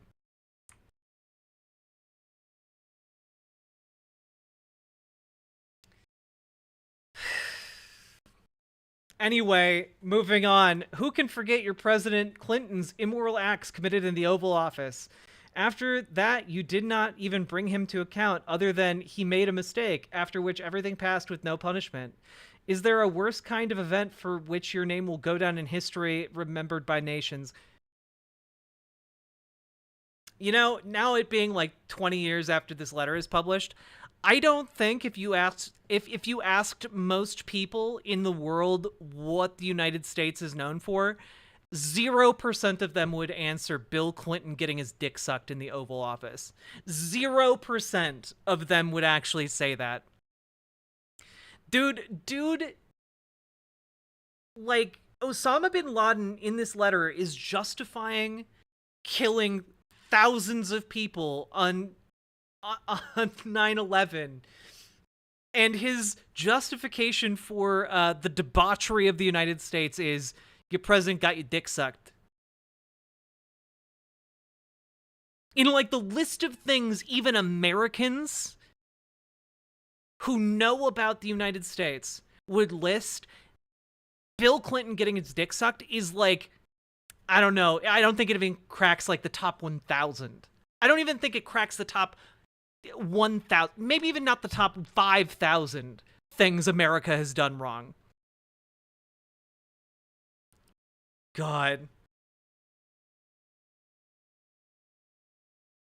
You are a nation that permits gambling in all its forms. Well, this is just not true, by the way. There are plenty of laws and regulations on gambling. The companies practice this as well, resulting in the investments becoming active and the criminals becoming rich. Unless you're Donald Trump, in which case you defy the odds and lose while running your own casino. You are a nation that exploits women like consumer products or advertising tools, calling upon customers to purchase them. You use women to serve passengers, visitors, and strangers to increase your profit margins. You then rant that you support the liberation of women. Again, under his worldview, women wouldn't be allowed to drive cars because they're not responsible enough. In his worldview, it would be in the world he would create, it would be a crime for a woman to be unchaperoned. Marks was my spirit animal. Please enjoy this BWA. Paladin, thank you for the $50 dono. I very much appreciate it. It, like, your subs and donos literally keep me alive and allow me to keep making this content. I appreciate it so much. Thank you. Big BWA energy. But like, again, in Osama bin Laden's worldview, like, women, like, you think Osama bin Laden supported the liberation of women? For real?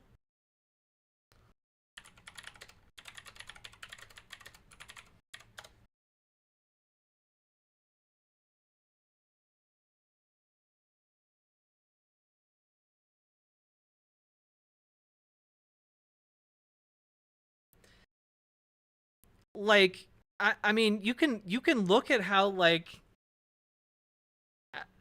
I mean, just goddamn, when did Saudi Arabia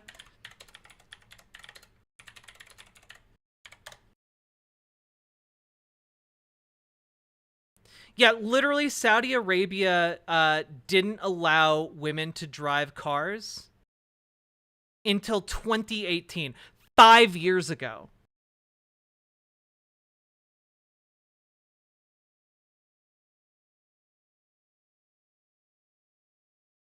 It took until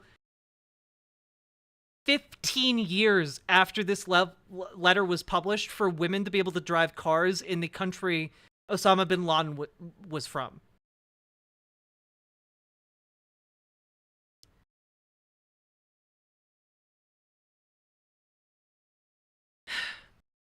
Like, have traffic accidents increased? I don't believe so. I just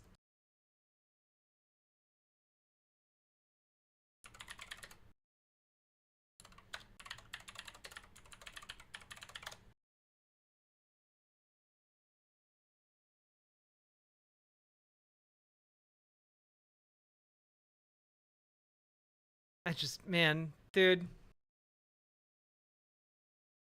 I feel like my brain is just overflowing with different examples about how not in support of women's liberation Osama bin Laden is. But the other part of my brain is just being like, no, this is like just patently obvious. You don't need to continue to go into it. So I'm going to resist the urge to just derail myself for like 30 minutes talking about how not into women's liberation, like, Osama bin Laden's fundamentalist religious worldview was. Okay? God.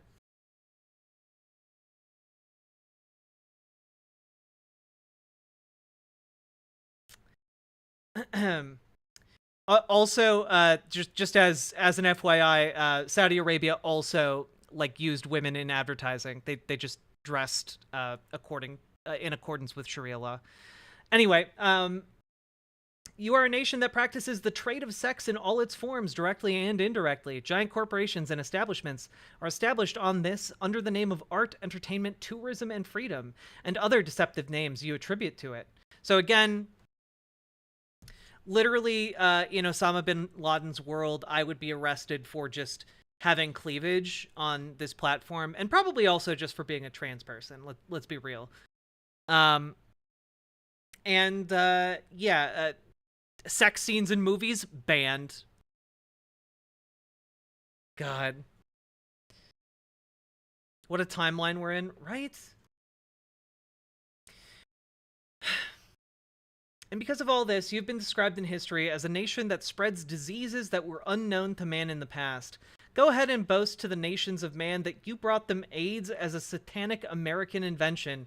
Again, I do have to pause and ask TikTokers, you read that America invented AIDS and that it is a satanic American invention, and you just nodded along and said, ah, yes. What a based and good man. He knows his history. He really... I should really just believe everything he says.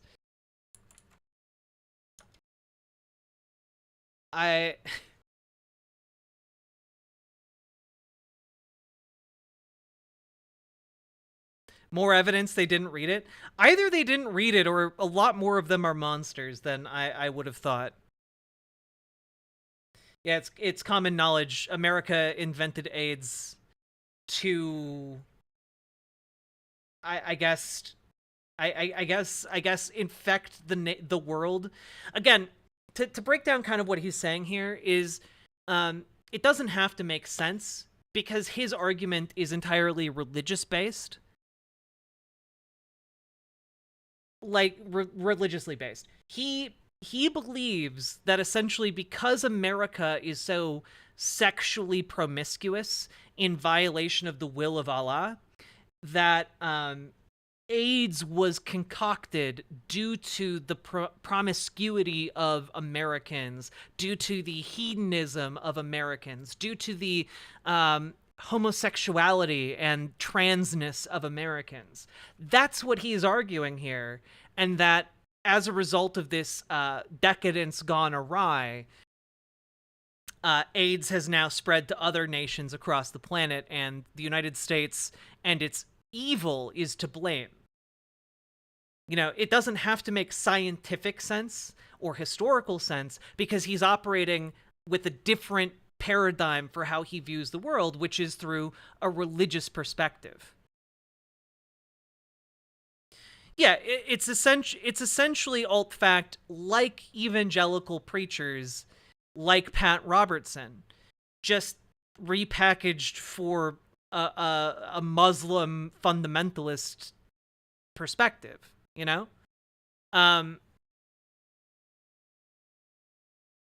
That's what he's doing.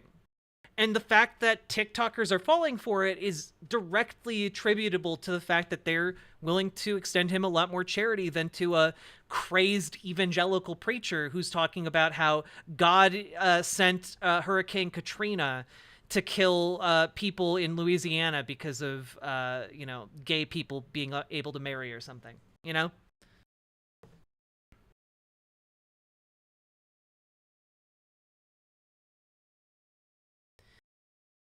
You have destroyed nature with your industrial waste and gases more than any other nation in history. Despite this, you refuse to sign the Kyoto Agreement so that you can secure the profit of your greedy companies and industries.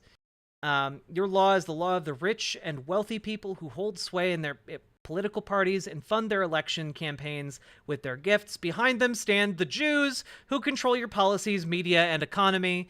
And I do want to point out here that again, strangely, oddly enough, the letter of a fundamentalist religious zealot who's willing to kill civilians seems to have logical inconsistencies, where earlier in the letter he talked about the agency of the American people and how their complicity with American foreign policy makes them valid targets for terrorism, and yet here we are later in the letter, and he's talking about how actually the Jews are controlling everything, even American policy.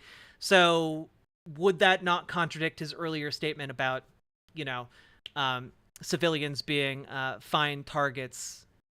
I mean, if Jews are secretly the ones controlling all of this,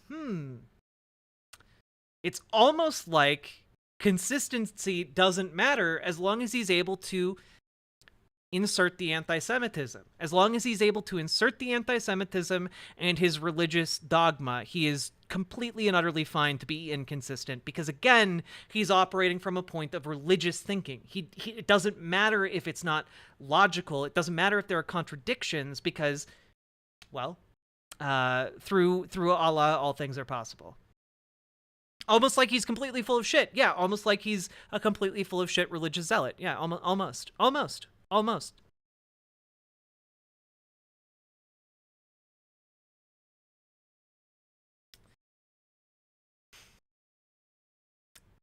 That which you are singled out for in the history of mankind is that you have used force to destroy mankind more than any other nation in history, not to defend principles and values, but to hasten to secure your interests and profits.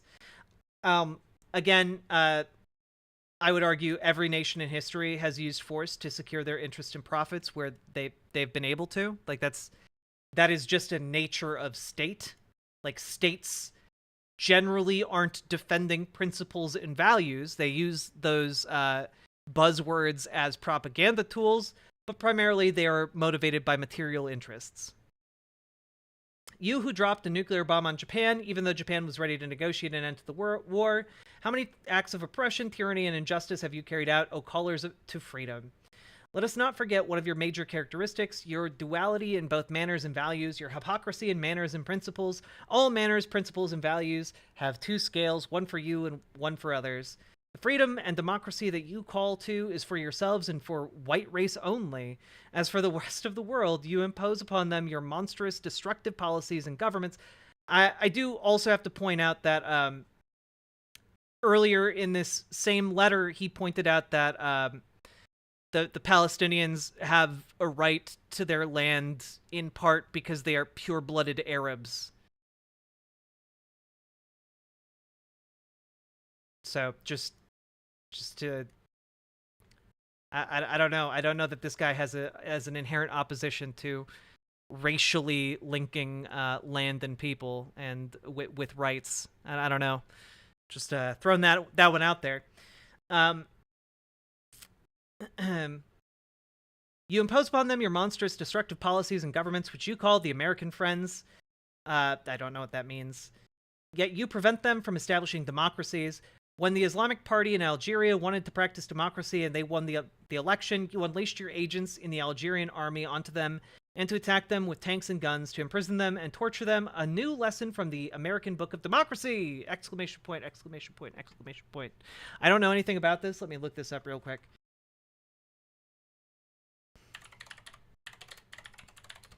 Algeria.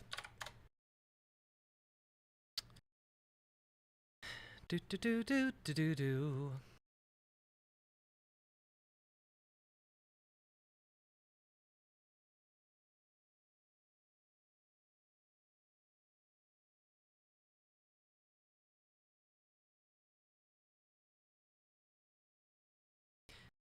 Oh. The platform of this political party was literally to abolish democracy and establish an Islamic state ruled by Sharia law. I'm shocked.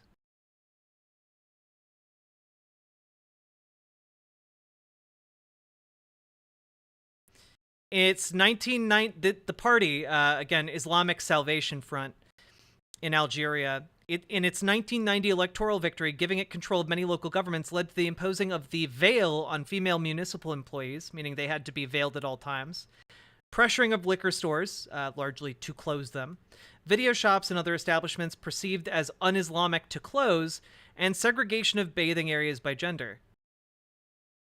Yes, definitely all positive things. Mm-hmm.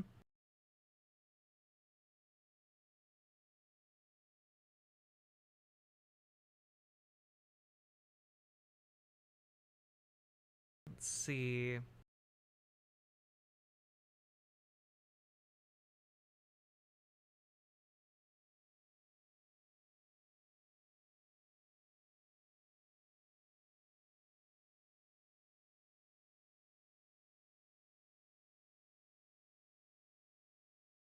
Let's see, in May 1991, they called for a general strike to protest the government redrawing electoral districts. While the general strike was a failure, it did lead to mass demonstrations.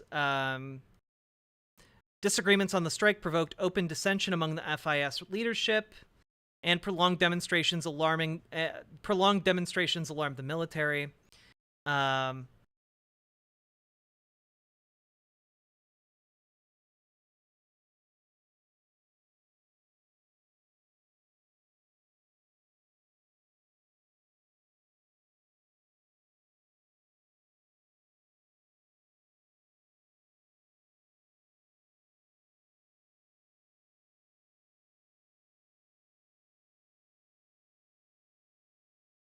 Okay, so from what I'm reading here, essentially the army did a military coup. This doesn't seem to have anything to do with the US's agents. Like there was a schism between the military in Algeria and a rising Islamist party in the country. And then the military just suspended the electoral process and did a coup.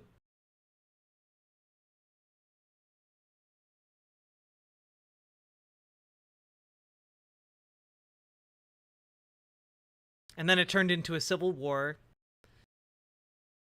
which led to the founding of the Islamic Salvation Army. And that continued until 2003.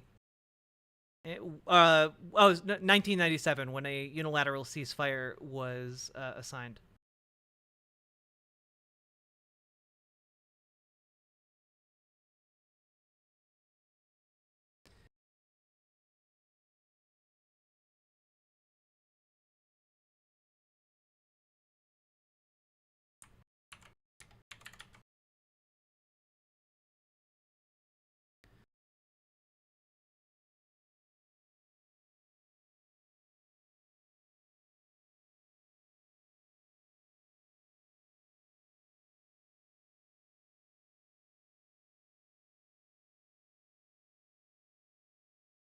Yeah, anyway, this is a whole mess. I'm not going to go into this right now. Beep boop.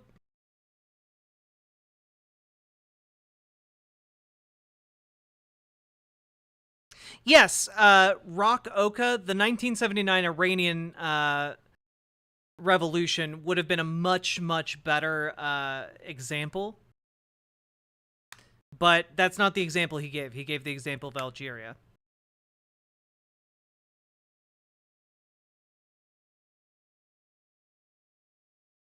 And again, the Iranian Revolution was largely predicated after the United States overthrew the democratically elected government of Iran.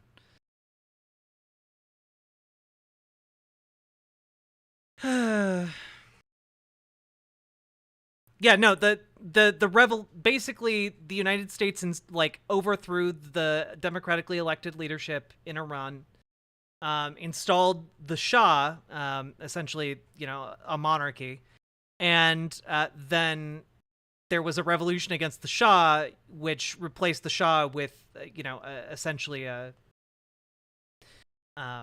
theocracy. True, Ert. We kind of fucked up Iran ourselves. That's on us. Thanks, Nicholas Chevelis. I appreciate it. Thanks for saying hi. All right, moving on. We have got a lot more of this to cover. I don't know enough about Algeria to mention this, but I do just want to note that, like, the Islamic Party in Algeria wanted to establish a theocracy. So I don't know. Again, if Algeria had actually been able to establish a democracy, Osama bin Laden would oppose it. Because again, as he said earlier, he thinks that being able to democratically make your own laws is actually counter to Allah's will. So, I don't think he would be particularly happy with a democracy in Algeria anyway. Your policy on prohibiting and forcibly removing weapons of mass destruction to ensure world peace only applies to those countries which you do not permit to possess such weapons. As for the countries you consent to, such as Israel, then they are allowed to keep and use such weapons to defend their security. Anyone who you suspect might be manufacturing or keeping these kinds of weapons, you call them criminals, and you take military action against them. I think I'm gonna go out on a limb and say I agree with restricting the proliferation of nuclear weapons. I think that is inherently a good thing.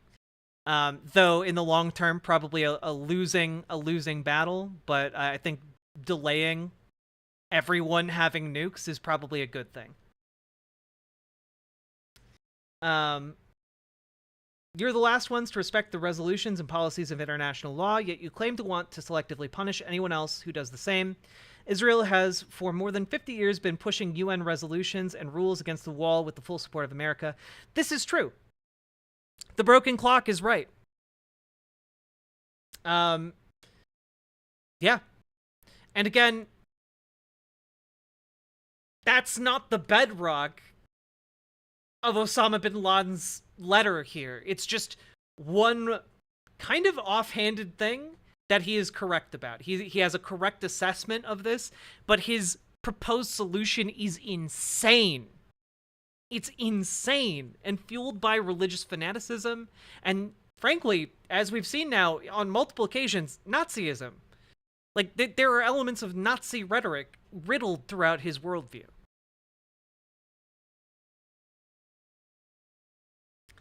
As for the war criminals which you censure and form criminal courts for, you shamelessly ask that your own are granted immunity. However, history will not forget the war crimes that you committed against the Muslims and the rest of the world. Those you've killed in Japan, Afghanistan, Somalia, Lebanon, and Iraq will remain a shame that you will never be able to escape. I do have to say, maybe Japan, Japan did some pretty heinous shit in World War II. Granted, like, the fire bombings and nukings of Japan, probably not defensible. Probably really horrible. Definitely horrible and indefensible. But, like, also World War II. Everything was horrible and indefensible. And again, like, Osama bin Laden's actually fine with Muslims in Afghanistan, Lebanon, and Iraq, and Somalia suffering and dying. So, again, this statement is not coming out of a place of concern for those people. It's coming out of a place of trying to use their deaths for propagandistic purposes. It will suffice to remind you that your latest war crimes in Afghanistan, in which densely populated innocent civilian villages were destroyed, bombs were dropped on mosques, causing the roof of the mosque to come crashing down on the heads of the Muslims praying inside. You're the ones who broke the agreement with the Mujahideen when they left Kunduz, bombing them in Jangi Fort and killing more than 1,000 of your prisoners through suffocation and thirst. Allah alone knows how many people have died by torture at the hands of you and your agents. Your planes remain in the Afghan skies, looking for anyone remotely suspicious. You have claimed to be the vanguards of human rights, and your Ministry of Foreign Affairs issues annual reports containing statistics of those countries that violate any human rights. However, all these things vanished when the Mujahideen hit you, and you then implemented the methods of the same documented governments that you used to curse. In America, you captured thousands of Muslims and Arabs and took them into custody with neither reason, court trial, nor even disclosing their names. You issued newer, harsher laws. What happens in Guantanamo is a historical embarrassment to America and its values, and it screams into your faces, you hypocrites. What is the value of your signature on any agreement or treaty? Now, this is true. What happens in Guantanamo is a historical embarrassment to America. The broken clock. Correct. However, you can find people who aren't Osama bin Laden, the guy who masterminded 9/11, to tell you that. Like, you can find people who aren't responsible for thousands of people's deaths who can tell you that Guantanamo Bay is bad. John, you know who hasn't killed thousands of people and has condemned Guantanamo Bay? Jon Stewart. Lefty TikTok, you should really watch more Daily Show with Jon Stewart.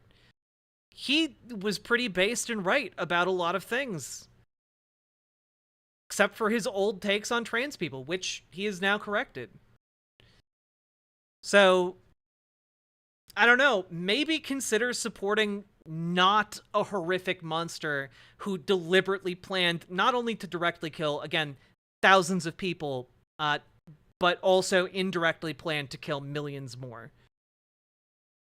But have you considered America bad? I have, and it's not a good argument. What would you call, what we call you to, thirdly, is to take an honest stance with yourselves, and I doubt you will do so, to discover that you are a nation without principles or manners, and that the values and principles to which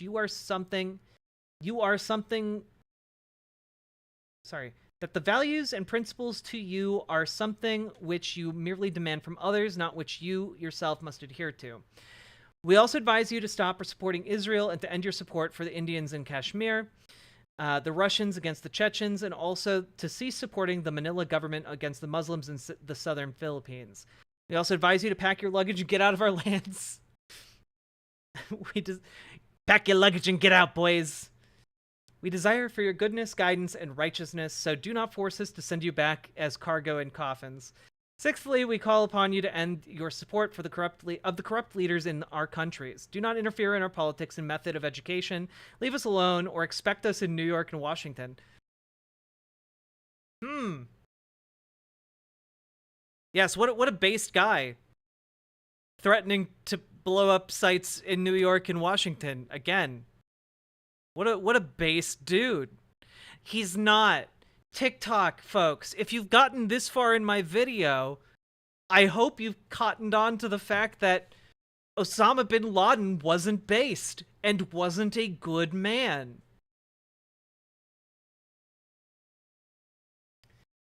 We also call you to deal with us and interact with us on the basis of mutual interests and benefits, rather than the policies of subdual theft and occupation, and not to continue your policy of supporting the Jews, because this will result in more disasters for you. Again, just, I know I pointed it out a lot earlier, but the conflation of Jews with Israel is real gross and disgusting. It's unironic, blatant, in-your-face anti-Semitism.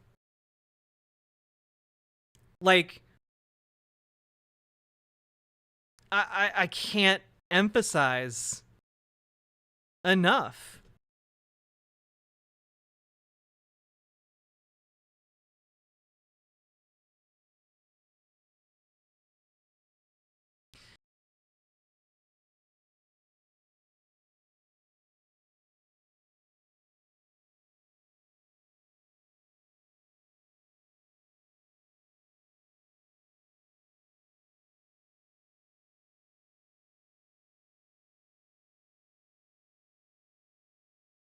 Yeah, I don't understand how you read this and you come to the conclusion that he's a base dude when he's literally a theocratic fascist. Like this guy is basically if Matt Walsh planned a terror attack against a foreign country.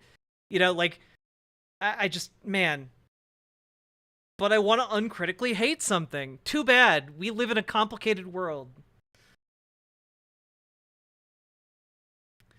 If you fail to respond to all these conditions, then prepare to fight with the Islamic nation, the nation of And again, when he says the Islamic nation, he's talking about the hypothetical nation that he will hopefully forge out of the, by using the United States and the West as like a brutal, bloody catalyst to turn all of the nations of the Middle East into the Islamic nation.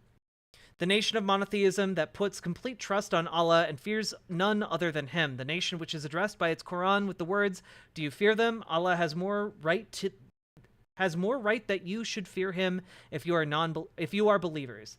Fight against them so that Allah will punish them by your hands and disgrace them and give you victory over them and heal the breasts of believing people and remove the anger of their believers' hearts. Allah accepts the repentance of whom He wills. Allah is all-knowing, all-wise." Quran 9:13-1. The nation of honor and respect. But honor, power, and glory belong to Allah and to His messenger, Muhammad, peace be upon him, and to the believers. Quran 63:8. So do not become weak against your enemy, nor be sad. You will be superior in victory if you are indeed true believers. Quran 3:139. The nation of martyrdom, the nation that desires death more than you desire life. Again, this is literally just describing an actual death cult. Like, you know, one of the components of fascism just being a death cult. That's he literally just said the thing out loud. Nation of martyrdom, the nation that desires death more than you desire life. That's a literal death cult for you. That's how deep he is into like his fundamentalist religious thinking. Think not of those who are killed in the way of Allah as dead. Nay, they are alive with their Lord, and they are being provided for. They rejoice in what Allah has bestowed upon them from His bounty, and rejoice for the sake of those who have not yet joined them, but are left behind, not yet martyred. That on them no fear shall come, nor shall they grieve. They rejoice in a grace and a bounty from Allah, and that Allah will not waste the reward of the believers. Quran 3:169-171. I do want to pause here and say, again, we need to draw a distinction here, because on the one hand, it is common parlance in the Middle East when someone dies in an accident or in like by bombing or something like that to call them a martyr. Like it's a common phrase within the Islamic world and the Middle East at large. But there's a distinction here being made between like the common usage of martyr and the extolling of martyrdom, which is the idea that it is actually good for innocents to die as martyrs because now they're in God's hands. It is actually good and almost preferable. It is an honor to die unexpectedly in the name of these larger causes, which is, by the way, part of the rationale Hamas uses. Hamas knew in the preparations to the lead up to the October 7th attacks that their attack would entail a very violent response from Israel, and they were willing to martyr the innocent people, the innocent Palestinians, in order to achieve their goals. Which were namely shelving, that's the word I was looking for, shelving like the Saudi Arabian-Israel peace talks, and also, making sure like that the Muslim world would stay on the side of arming Hamas and, supporting Palestinians, and also, a number of other propagandistic goals. Like, they're a religious fundamentalist organization, much like Osama bin Laden and Al-Qaeda. Like they believe in using that same tactic because they have this religious thinking that like, yes, well, when those innocent people die, they'll just go to be with God and everything will be fine and they'll be provided for. And actually, it's good. It's good. It's good that they died in the name of Allah. Right? So this same thinking is just a death cult mentality. It's part of why religious, and by the way, it exists in the minds of like religious fundamentalists of all stripes. You'll find it in evangelical Christians as well, who are far right. Like that, they'll be like, if God needs some people to die in order to do God's will, that's fine. You'll find it in religious zealots of all stripes. So what I'm trying to make clear to you is that this is by no means unique to Osama bin Laden. It's not unique to Hamas. It's not unique to fundamentalist Islam. It is endemic in fundamentalist religious thinking.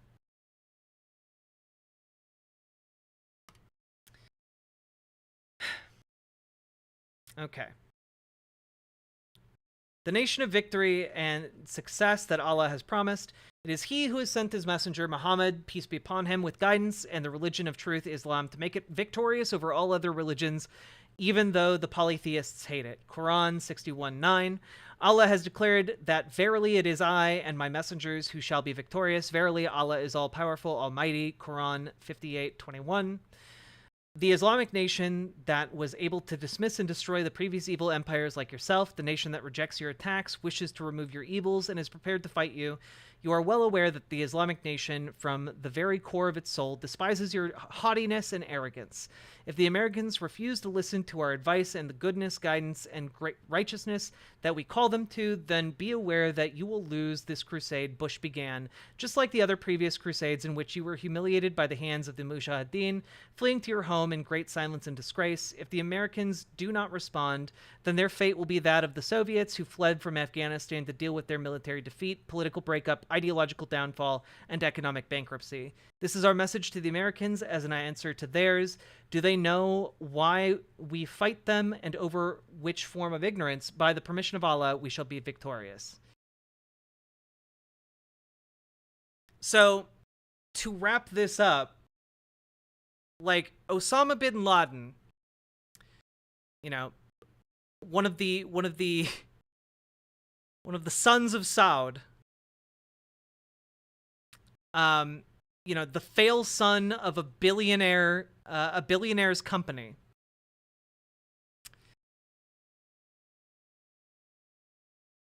Like, became a religious fundamentalist and dedicated the fail son of Saud. It is impressive that TikTok has just continued with this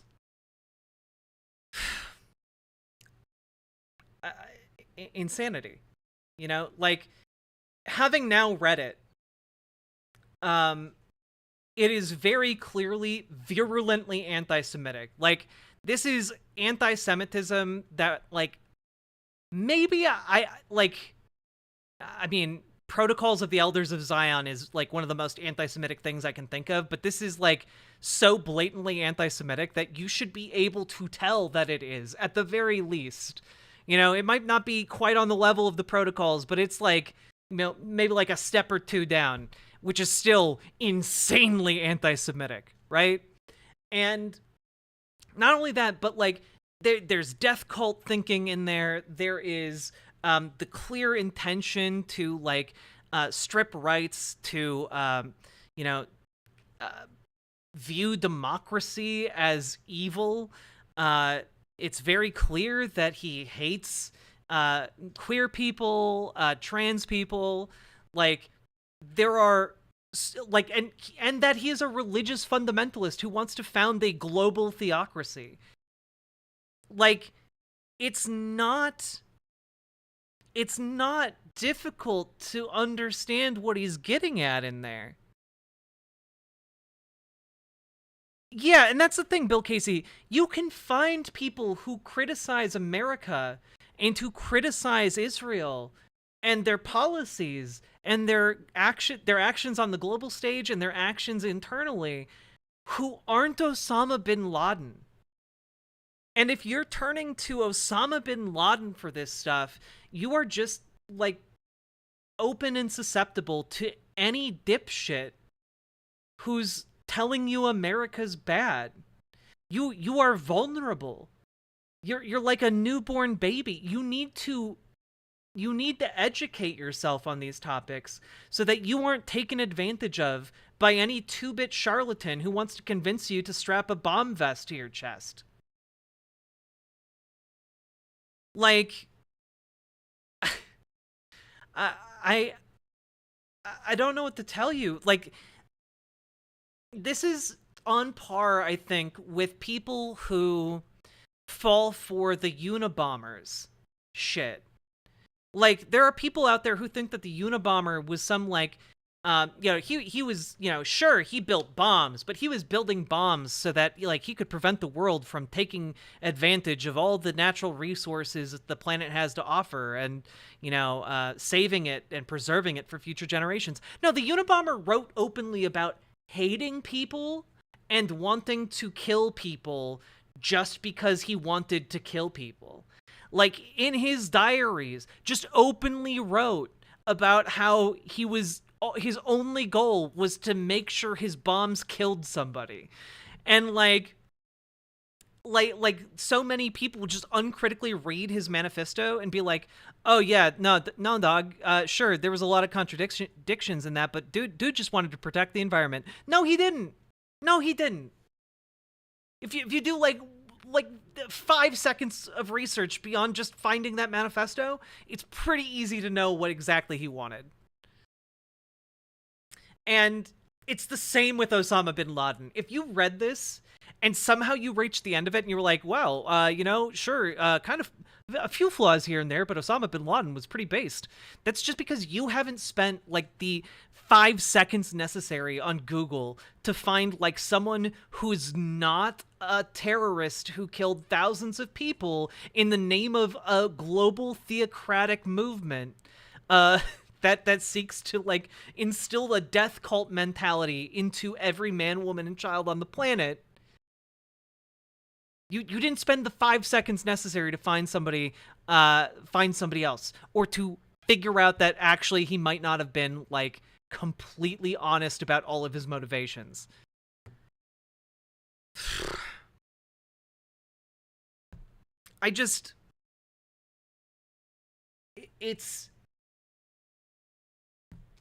These people at the beginning are like, well, I consider myself pretty media literate, and why?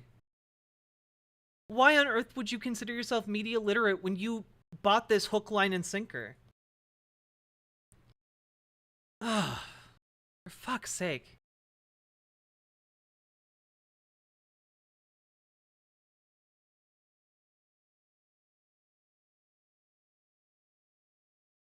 Have I read Theory? I've read all Theory. All of it.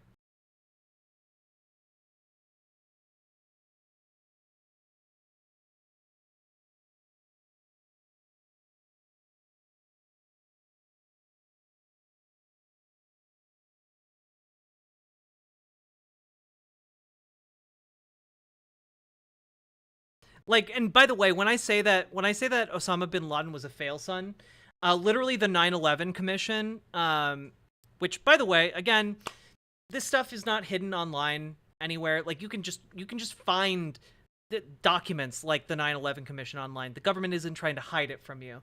Has a document here that was commissioned to figure out like how Al-Qaeda operates and stuff.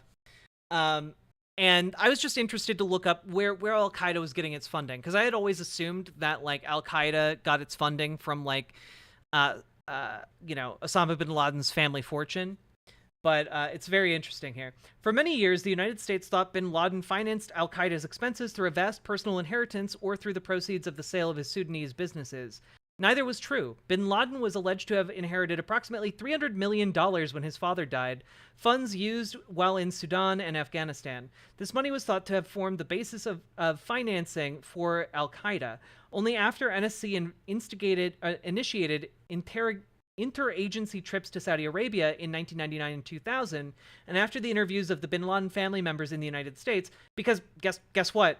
Again, the Bin Laden family is one of the wealthiest families on the planet, and they come to the United States. Like, it's not like they're all like rooting for their Osama bin Laden in the Bin Laden household.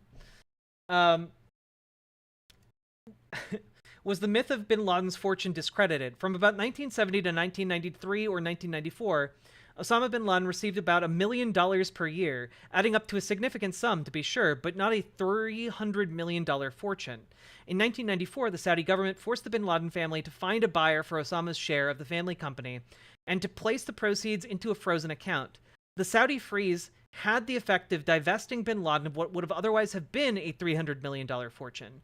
Notwithstanding this information, some within the government continued to cite the $300 million figure well after 9/11, and the general public still gives credence to the notion of a multimillionaire bin Laden, which, to be fair, he was between 1970 and 1993.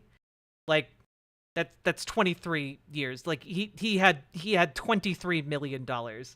But yeah, dude was being given $1 million a year for just being related to his father. Yeah, no, the construction company is literally still called Saudi Bin Laden Group.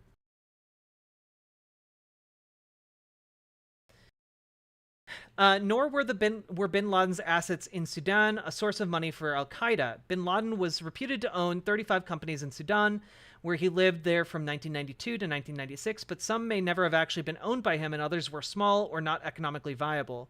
Bin Laden's investments may have been designed to gain influence with the Sudanese government rather than a revenue source. When bin Laden was pressured to leave Sudan in 1996, the Sudanese government apparently expropriated his assets and seized his accounts, so that he left Sudan with practically nothing. When bin Laden moved to Afghanistan in 1996, his financial situation was dire. It took months for him to get back on his feet. While relying on the good graces of the Taliban, bin Laden reinvigorated his fundraising efforts and drew on the ties to wealthy Saudi nationals that he developed during his days fighting the Soviets in Afghanistan. So I need you all to like contextualize that information real quick.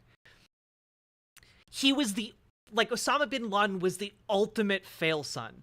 Okay? He was such a fundamentalist religious zealot that, like, he got disowned and disbarred by the Saudi government. Like, he was such a fail son that with millions of dollars at his disposal, he invested in Sudan, and the Sudanese government hated him so much they took all of his shit when he left. When he went to Afghanistan, he had to find a new grift to get money.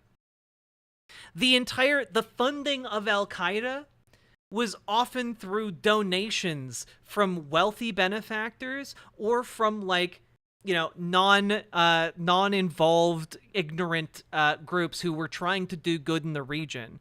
Like, to put like this in perspective, Osama bin Laden basically became like an evangelical, like, prosperity gospel preacher. Like, his fundraising efforts were predicated on being ever more fundamentally religious and like cultivating this idea of like a religious fervor and religious action by donating to him, both to his, like, you know, personal connections and also when portraying the group or you know, through whatever intermediaries he would use to raise funds. It basically became a gigantic prosperity gospel scam in Afghanistan. And I mean, I can't imagine anything more pathetic. And people on TikTok are just falling for this hook, line, and sinker. And y'all, you need to do some introspection and like educate yourself more on this, because otherwise, like, some flim flam man is gonna come into town and offer to sell you like a marching band, and you're just gonna be like, I want to buy a marching band. I love music. And he's like gonna be like, I'll teach all your kids how to play music, as consistent with Sharia law. And you'll be like, oh, that's wonderful. And then he's not gonna know how to play any music, and he's gonna just goof off with the kids and then run out of town with all your money. Okay, like that is your story if you don't work on yourself and you don't educate yourself. And that's like the most fun version of that story, because it's predicated on like a reference to a musical. But there are worse versions of that story where you lose like all of your wealth by investing in NFTs, or you accidentally join a cult and they take everything from you, and like you eventually die penniless and alone. So please, for the love of God, look into shit for more than 5 seconds. Jack, are you describing the plot of The Music Man? Yes. Yes, I am. Because I like musicals. Because I'm gay.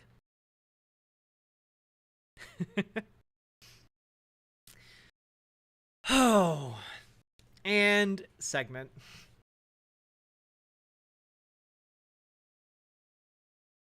Jack is gay? Kinda. I'm bisexual. Someone is going to post Mein Kampf in some words changed and not tell TikTok what it is. Unironically, Sashi. I've been talking for like 6 hours straight, so pardon me if I'm stumbling over my words a little bit. Gay? Okay, wow. Subscribing. No! Fun story about The Music Man. My partner had never seen The Music Man before, and I really liked The Music Man. Like, it's one of those musicals I would throw on TV while I baked cookies. And so we started watching The Music Man, and halfway through, she turned and looked at me in the eyes and was just like, is there a dusk till dawn moment coming? And I was like, I've never seen From Dusk Till Dawn, so I don't know exactly what you mean by that. And she's like, okay, well, just put it on. I was like, okay. So in the middle of watching The Music Man, we put on From Dusk Till Dawn and watched the entire thing. We watched the entire thing, and as the credits began rolling on From Dusk Till Dawn, she turned to me and was like, so, is it? I was like, is what? Is there a From Dusk Till Dawn moment coming? I'm like, in The Music Man? She's like, yeah. It's like, no. No, there's not. There's not a From Dusk Till Dawn moment. From those of you who haven't seen Dusk Till Dawn, basically the first, I don't know, 2/3 of the movie is like a straight up like ultra violent thriller, and the final third of the movie is just goofy monsters attacking a bunch of these people who've been in a serious movie up until that point. Also, Selma Hayek feat. That's my summary of From Dusk Till Dawn. So my partner was trying to ask me if in the middle of The Music Man there was suddenly going to be a huge tonal shift where the children just start like beating the adults to death with their instruments because there's, I don't know, like some sort of Children of the Corn situation going on in the local cornfields. Like, I was just like, no, that's not happening. Oh, it was one of my favorite moments. Also, yes, Selma Hayek is a fine ass lady in that movie.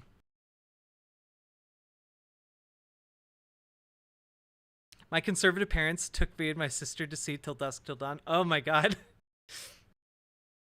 Are there any penis guns in this? Selma Hayek is like has always been fine. There's never been a like Selma Hayek is one of those people who's just going to be attractive forever. You know? God. No, we did not watch the rest of the Music Man. we did not do that. She's not a huge fan of musicals. Trouble with a capital T, and that rhymes with P, and that stands for pool. Also, folks, I've now been going for almost 6 hours, and we did not take a break during that incredibly long Letter to America segment. So, folks, please, if any of that was fun for you guys to watch, hit the follow button. If you got anything interesting, if you learned anything, if you had your eyes opened to how silly TikTokers are being, hit the follow button, hit the subscribe button too, and also consider liking the stream, because currently, how many likes are we sitting at? Have we hit the funny sex number? Did you guys hit the sex number? You guys did! We got 77 likes. Good job, everybody. But now we need 30. We need 23 more likes. Let's go. 23 more likes. I believe in you. I think we can get 100 likes on this stream. I know we can hit 100 likes on this stream. That was a long sprint of a segment. Yeah, I couldn't really stop, you know? Like, it's a 4,000 word document and a lot of stuff to talk about with it. Yeah, also, I saw someone mention Last Starfighter, and yeah, I don't know what that actor's name is, but seeing like the Music Man in The Last Starfighter for me was iconic.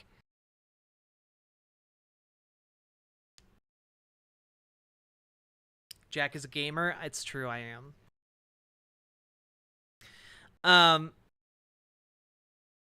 I went to YouTube after Twitch gave me ads. That is how it goes. Also, my dude, thank you so much for the raid, and also, again, President Sunday, thank you for the raid. You never confirmed if Bin Laden condemned Hamas.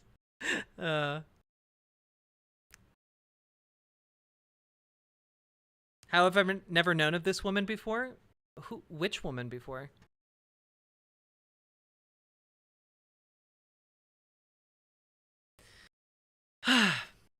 And folks, if you got anything valuable out of that, I do rely on your subs and donos in order to live. My channel is not yet big enough to actually rely on ad revenue at all. Like, in terms of ad revenue, I make like, I don't know, maybe I don't know, $1 per hour. Like, it's crazy. She was in Puss in Boots? Who are you talking about? Didn't that TikTok person say it was just 2 pages? Were they reading a shortened version? There's also a version of Letter to America. Let me pull up right here. Posted on Bin Laden's bookshelf, by the way, just in case you're wondering where it is. Is it publicly available U.S. documents? No.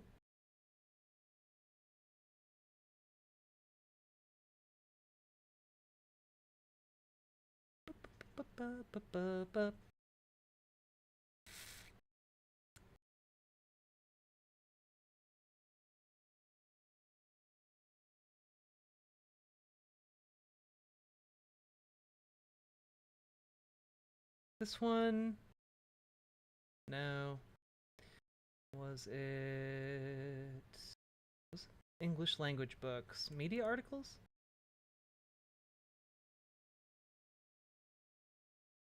Other religious documents?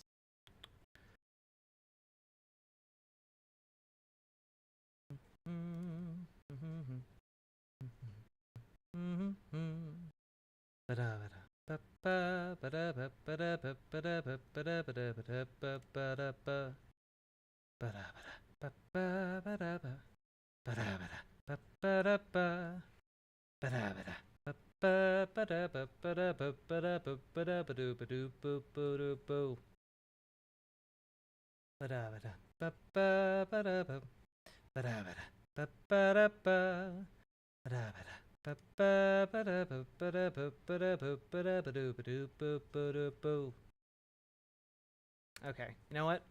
It's hard to find in here. I'm just gonna Google letter to America bin Laden. So there's also this one, which is a 4-page document, which is like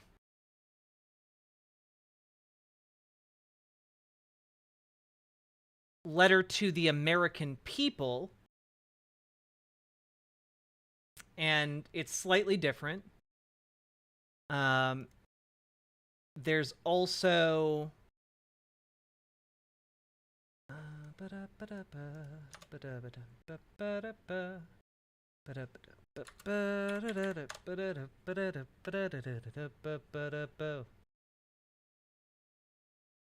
no, it's not that one.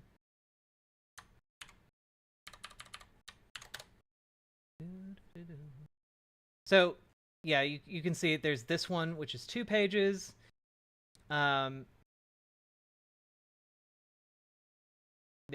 I guess I can read this one real quick. In the name of Allah, the compassionate and merciful, from Osama bin Laden, Mohammed bin Muhammad bin Laden, to the American people, I speak to you about the subject of the ongoing war between you and us. Even though the consensus of your wise thinkers and others is that your time, TN, of defeat will come, compassion for the women and children who are being unjustly killed, wounded, and displaced in Iraq, Afghanistan, and Pakistan motivates me to speak to you. Again, this man does not have compassion for these people. We have well established. First of all, I would like to say that your war with us is the longest war in your history and that the most expensive war for you financially. As for us, we see it as being only halfway finished. If you were to ask your wise thinkers, they would tell you that there is no way to win it because the indications are against it. How will you win a war whose leaders are pessimistic and whose soldiers are committing suicide? If fear enters the hearts of men, winning the war becomes impossible.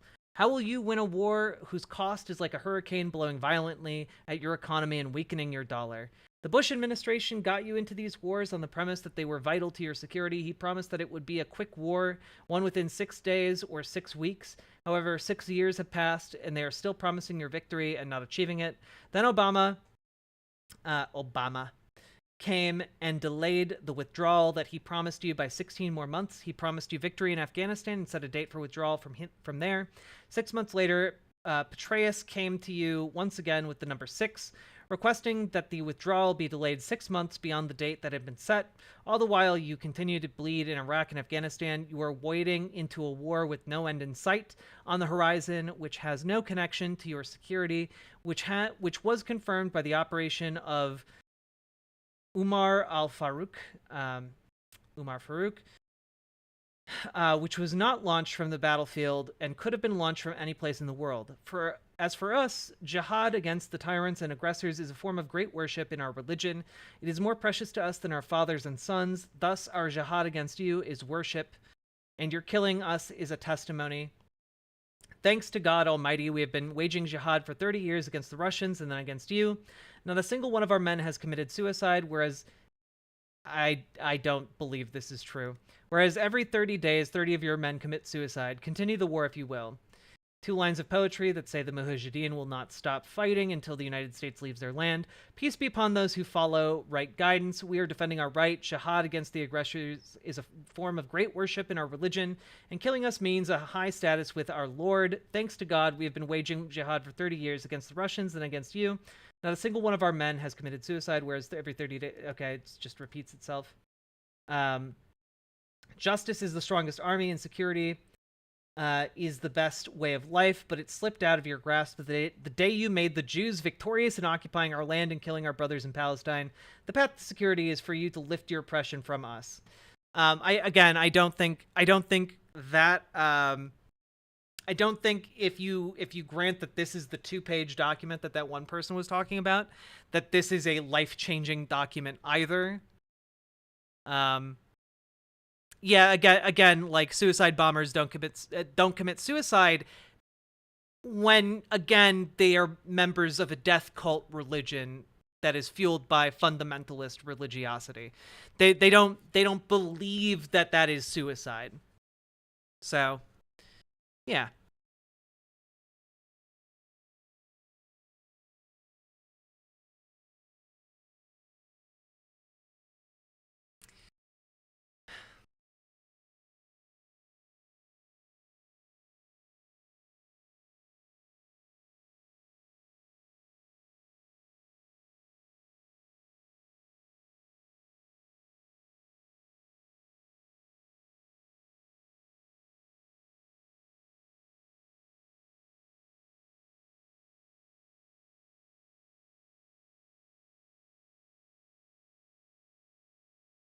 Yeah, this wasn't really a life-changing letter. It had a little bit of anti-Semitism at the end.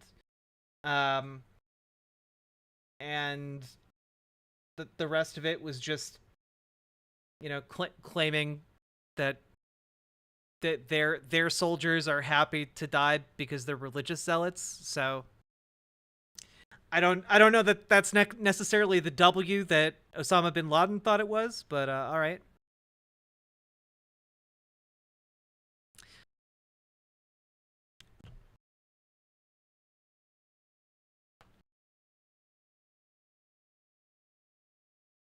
TikTok users need to read up. Yeah, honestly.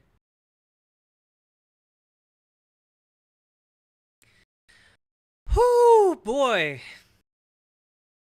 Also, once again, I am asking you to make some subs or donos so that I can pay my rent and live with food.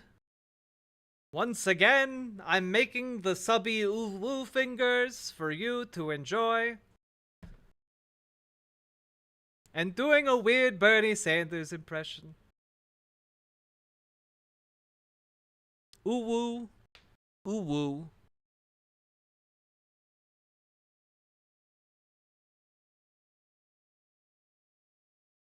Ooh woo. Alright, I need to use the bathroom really badly and get some more water. And I'm going to leave you guys with some Nintendo Synthwave. And when I get back, we will do the Sam Seder debate. Because, oh my goodness, we still have most of our segments to cover. We haven't done Sam Seder debating Dennis Prager. We haven't done Dave Rubin doing racism. We haven't done Hassan v. Cenk. So we have so much more content left, despite us being 5 or 6 hours into the stream. Don't you guys go anywhere. I'll be right back. You silly gooses. And consider dropping some subs and donos while I'm gone. Be right back. I don't know why I did that. I feel weird now.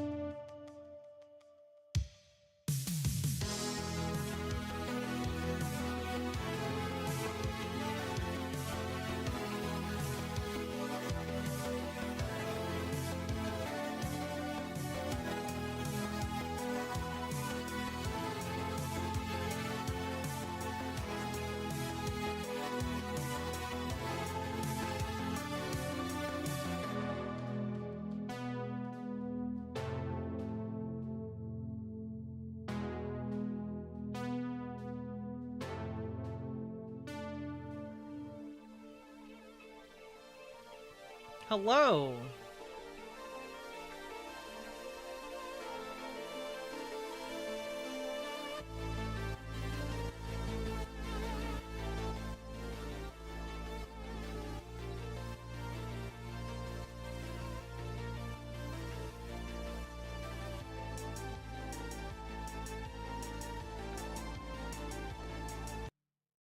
UWU. Fenry.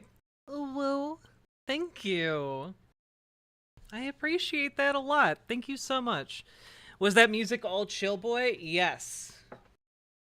Again, a lot of the music I use on stream is from Chill Boy Beats. Y'all go give him a view and a follow. Love his stuff.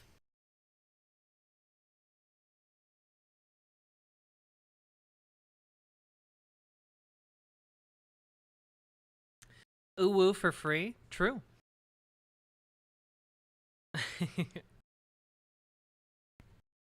Interwebs went down.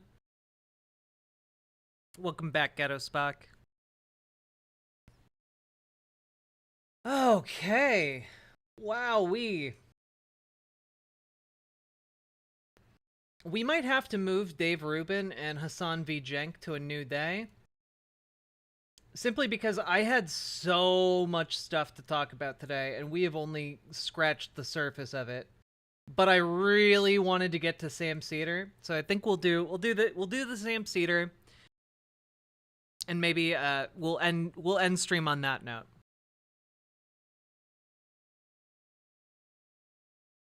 Because I still have some things I need to do after I stream.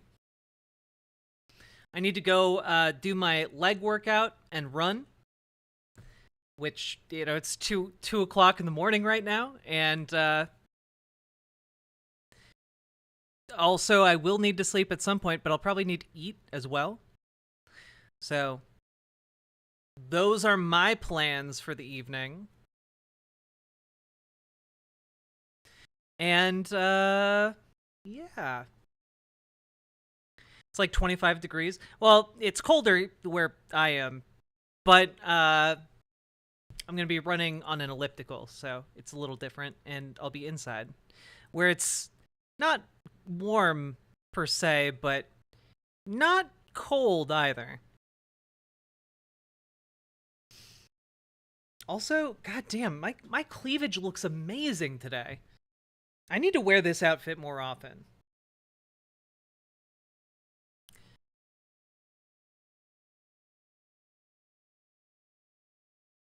All right. So I don't know. Oh god, I don't know exactly how this came about, chat. All I know is that I have never wanted to see anything more than Dennis Prager get his ass beat in the marketplace of ideas by Sam Seder. That's all I know. And today's the day. It finally happened. Sam Seder successfully called into a Dennis Prager show. Let's go, folks. Let's go. I just got an important message.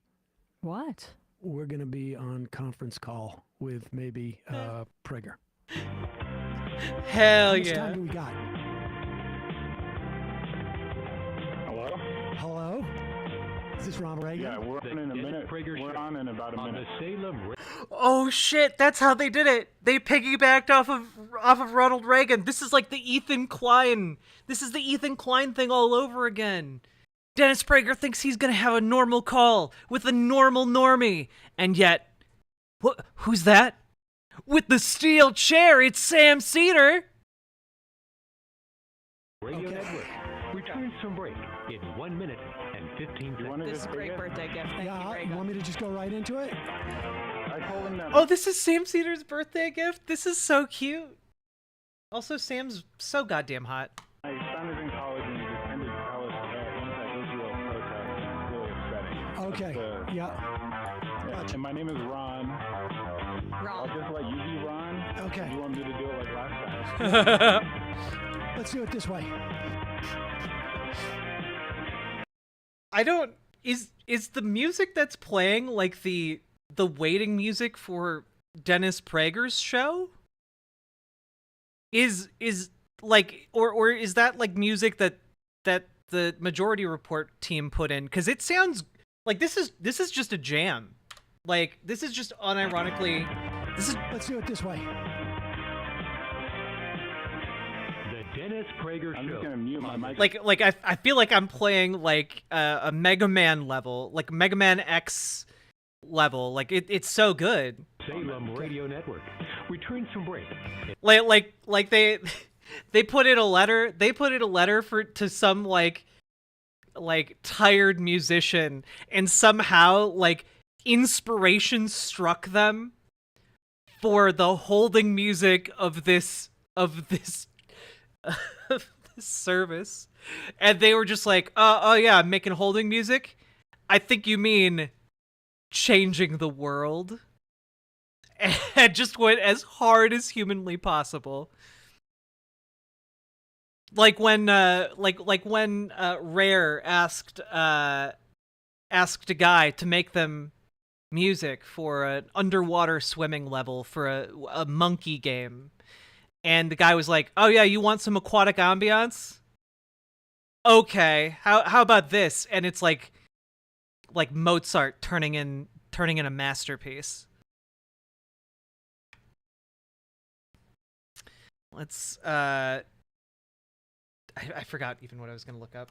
Oh, I remember. Never mind. I remember. I remember 5 times.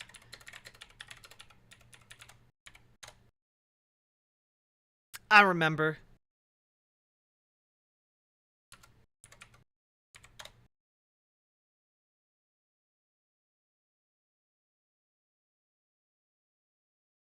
Do. Do.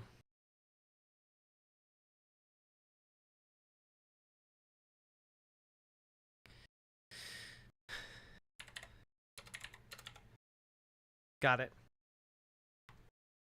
I feel like we need to open this show with the all-time classic before it goes in. We need Oh, there he is! Oh no, Sam Seder, what a fucking nightmare! Oh no, Sam Seder, what a fucking nightmare! Oh no, Sam Seder, what a fucking nightmare! Oh no, Sam Seder, what a fucking nightmare! I always respect people who enter into the arena. You're gonna do anything you can to avoid the debate. Come on, man. No idea that you were taking your show off early last time. I had no idea this was going to happen. Oh no, Sam Seder, what a fucking nightmare! Oh no, Sam Seder, what a fucking nightmare! Oh no, Sam Seder, what a fucking nightmare! Oh no, Sam Seder, what a fucking nightmare! I always respect people who enter into the arena. Seems that even Crowder had gotten some cold feet, so I don't think he's coming. Why is that? I would love to ask him myself. He's not even answering anymore. Oh no, Sam Cedar, what a fucking nightmare. Oh no, Sam Cedar, what a fucking nightmare. Oh no, Sam Cedar, what a fucking nightmare. Oh no, Sam Cedar, what a fucking nightmare. Oh no, Sam Cedar, what a fucking nightmare. Oh no, Sam Cedar, what a fucking nightmare. Oh no, Sam Cedar, what a fucking nightmare. Oh no, Sam Cedar, what a fucking nightmare. I had no idea this was going to happen. I thought Ethan was a stand-up guy. 10 out of 10. It's time to oh no Sam Cedar. Dennis Prager. 45 seconds. Happy birthday, you big idiot. Oh, thank you.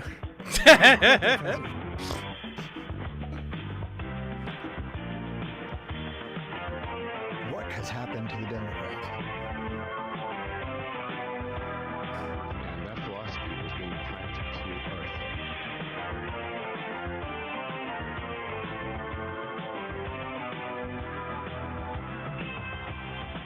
The Dennis Prager Show on the Salem Radio Network. Returns from break. 1-8-PRAGER 776-877. It's happening! 243-7776. He sounds so tired. Ron, hello. Hi, Dennis.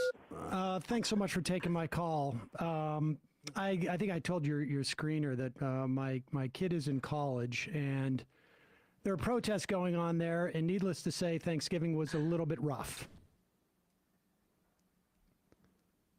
Go on. Well, my child, I don't. Oh, it sounds like he knows. It sounds like Prager knows. He recognizes the voice. I want to say the college that they go to because I don't want them to be chased down or anything. But my concern is that my son doesn't appreciate what's going on in Israel at all, and doesn't understand what the dynamics are there. And it is increasingly a problem is what's going on these campuses. That's right. Anti-Semitism. Dude. Okay. I hope that Dennis Prager hasn't actually caught on yet. But he sounds like he's scared. Correct. Is a problem in this country. It is rising. I'm not sure if I subscribe totally to the idea that it's a function of secularism because, obviously the Spanish Inquisition, we had a lot of anti-Semitism that existed before any type of secular movement. In the United States it is. I make it clear in the column. You're right. American Christianity was totally different from European Christianity. But, I mean... This was a Judeo-Christianity. It was pro-Jewish. That's why I read to you John Adams, who was a committed Christian. Well, that's true. That Jefferson and Jefferson, go on. Well, I can tell you that, when my parents and my grandparents came over in the 1800s, they had to change their name. They couldn't get insurance. This was not a function, and they were very pious. Oh, you're Jewish. Okay, that's interesting.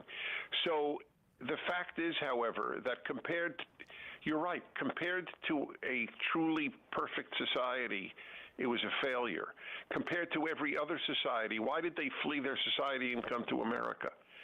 If you would have asked your grandparents, are you happy you came to America, even though it was harder to get insurance? Emma is just... I feel like Emma is also me. Like, we're both doing the same thing here. Oh my god. Dennis doesn't know. I think Dennis was genuinely shocked to hear that his caller was Jewish. Like, he's not used to that. Insurance. They probably would have laughed at you. Oh, well, no, of course. They left because of pogroms, but they weren't secular in Russia at that time, or Lithuania. No, or you're Vilnius right. I've said all of my life to American Jews, my fellow Jews, that the European Christianity was not the same as American Christianity. These are the Christians that put Torah script on the Liberty Bell. Right. That had you study Hebrew, that said the greatest contributions were made by Jews, like I read to you from John Adams.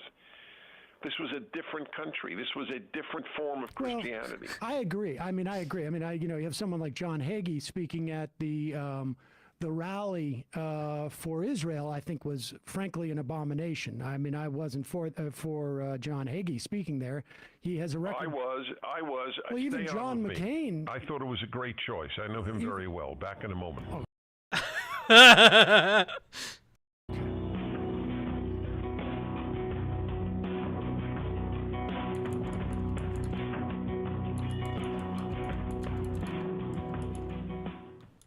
The Dennis Prager Show returns in 5 seconds.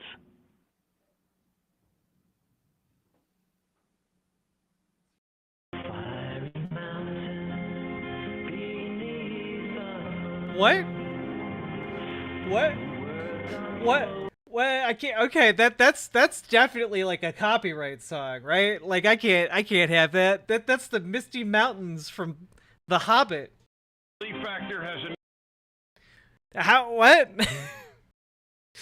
I can't do that.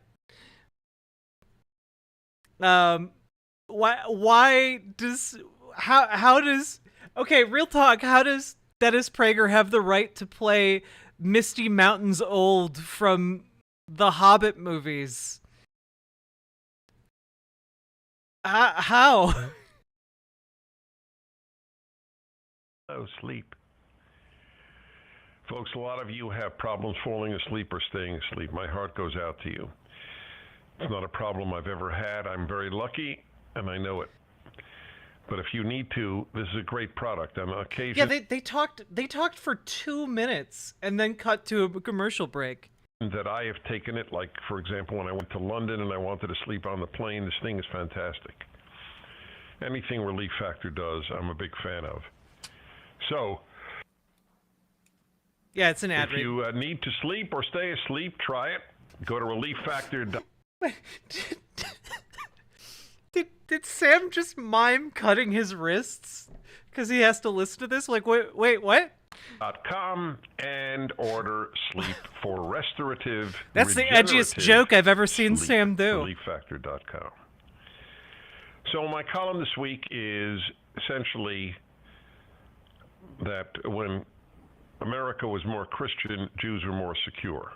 I'm also realizing now that all of my exposure to Dennis Prager has involved speeding him up by 50%, so that he sounds like a normal person talking.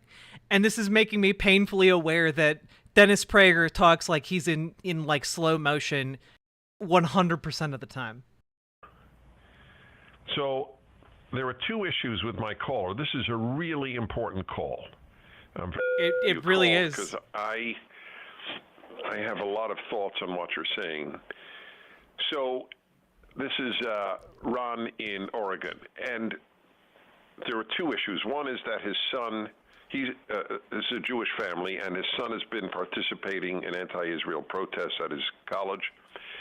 And the other is that he doesn't fully agree with me because look at all the anti-Semitism in Europe, which was done by Christians, and he's absolutely right.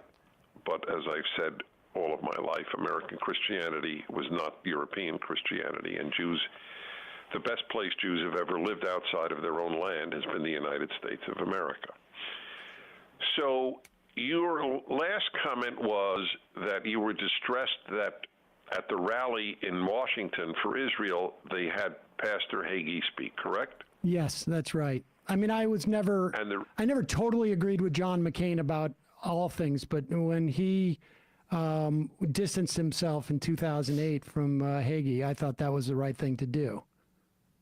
And the reason?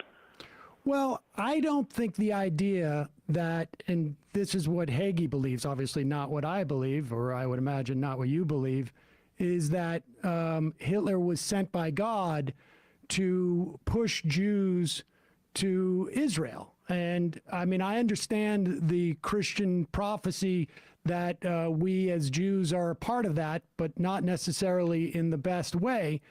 But I guess my biggest concern is we just had the the greatest attack on Jews since the Holocaust take place. And I look at Israel as a place that was founded, at least in part, to protect Jews. And I think that after 75 years, what we're looking at is a situation where that project has failed. And I think in part it's failed because of the way that Israel has gone about it. Okay, so we now entered a third arena. They're all related. Exactly. Let me just say this about John Hagee. First of all, I never, ever judge people on the basis of their beliefs. I'm sure you're annoyed when Christians think you're going to hell because you don't believe in Christ. So why are you annoyed with John Hagee for his religious beliefs? If indeed that's what he said, I have reviewed it. It's not fully clear to me, but let's say he said that. God sent Hitler. My father, who was an Orthodox Jew and fought Hitler in the U.S. Navy for 3 years, believed that God sent Hitler because he couldn't believe that the Holocaust just happened and God watched it. There are a lot. Dennis Prager, totally unfazed by the idea that God sent the Holocaust. That's yes, but that is okay. So fine. So what exactly? How remarkably different was my father's view? I don't agree with my father, but it doesn't matter. As I said, I judge beliefs, but I don't judge people by their beliefs. That seems like a really convenient stance for Dennis Prager in particular to have. Like that, I don't judge by beliefs. Why? Why not? People are choosing to believe what they believe. Like, I don't know. I would judge somebody for shitting their pants in front of me on purpose. Like, I would judge someone for that. Like, I would judge someone for believing it is acceptable to shit their pants in front of me and then whip their dick out and masturbate. Like, I would judge someone for having the belief that that is an okay thing to do. Like, what? Yeah, you can judge people based on their beliefs. So John Hagee has been one of the most pro-Jewish, pro-Israel figures in American life.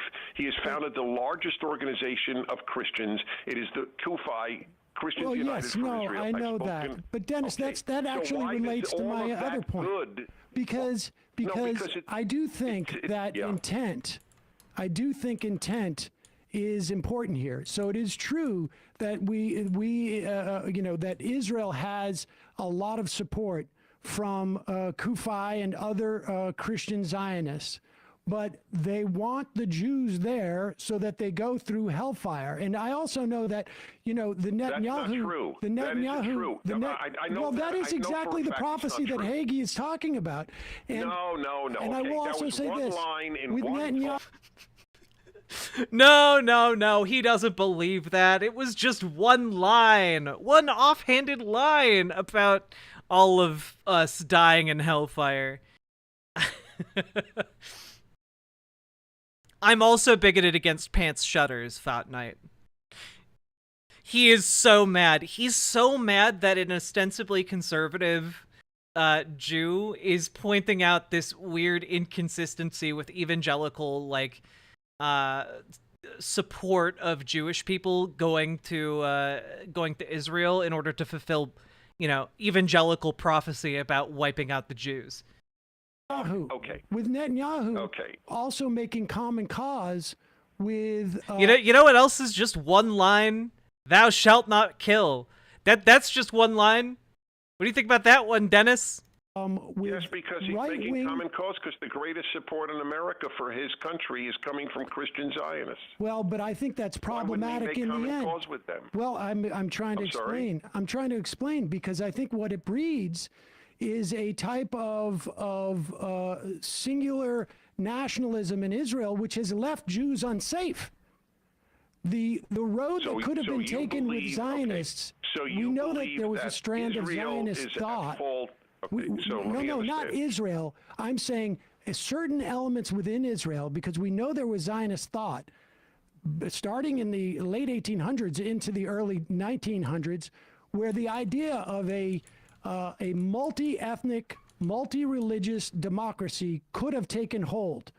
Folks like Buber and Hannah Arendt spouses. Well, instead, we have a fascist. Don't be shocked at your child. Oh.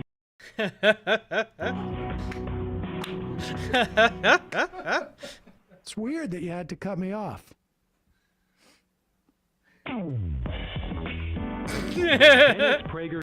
Okay, this is actually really funny. The ad breaks escalate it. It's so good. I think he might be done with you. I get the sense he was. He definitely cut me off. Should we hang on the line to see if he comes back to you? I don't know. Well, thank you very much, Little Morphine Annie, for gifting Fought Night a sub. It's up to you. I'm just working. Because you're not having real conversations. The Dennis Prager Show on the Salem Radio Network returns from break in 2 minutes and 15 seconds. Well, you got more runway than you thought you might. I definitely did. Yeah, I really agree. There must be more runway. Like, there's another 8 minutes of this. It's that runway, though, didn't I? What? You did such a good. What the hell is the music on this radio show? Being obtuse. Like, there's like there's like the fiddle, there's like Irish music, there's the Hobbit soundtrack, Misty Mountains. Like, what is happening? What is the soundscape being cultivated here?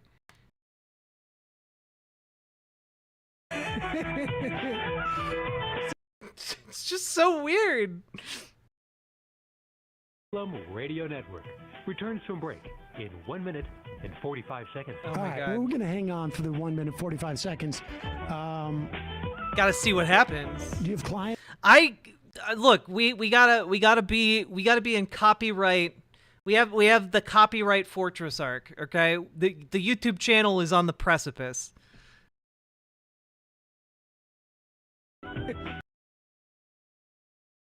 Sounds like the Fever Dream version of the boss battle theme music from Sea of Stars. I need to play that game. It looks really fun. Well, this guy's ripping this fiddle. It's true. This guy is ripping the fiddle.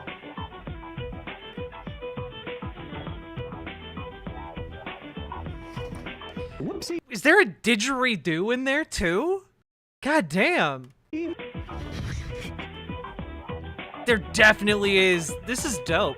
You know, Again, the waiting music guy just going absolutely ham. people would post and try to, in 45 seconds. you know, help them.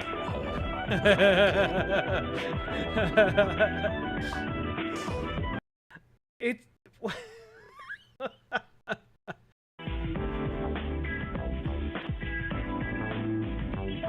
What has happened to the Democrats? The Dennis Prager Show on the Salem Radio Network returns from break in 15 seconds.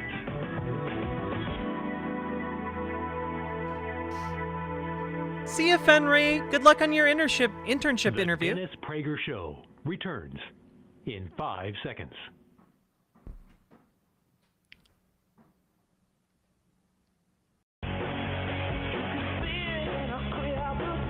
What the hell? What the hell? What is this soundscape? Like, it goes from weird fiddle didgeridoo music to butt rock. ReliefFactors.com. Read what people have written. Oh my about God. this product, which How many relieves ad pain in breaks? muscles and joints. I know it. I endorse it. I use it. The Living Martyr uses it. My wife uses it. In fact, my wife used it before I ever heard of it. That's why I actually... Wait, Dennis Prager calls his wife the Living Martyr? No, dude, no wonder you've been married like 5 times. agreed to even promote it years ago because she told me, oh, it's fantastic for her knee pain. It's so good she sometimes forgets to take it, and then she doesn't take and the knee pain comes back. Try it for 3 weeks. Doesn't work in 3 weeks. The bakers say you should cancel your order because it probably won't work for you. His show's mostly ad breaks. That checks out. Go to relieffactor.com. $19.95 for 3 weeks. That's it. You can tell this man genuinely believes in his products. Definitely try it. relieffactor.com. 800-500-8384. Okay, so just a final word here. I rarely keep somebody on so long, but I thought that valuable. We got him, boys! A third round in the ring for our intellectual pugilist, Sam Seder. So I just want to say, and this is, God knows, I thank you for your call and your openness. Thank you. But with your views with regard to Israel, it's not shocking that your son would have participated in anti-Israel demonstrations at college. Well, I know you wouldn't, and I fully appreciate that, but he didn't come from a home that made peace with Israel as a national Jewish project.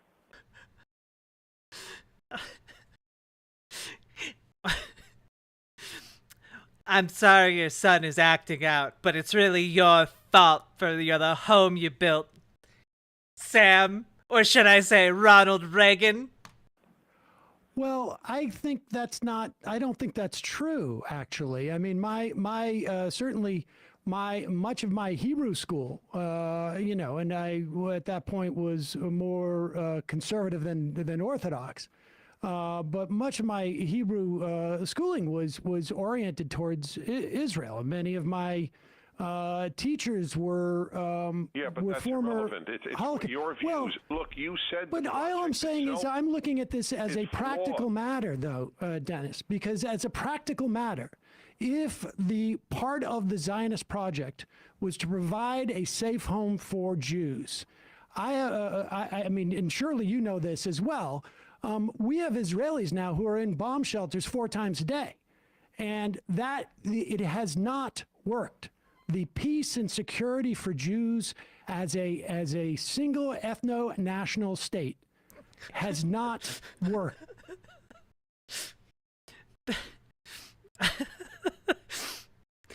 I love that he's explicitly putting this into terms.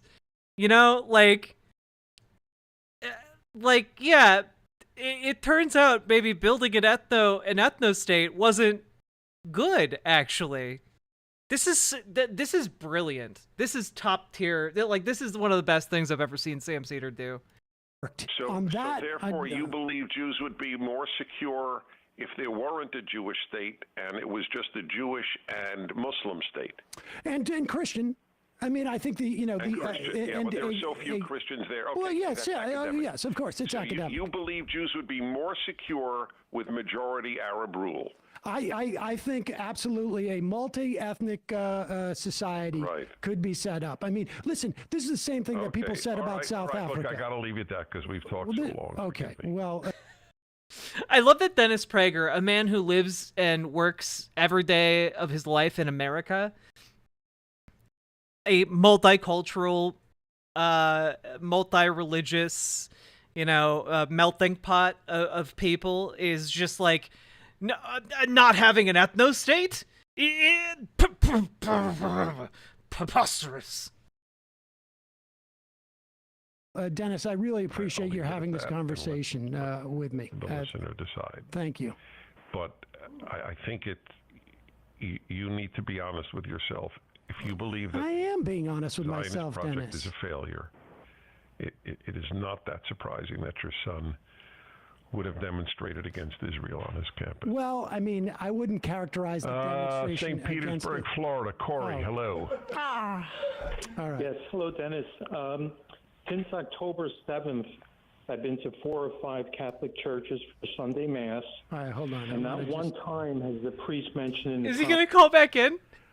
I guess, he left. All right. Reagan hung up. We got the held over 2 commercial breaks. I mean, I thought he was taking commercials. I got news for you, folks. That doesn't happen. You got to really know. Like I did too. I can't believe you got on that long. And you've spoken to him before, right? Like he supposedly knows your voice. Well, I mean, I don't. You got on for like He's a old second the one time, and he hung up immediately. Yeah, it's pretty amazing. I mean, it was nice to be able to reach his audience, and yeah, you know, I don't think I went super hard, but to have that long of a time, I feel bad now because Sam is literally making like the little like cat 3 face, you know, with the colon number 3, you know, like the little. He's literally making like the little like smug cat emoji face. I love it. I love it. He's literally doing it right now. just a little guy. He's just a little guy right here.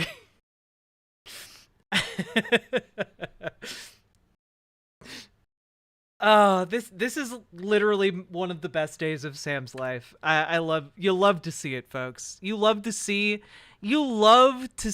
a quality daddy smile like that, you know? He's just being a little silly, yeah.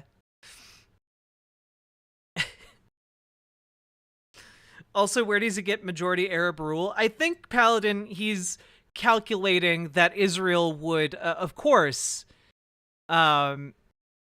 incorporate West Bank and Gaza, which would make it majority Arab, and that would be, you know, because it still has to fulfill, like, you know, annexing the West Bank and the Gaza Strip, of course, in Dennis Prager's world.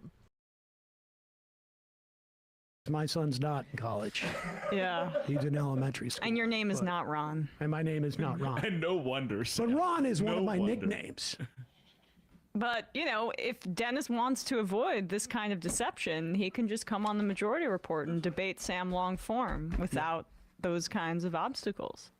Wow. I'll tell you something. There was 12 minutes of, or 9 minutes, 10 minutes of ads in what was... That was insane. Literally like 30 seconds. I thought he did to avoid and end the conversation, but he was actually just taking scheduled ad breaks. Yes. Yeah, that's amazing. Keep getting them checks, Dennis. All right. Let's read a couple IMs and get out of here. People complain about our ads. Yeah, really. Oh, God, dude. That was 10 out of 10. Oh, my God. When I get off, I might watch that entire thing again just because of how much joy it gave me.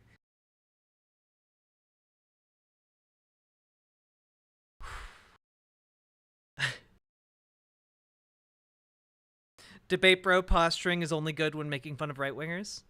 I agree. Though I think that also if you're providing like good arguments against conservative talking points, I also think that that's valuable, especially in like an antagonistic situation. You know? Hey, Nikolai Prime. Just finished streaming and made myself a bagel. Ooh. Yum. Hi, everybody. That was so much fun.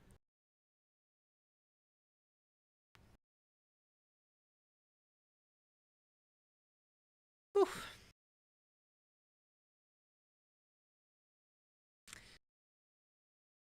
When do you think they will learn that debating Sam never works out for them? Oh, they've already learned it. Like there was already a situation where Sam Seder called in to talk to Dennis Prager. Here's the story. Here, let's see if I can find. I found the video where it happens. Let's see if I can find the moment. Said it like it was a truism. I was divorced twice. It's not a little thing. He lies about me, and he uses me. Whenever he mentions me, he gets far more hits than when he doesn't mention me. Oh yeah, this is Dennis Prager talking about Sam. I don't know who he is. Sam, like, he pretended to be mad at Sam because Sam mentioned he'd been divorced 3 times when he'd actually been married 3 times. well, I'd say 1% of my Seems like it listeners does. know who he is. And I would say 80% of his listeners know who I am. Okay. It's an old trick. Let me raise my stature. In with Dennis Prager. Let's see.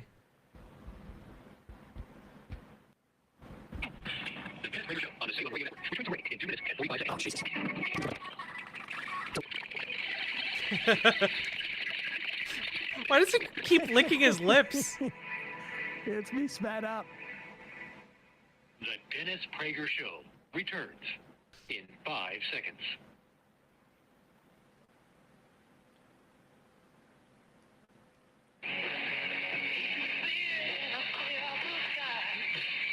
Speed up a little bit more. Two huge answers. One is that they swim in a secular, even anti-religious sea. Oh my God, he talks so slow. Speed up a little bit more. Anti-religious area. The other is the failure of religious parents and clergy to teach.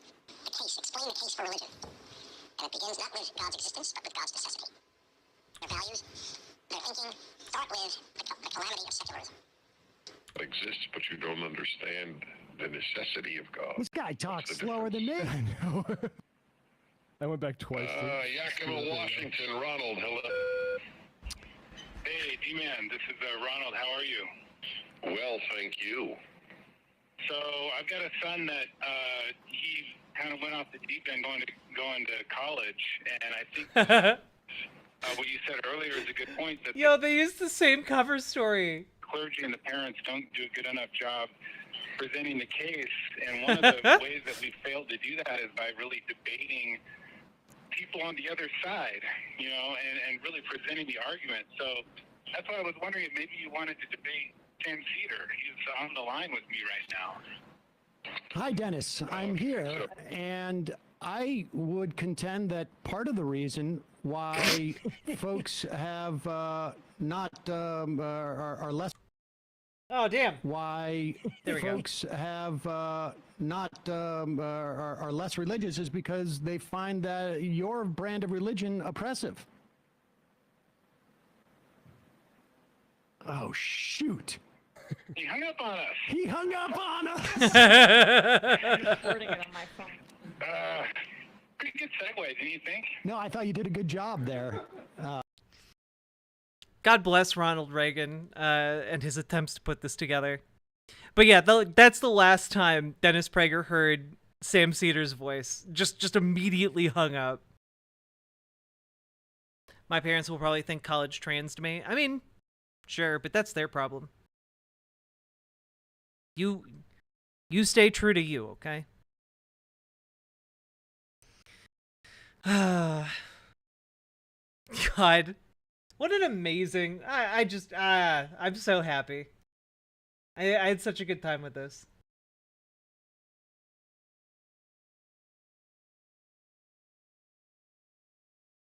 All right, folks. We have now been going for about 7 hours. If you've been enjoying the show, hit the follow button, hit the subscribe button, hit the like button on the stream, and consider dropping some subs or donos. Here comes the boy. Folks, also, we're at 91 likes. If we get 9 more likes, we'll hit 100, and that's just cool. You're so adorable. Am I? Thanks.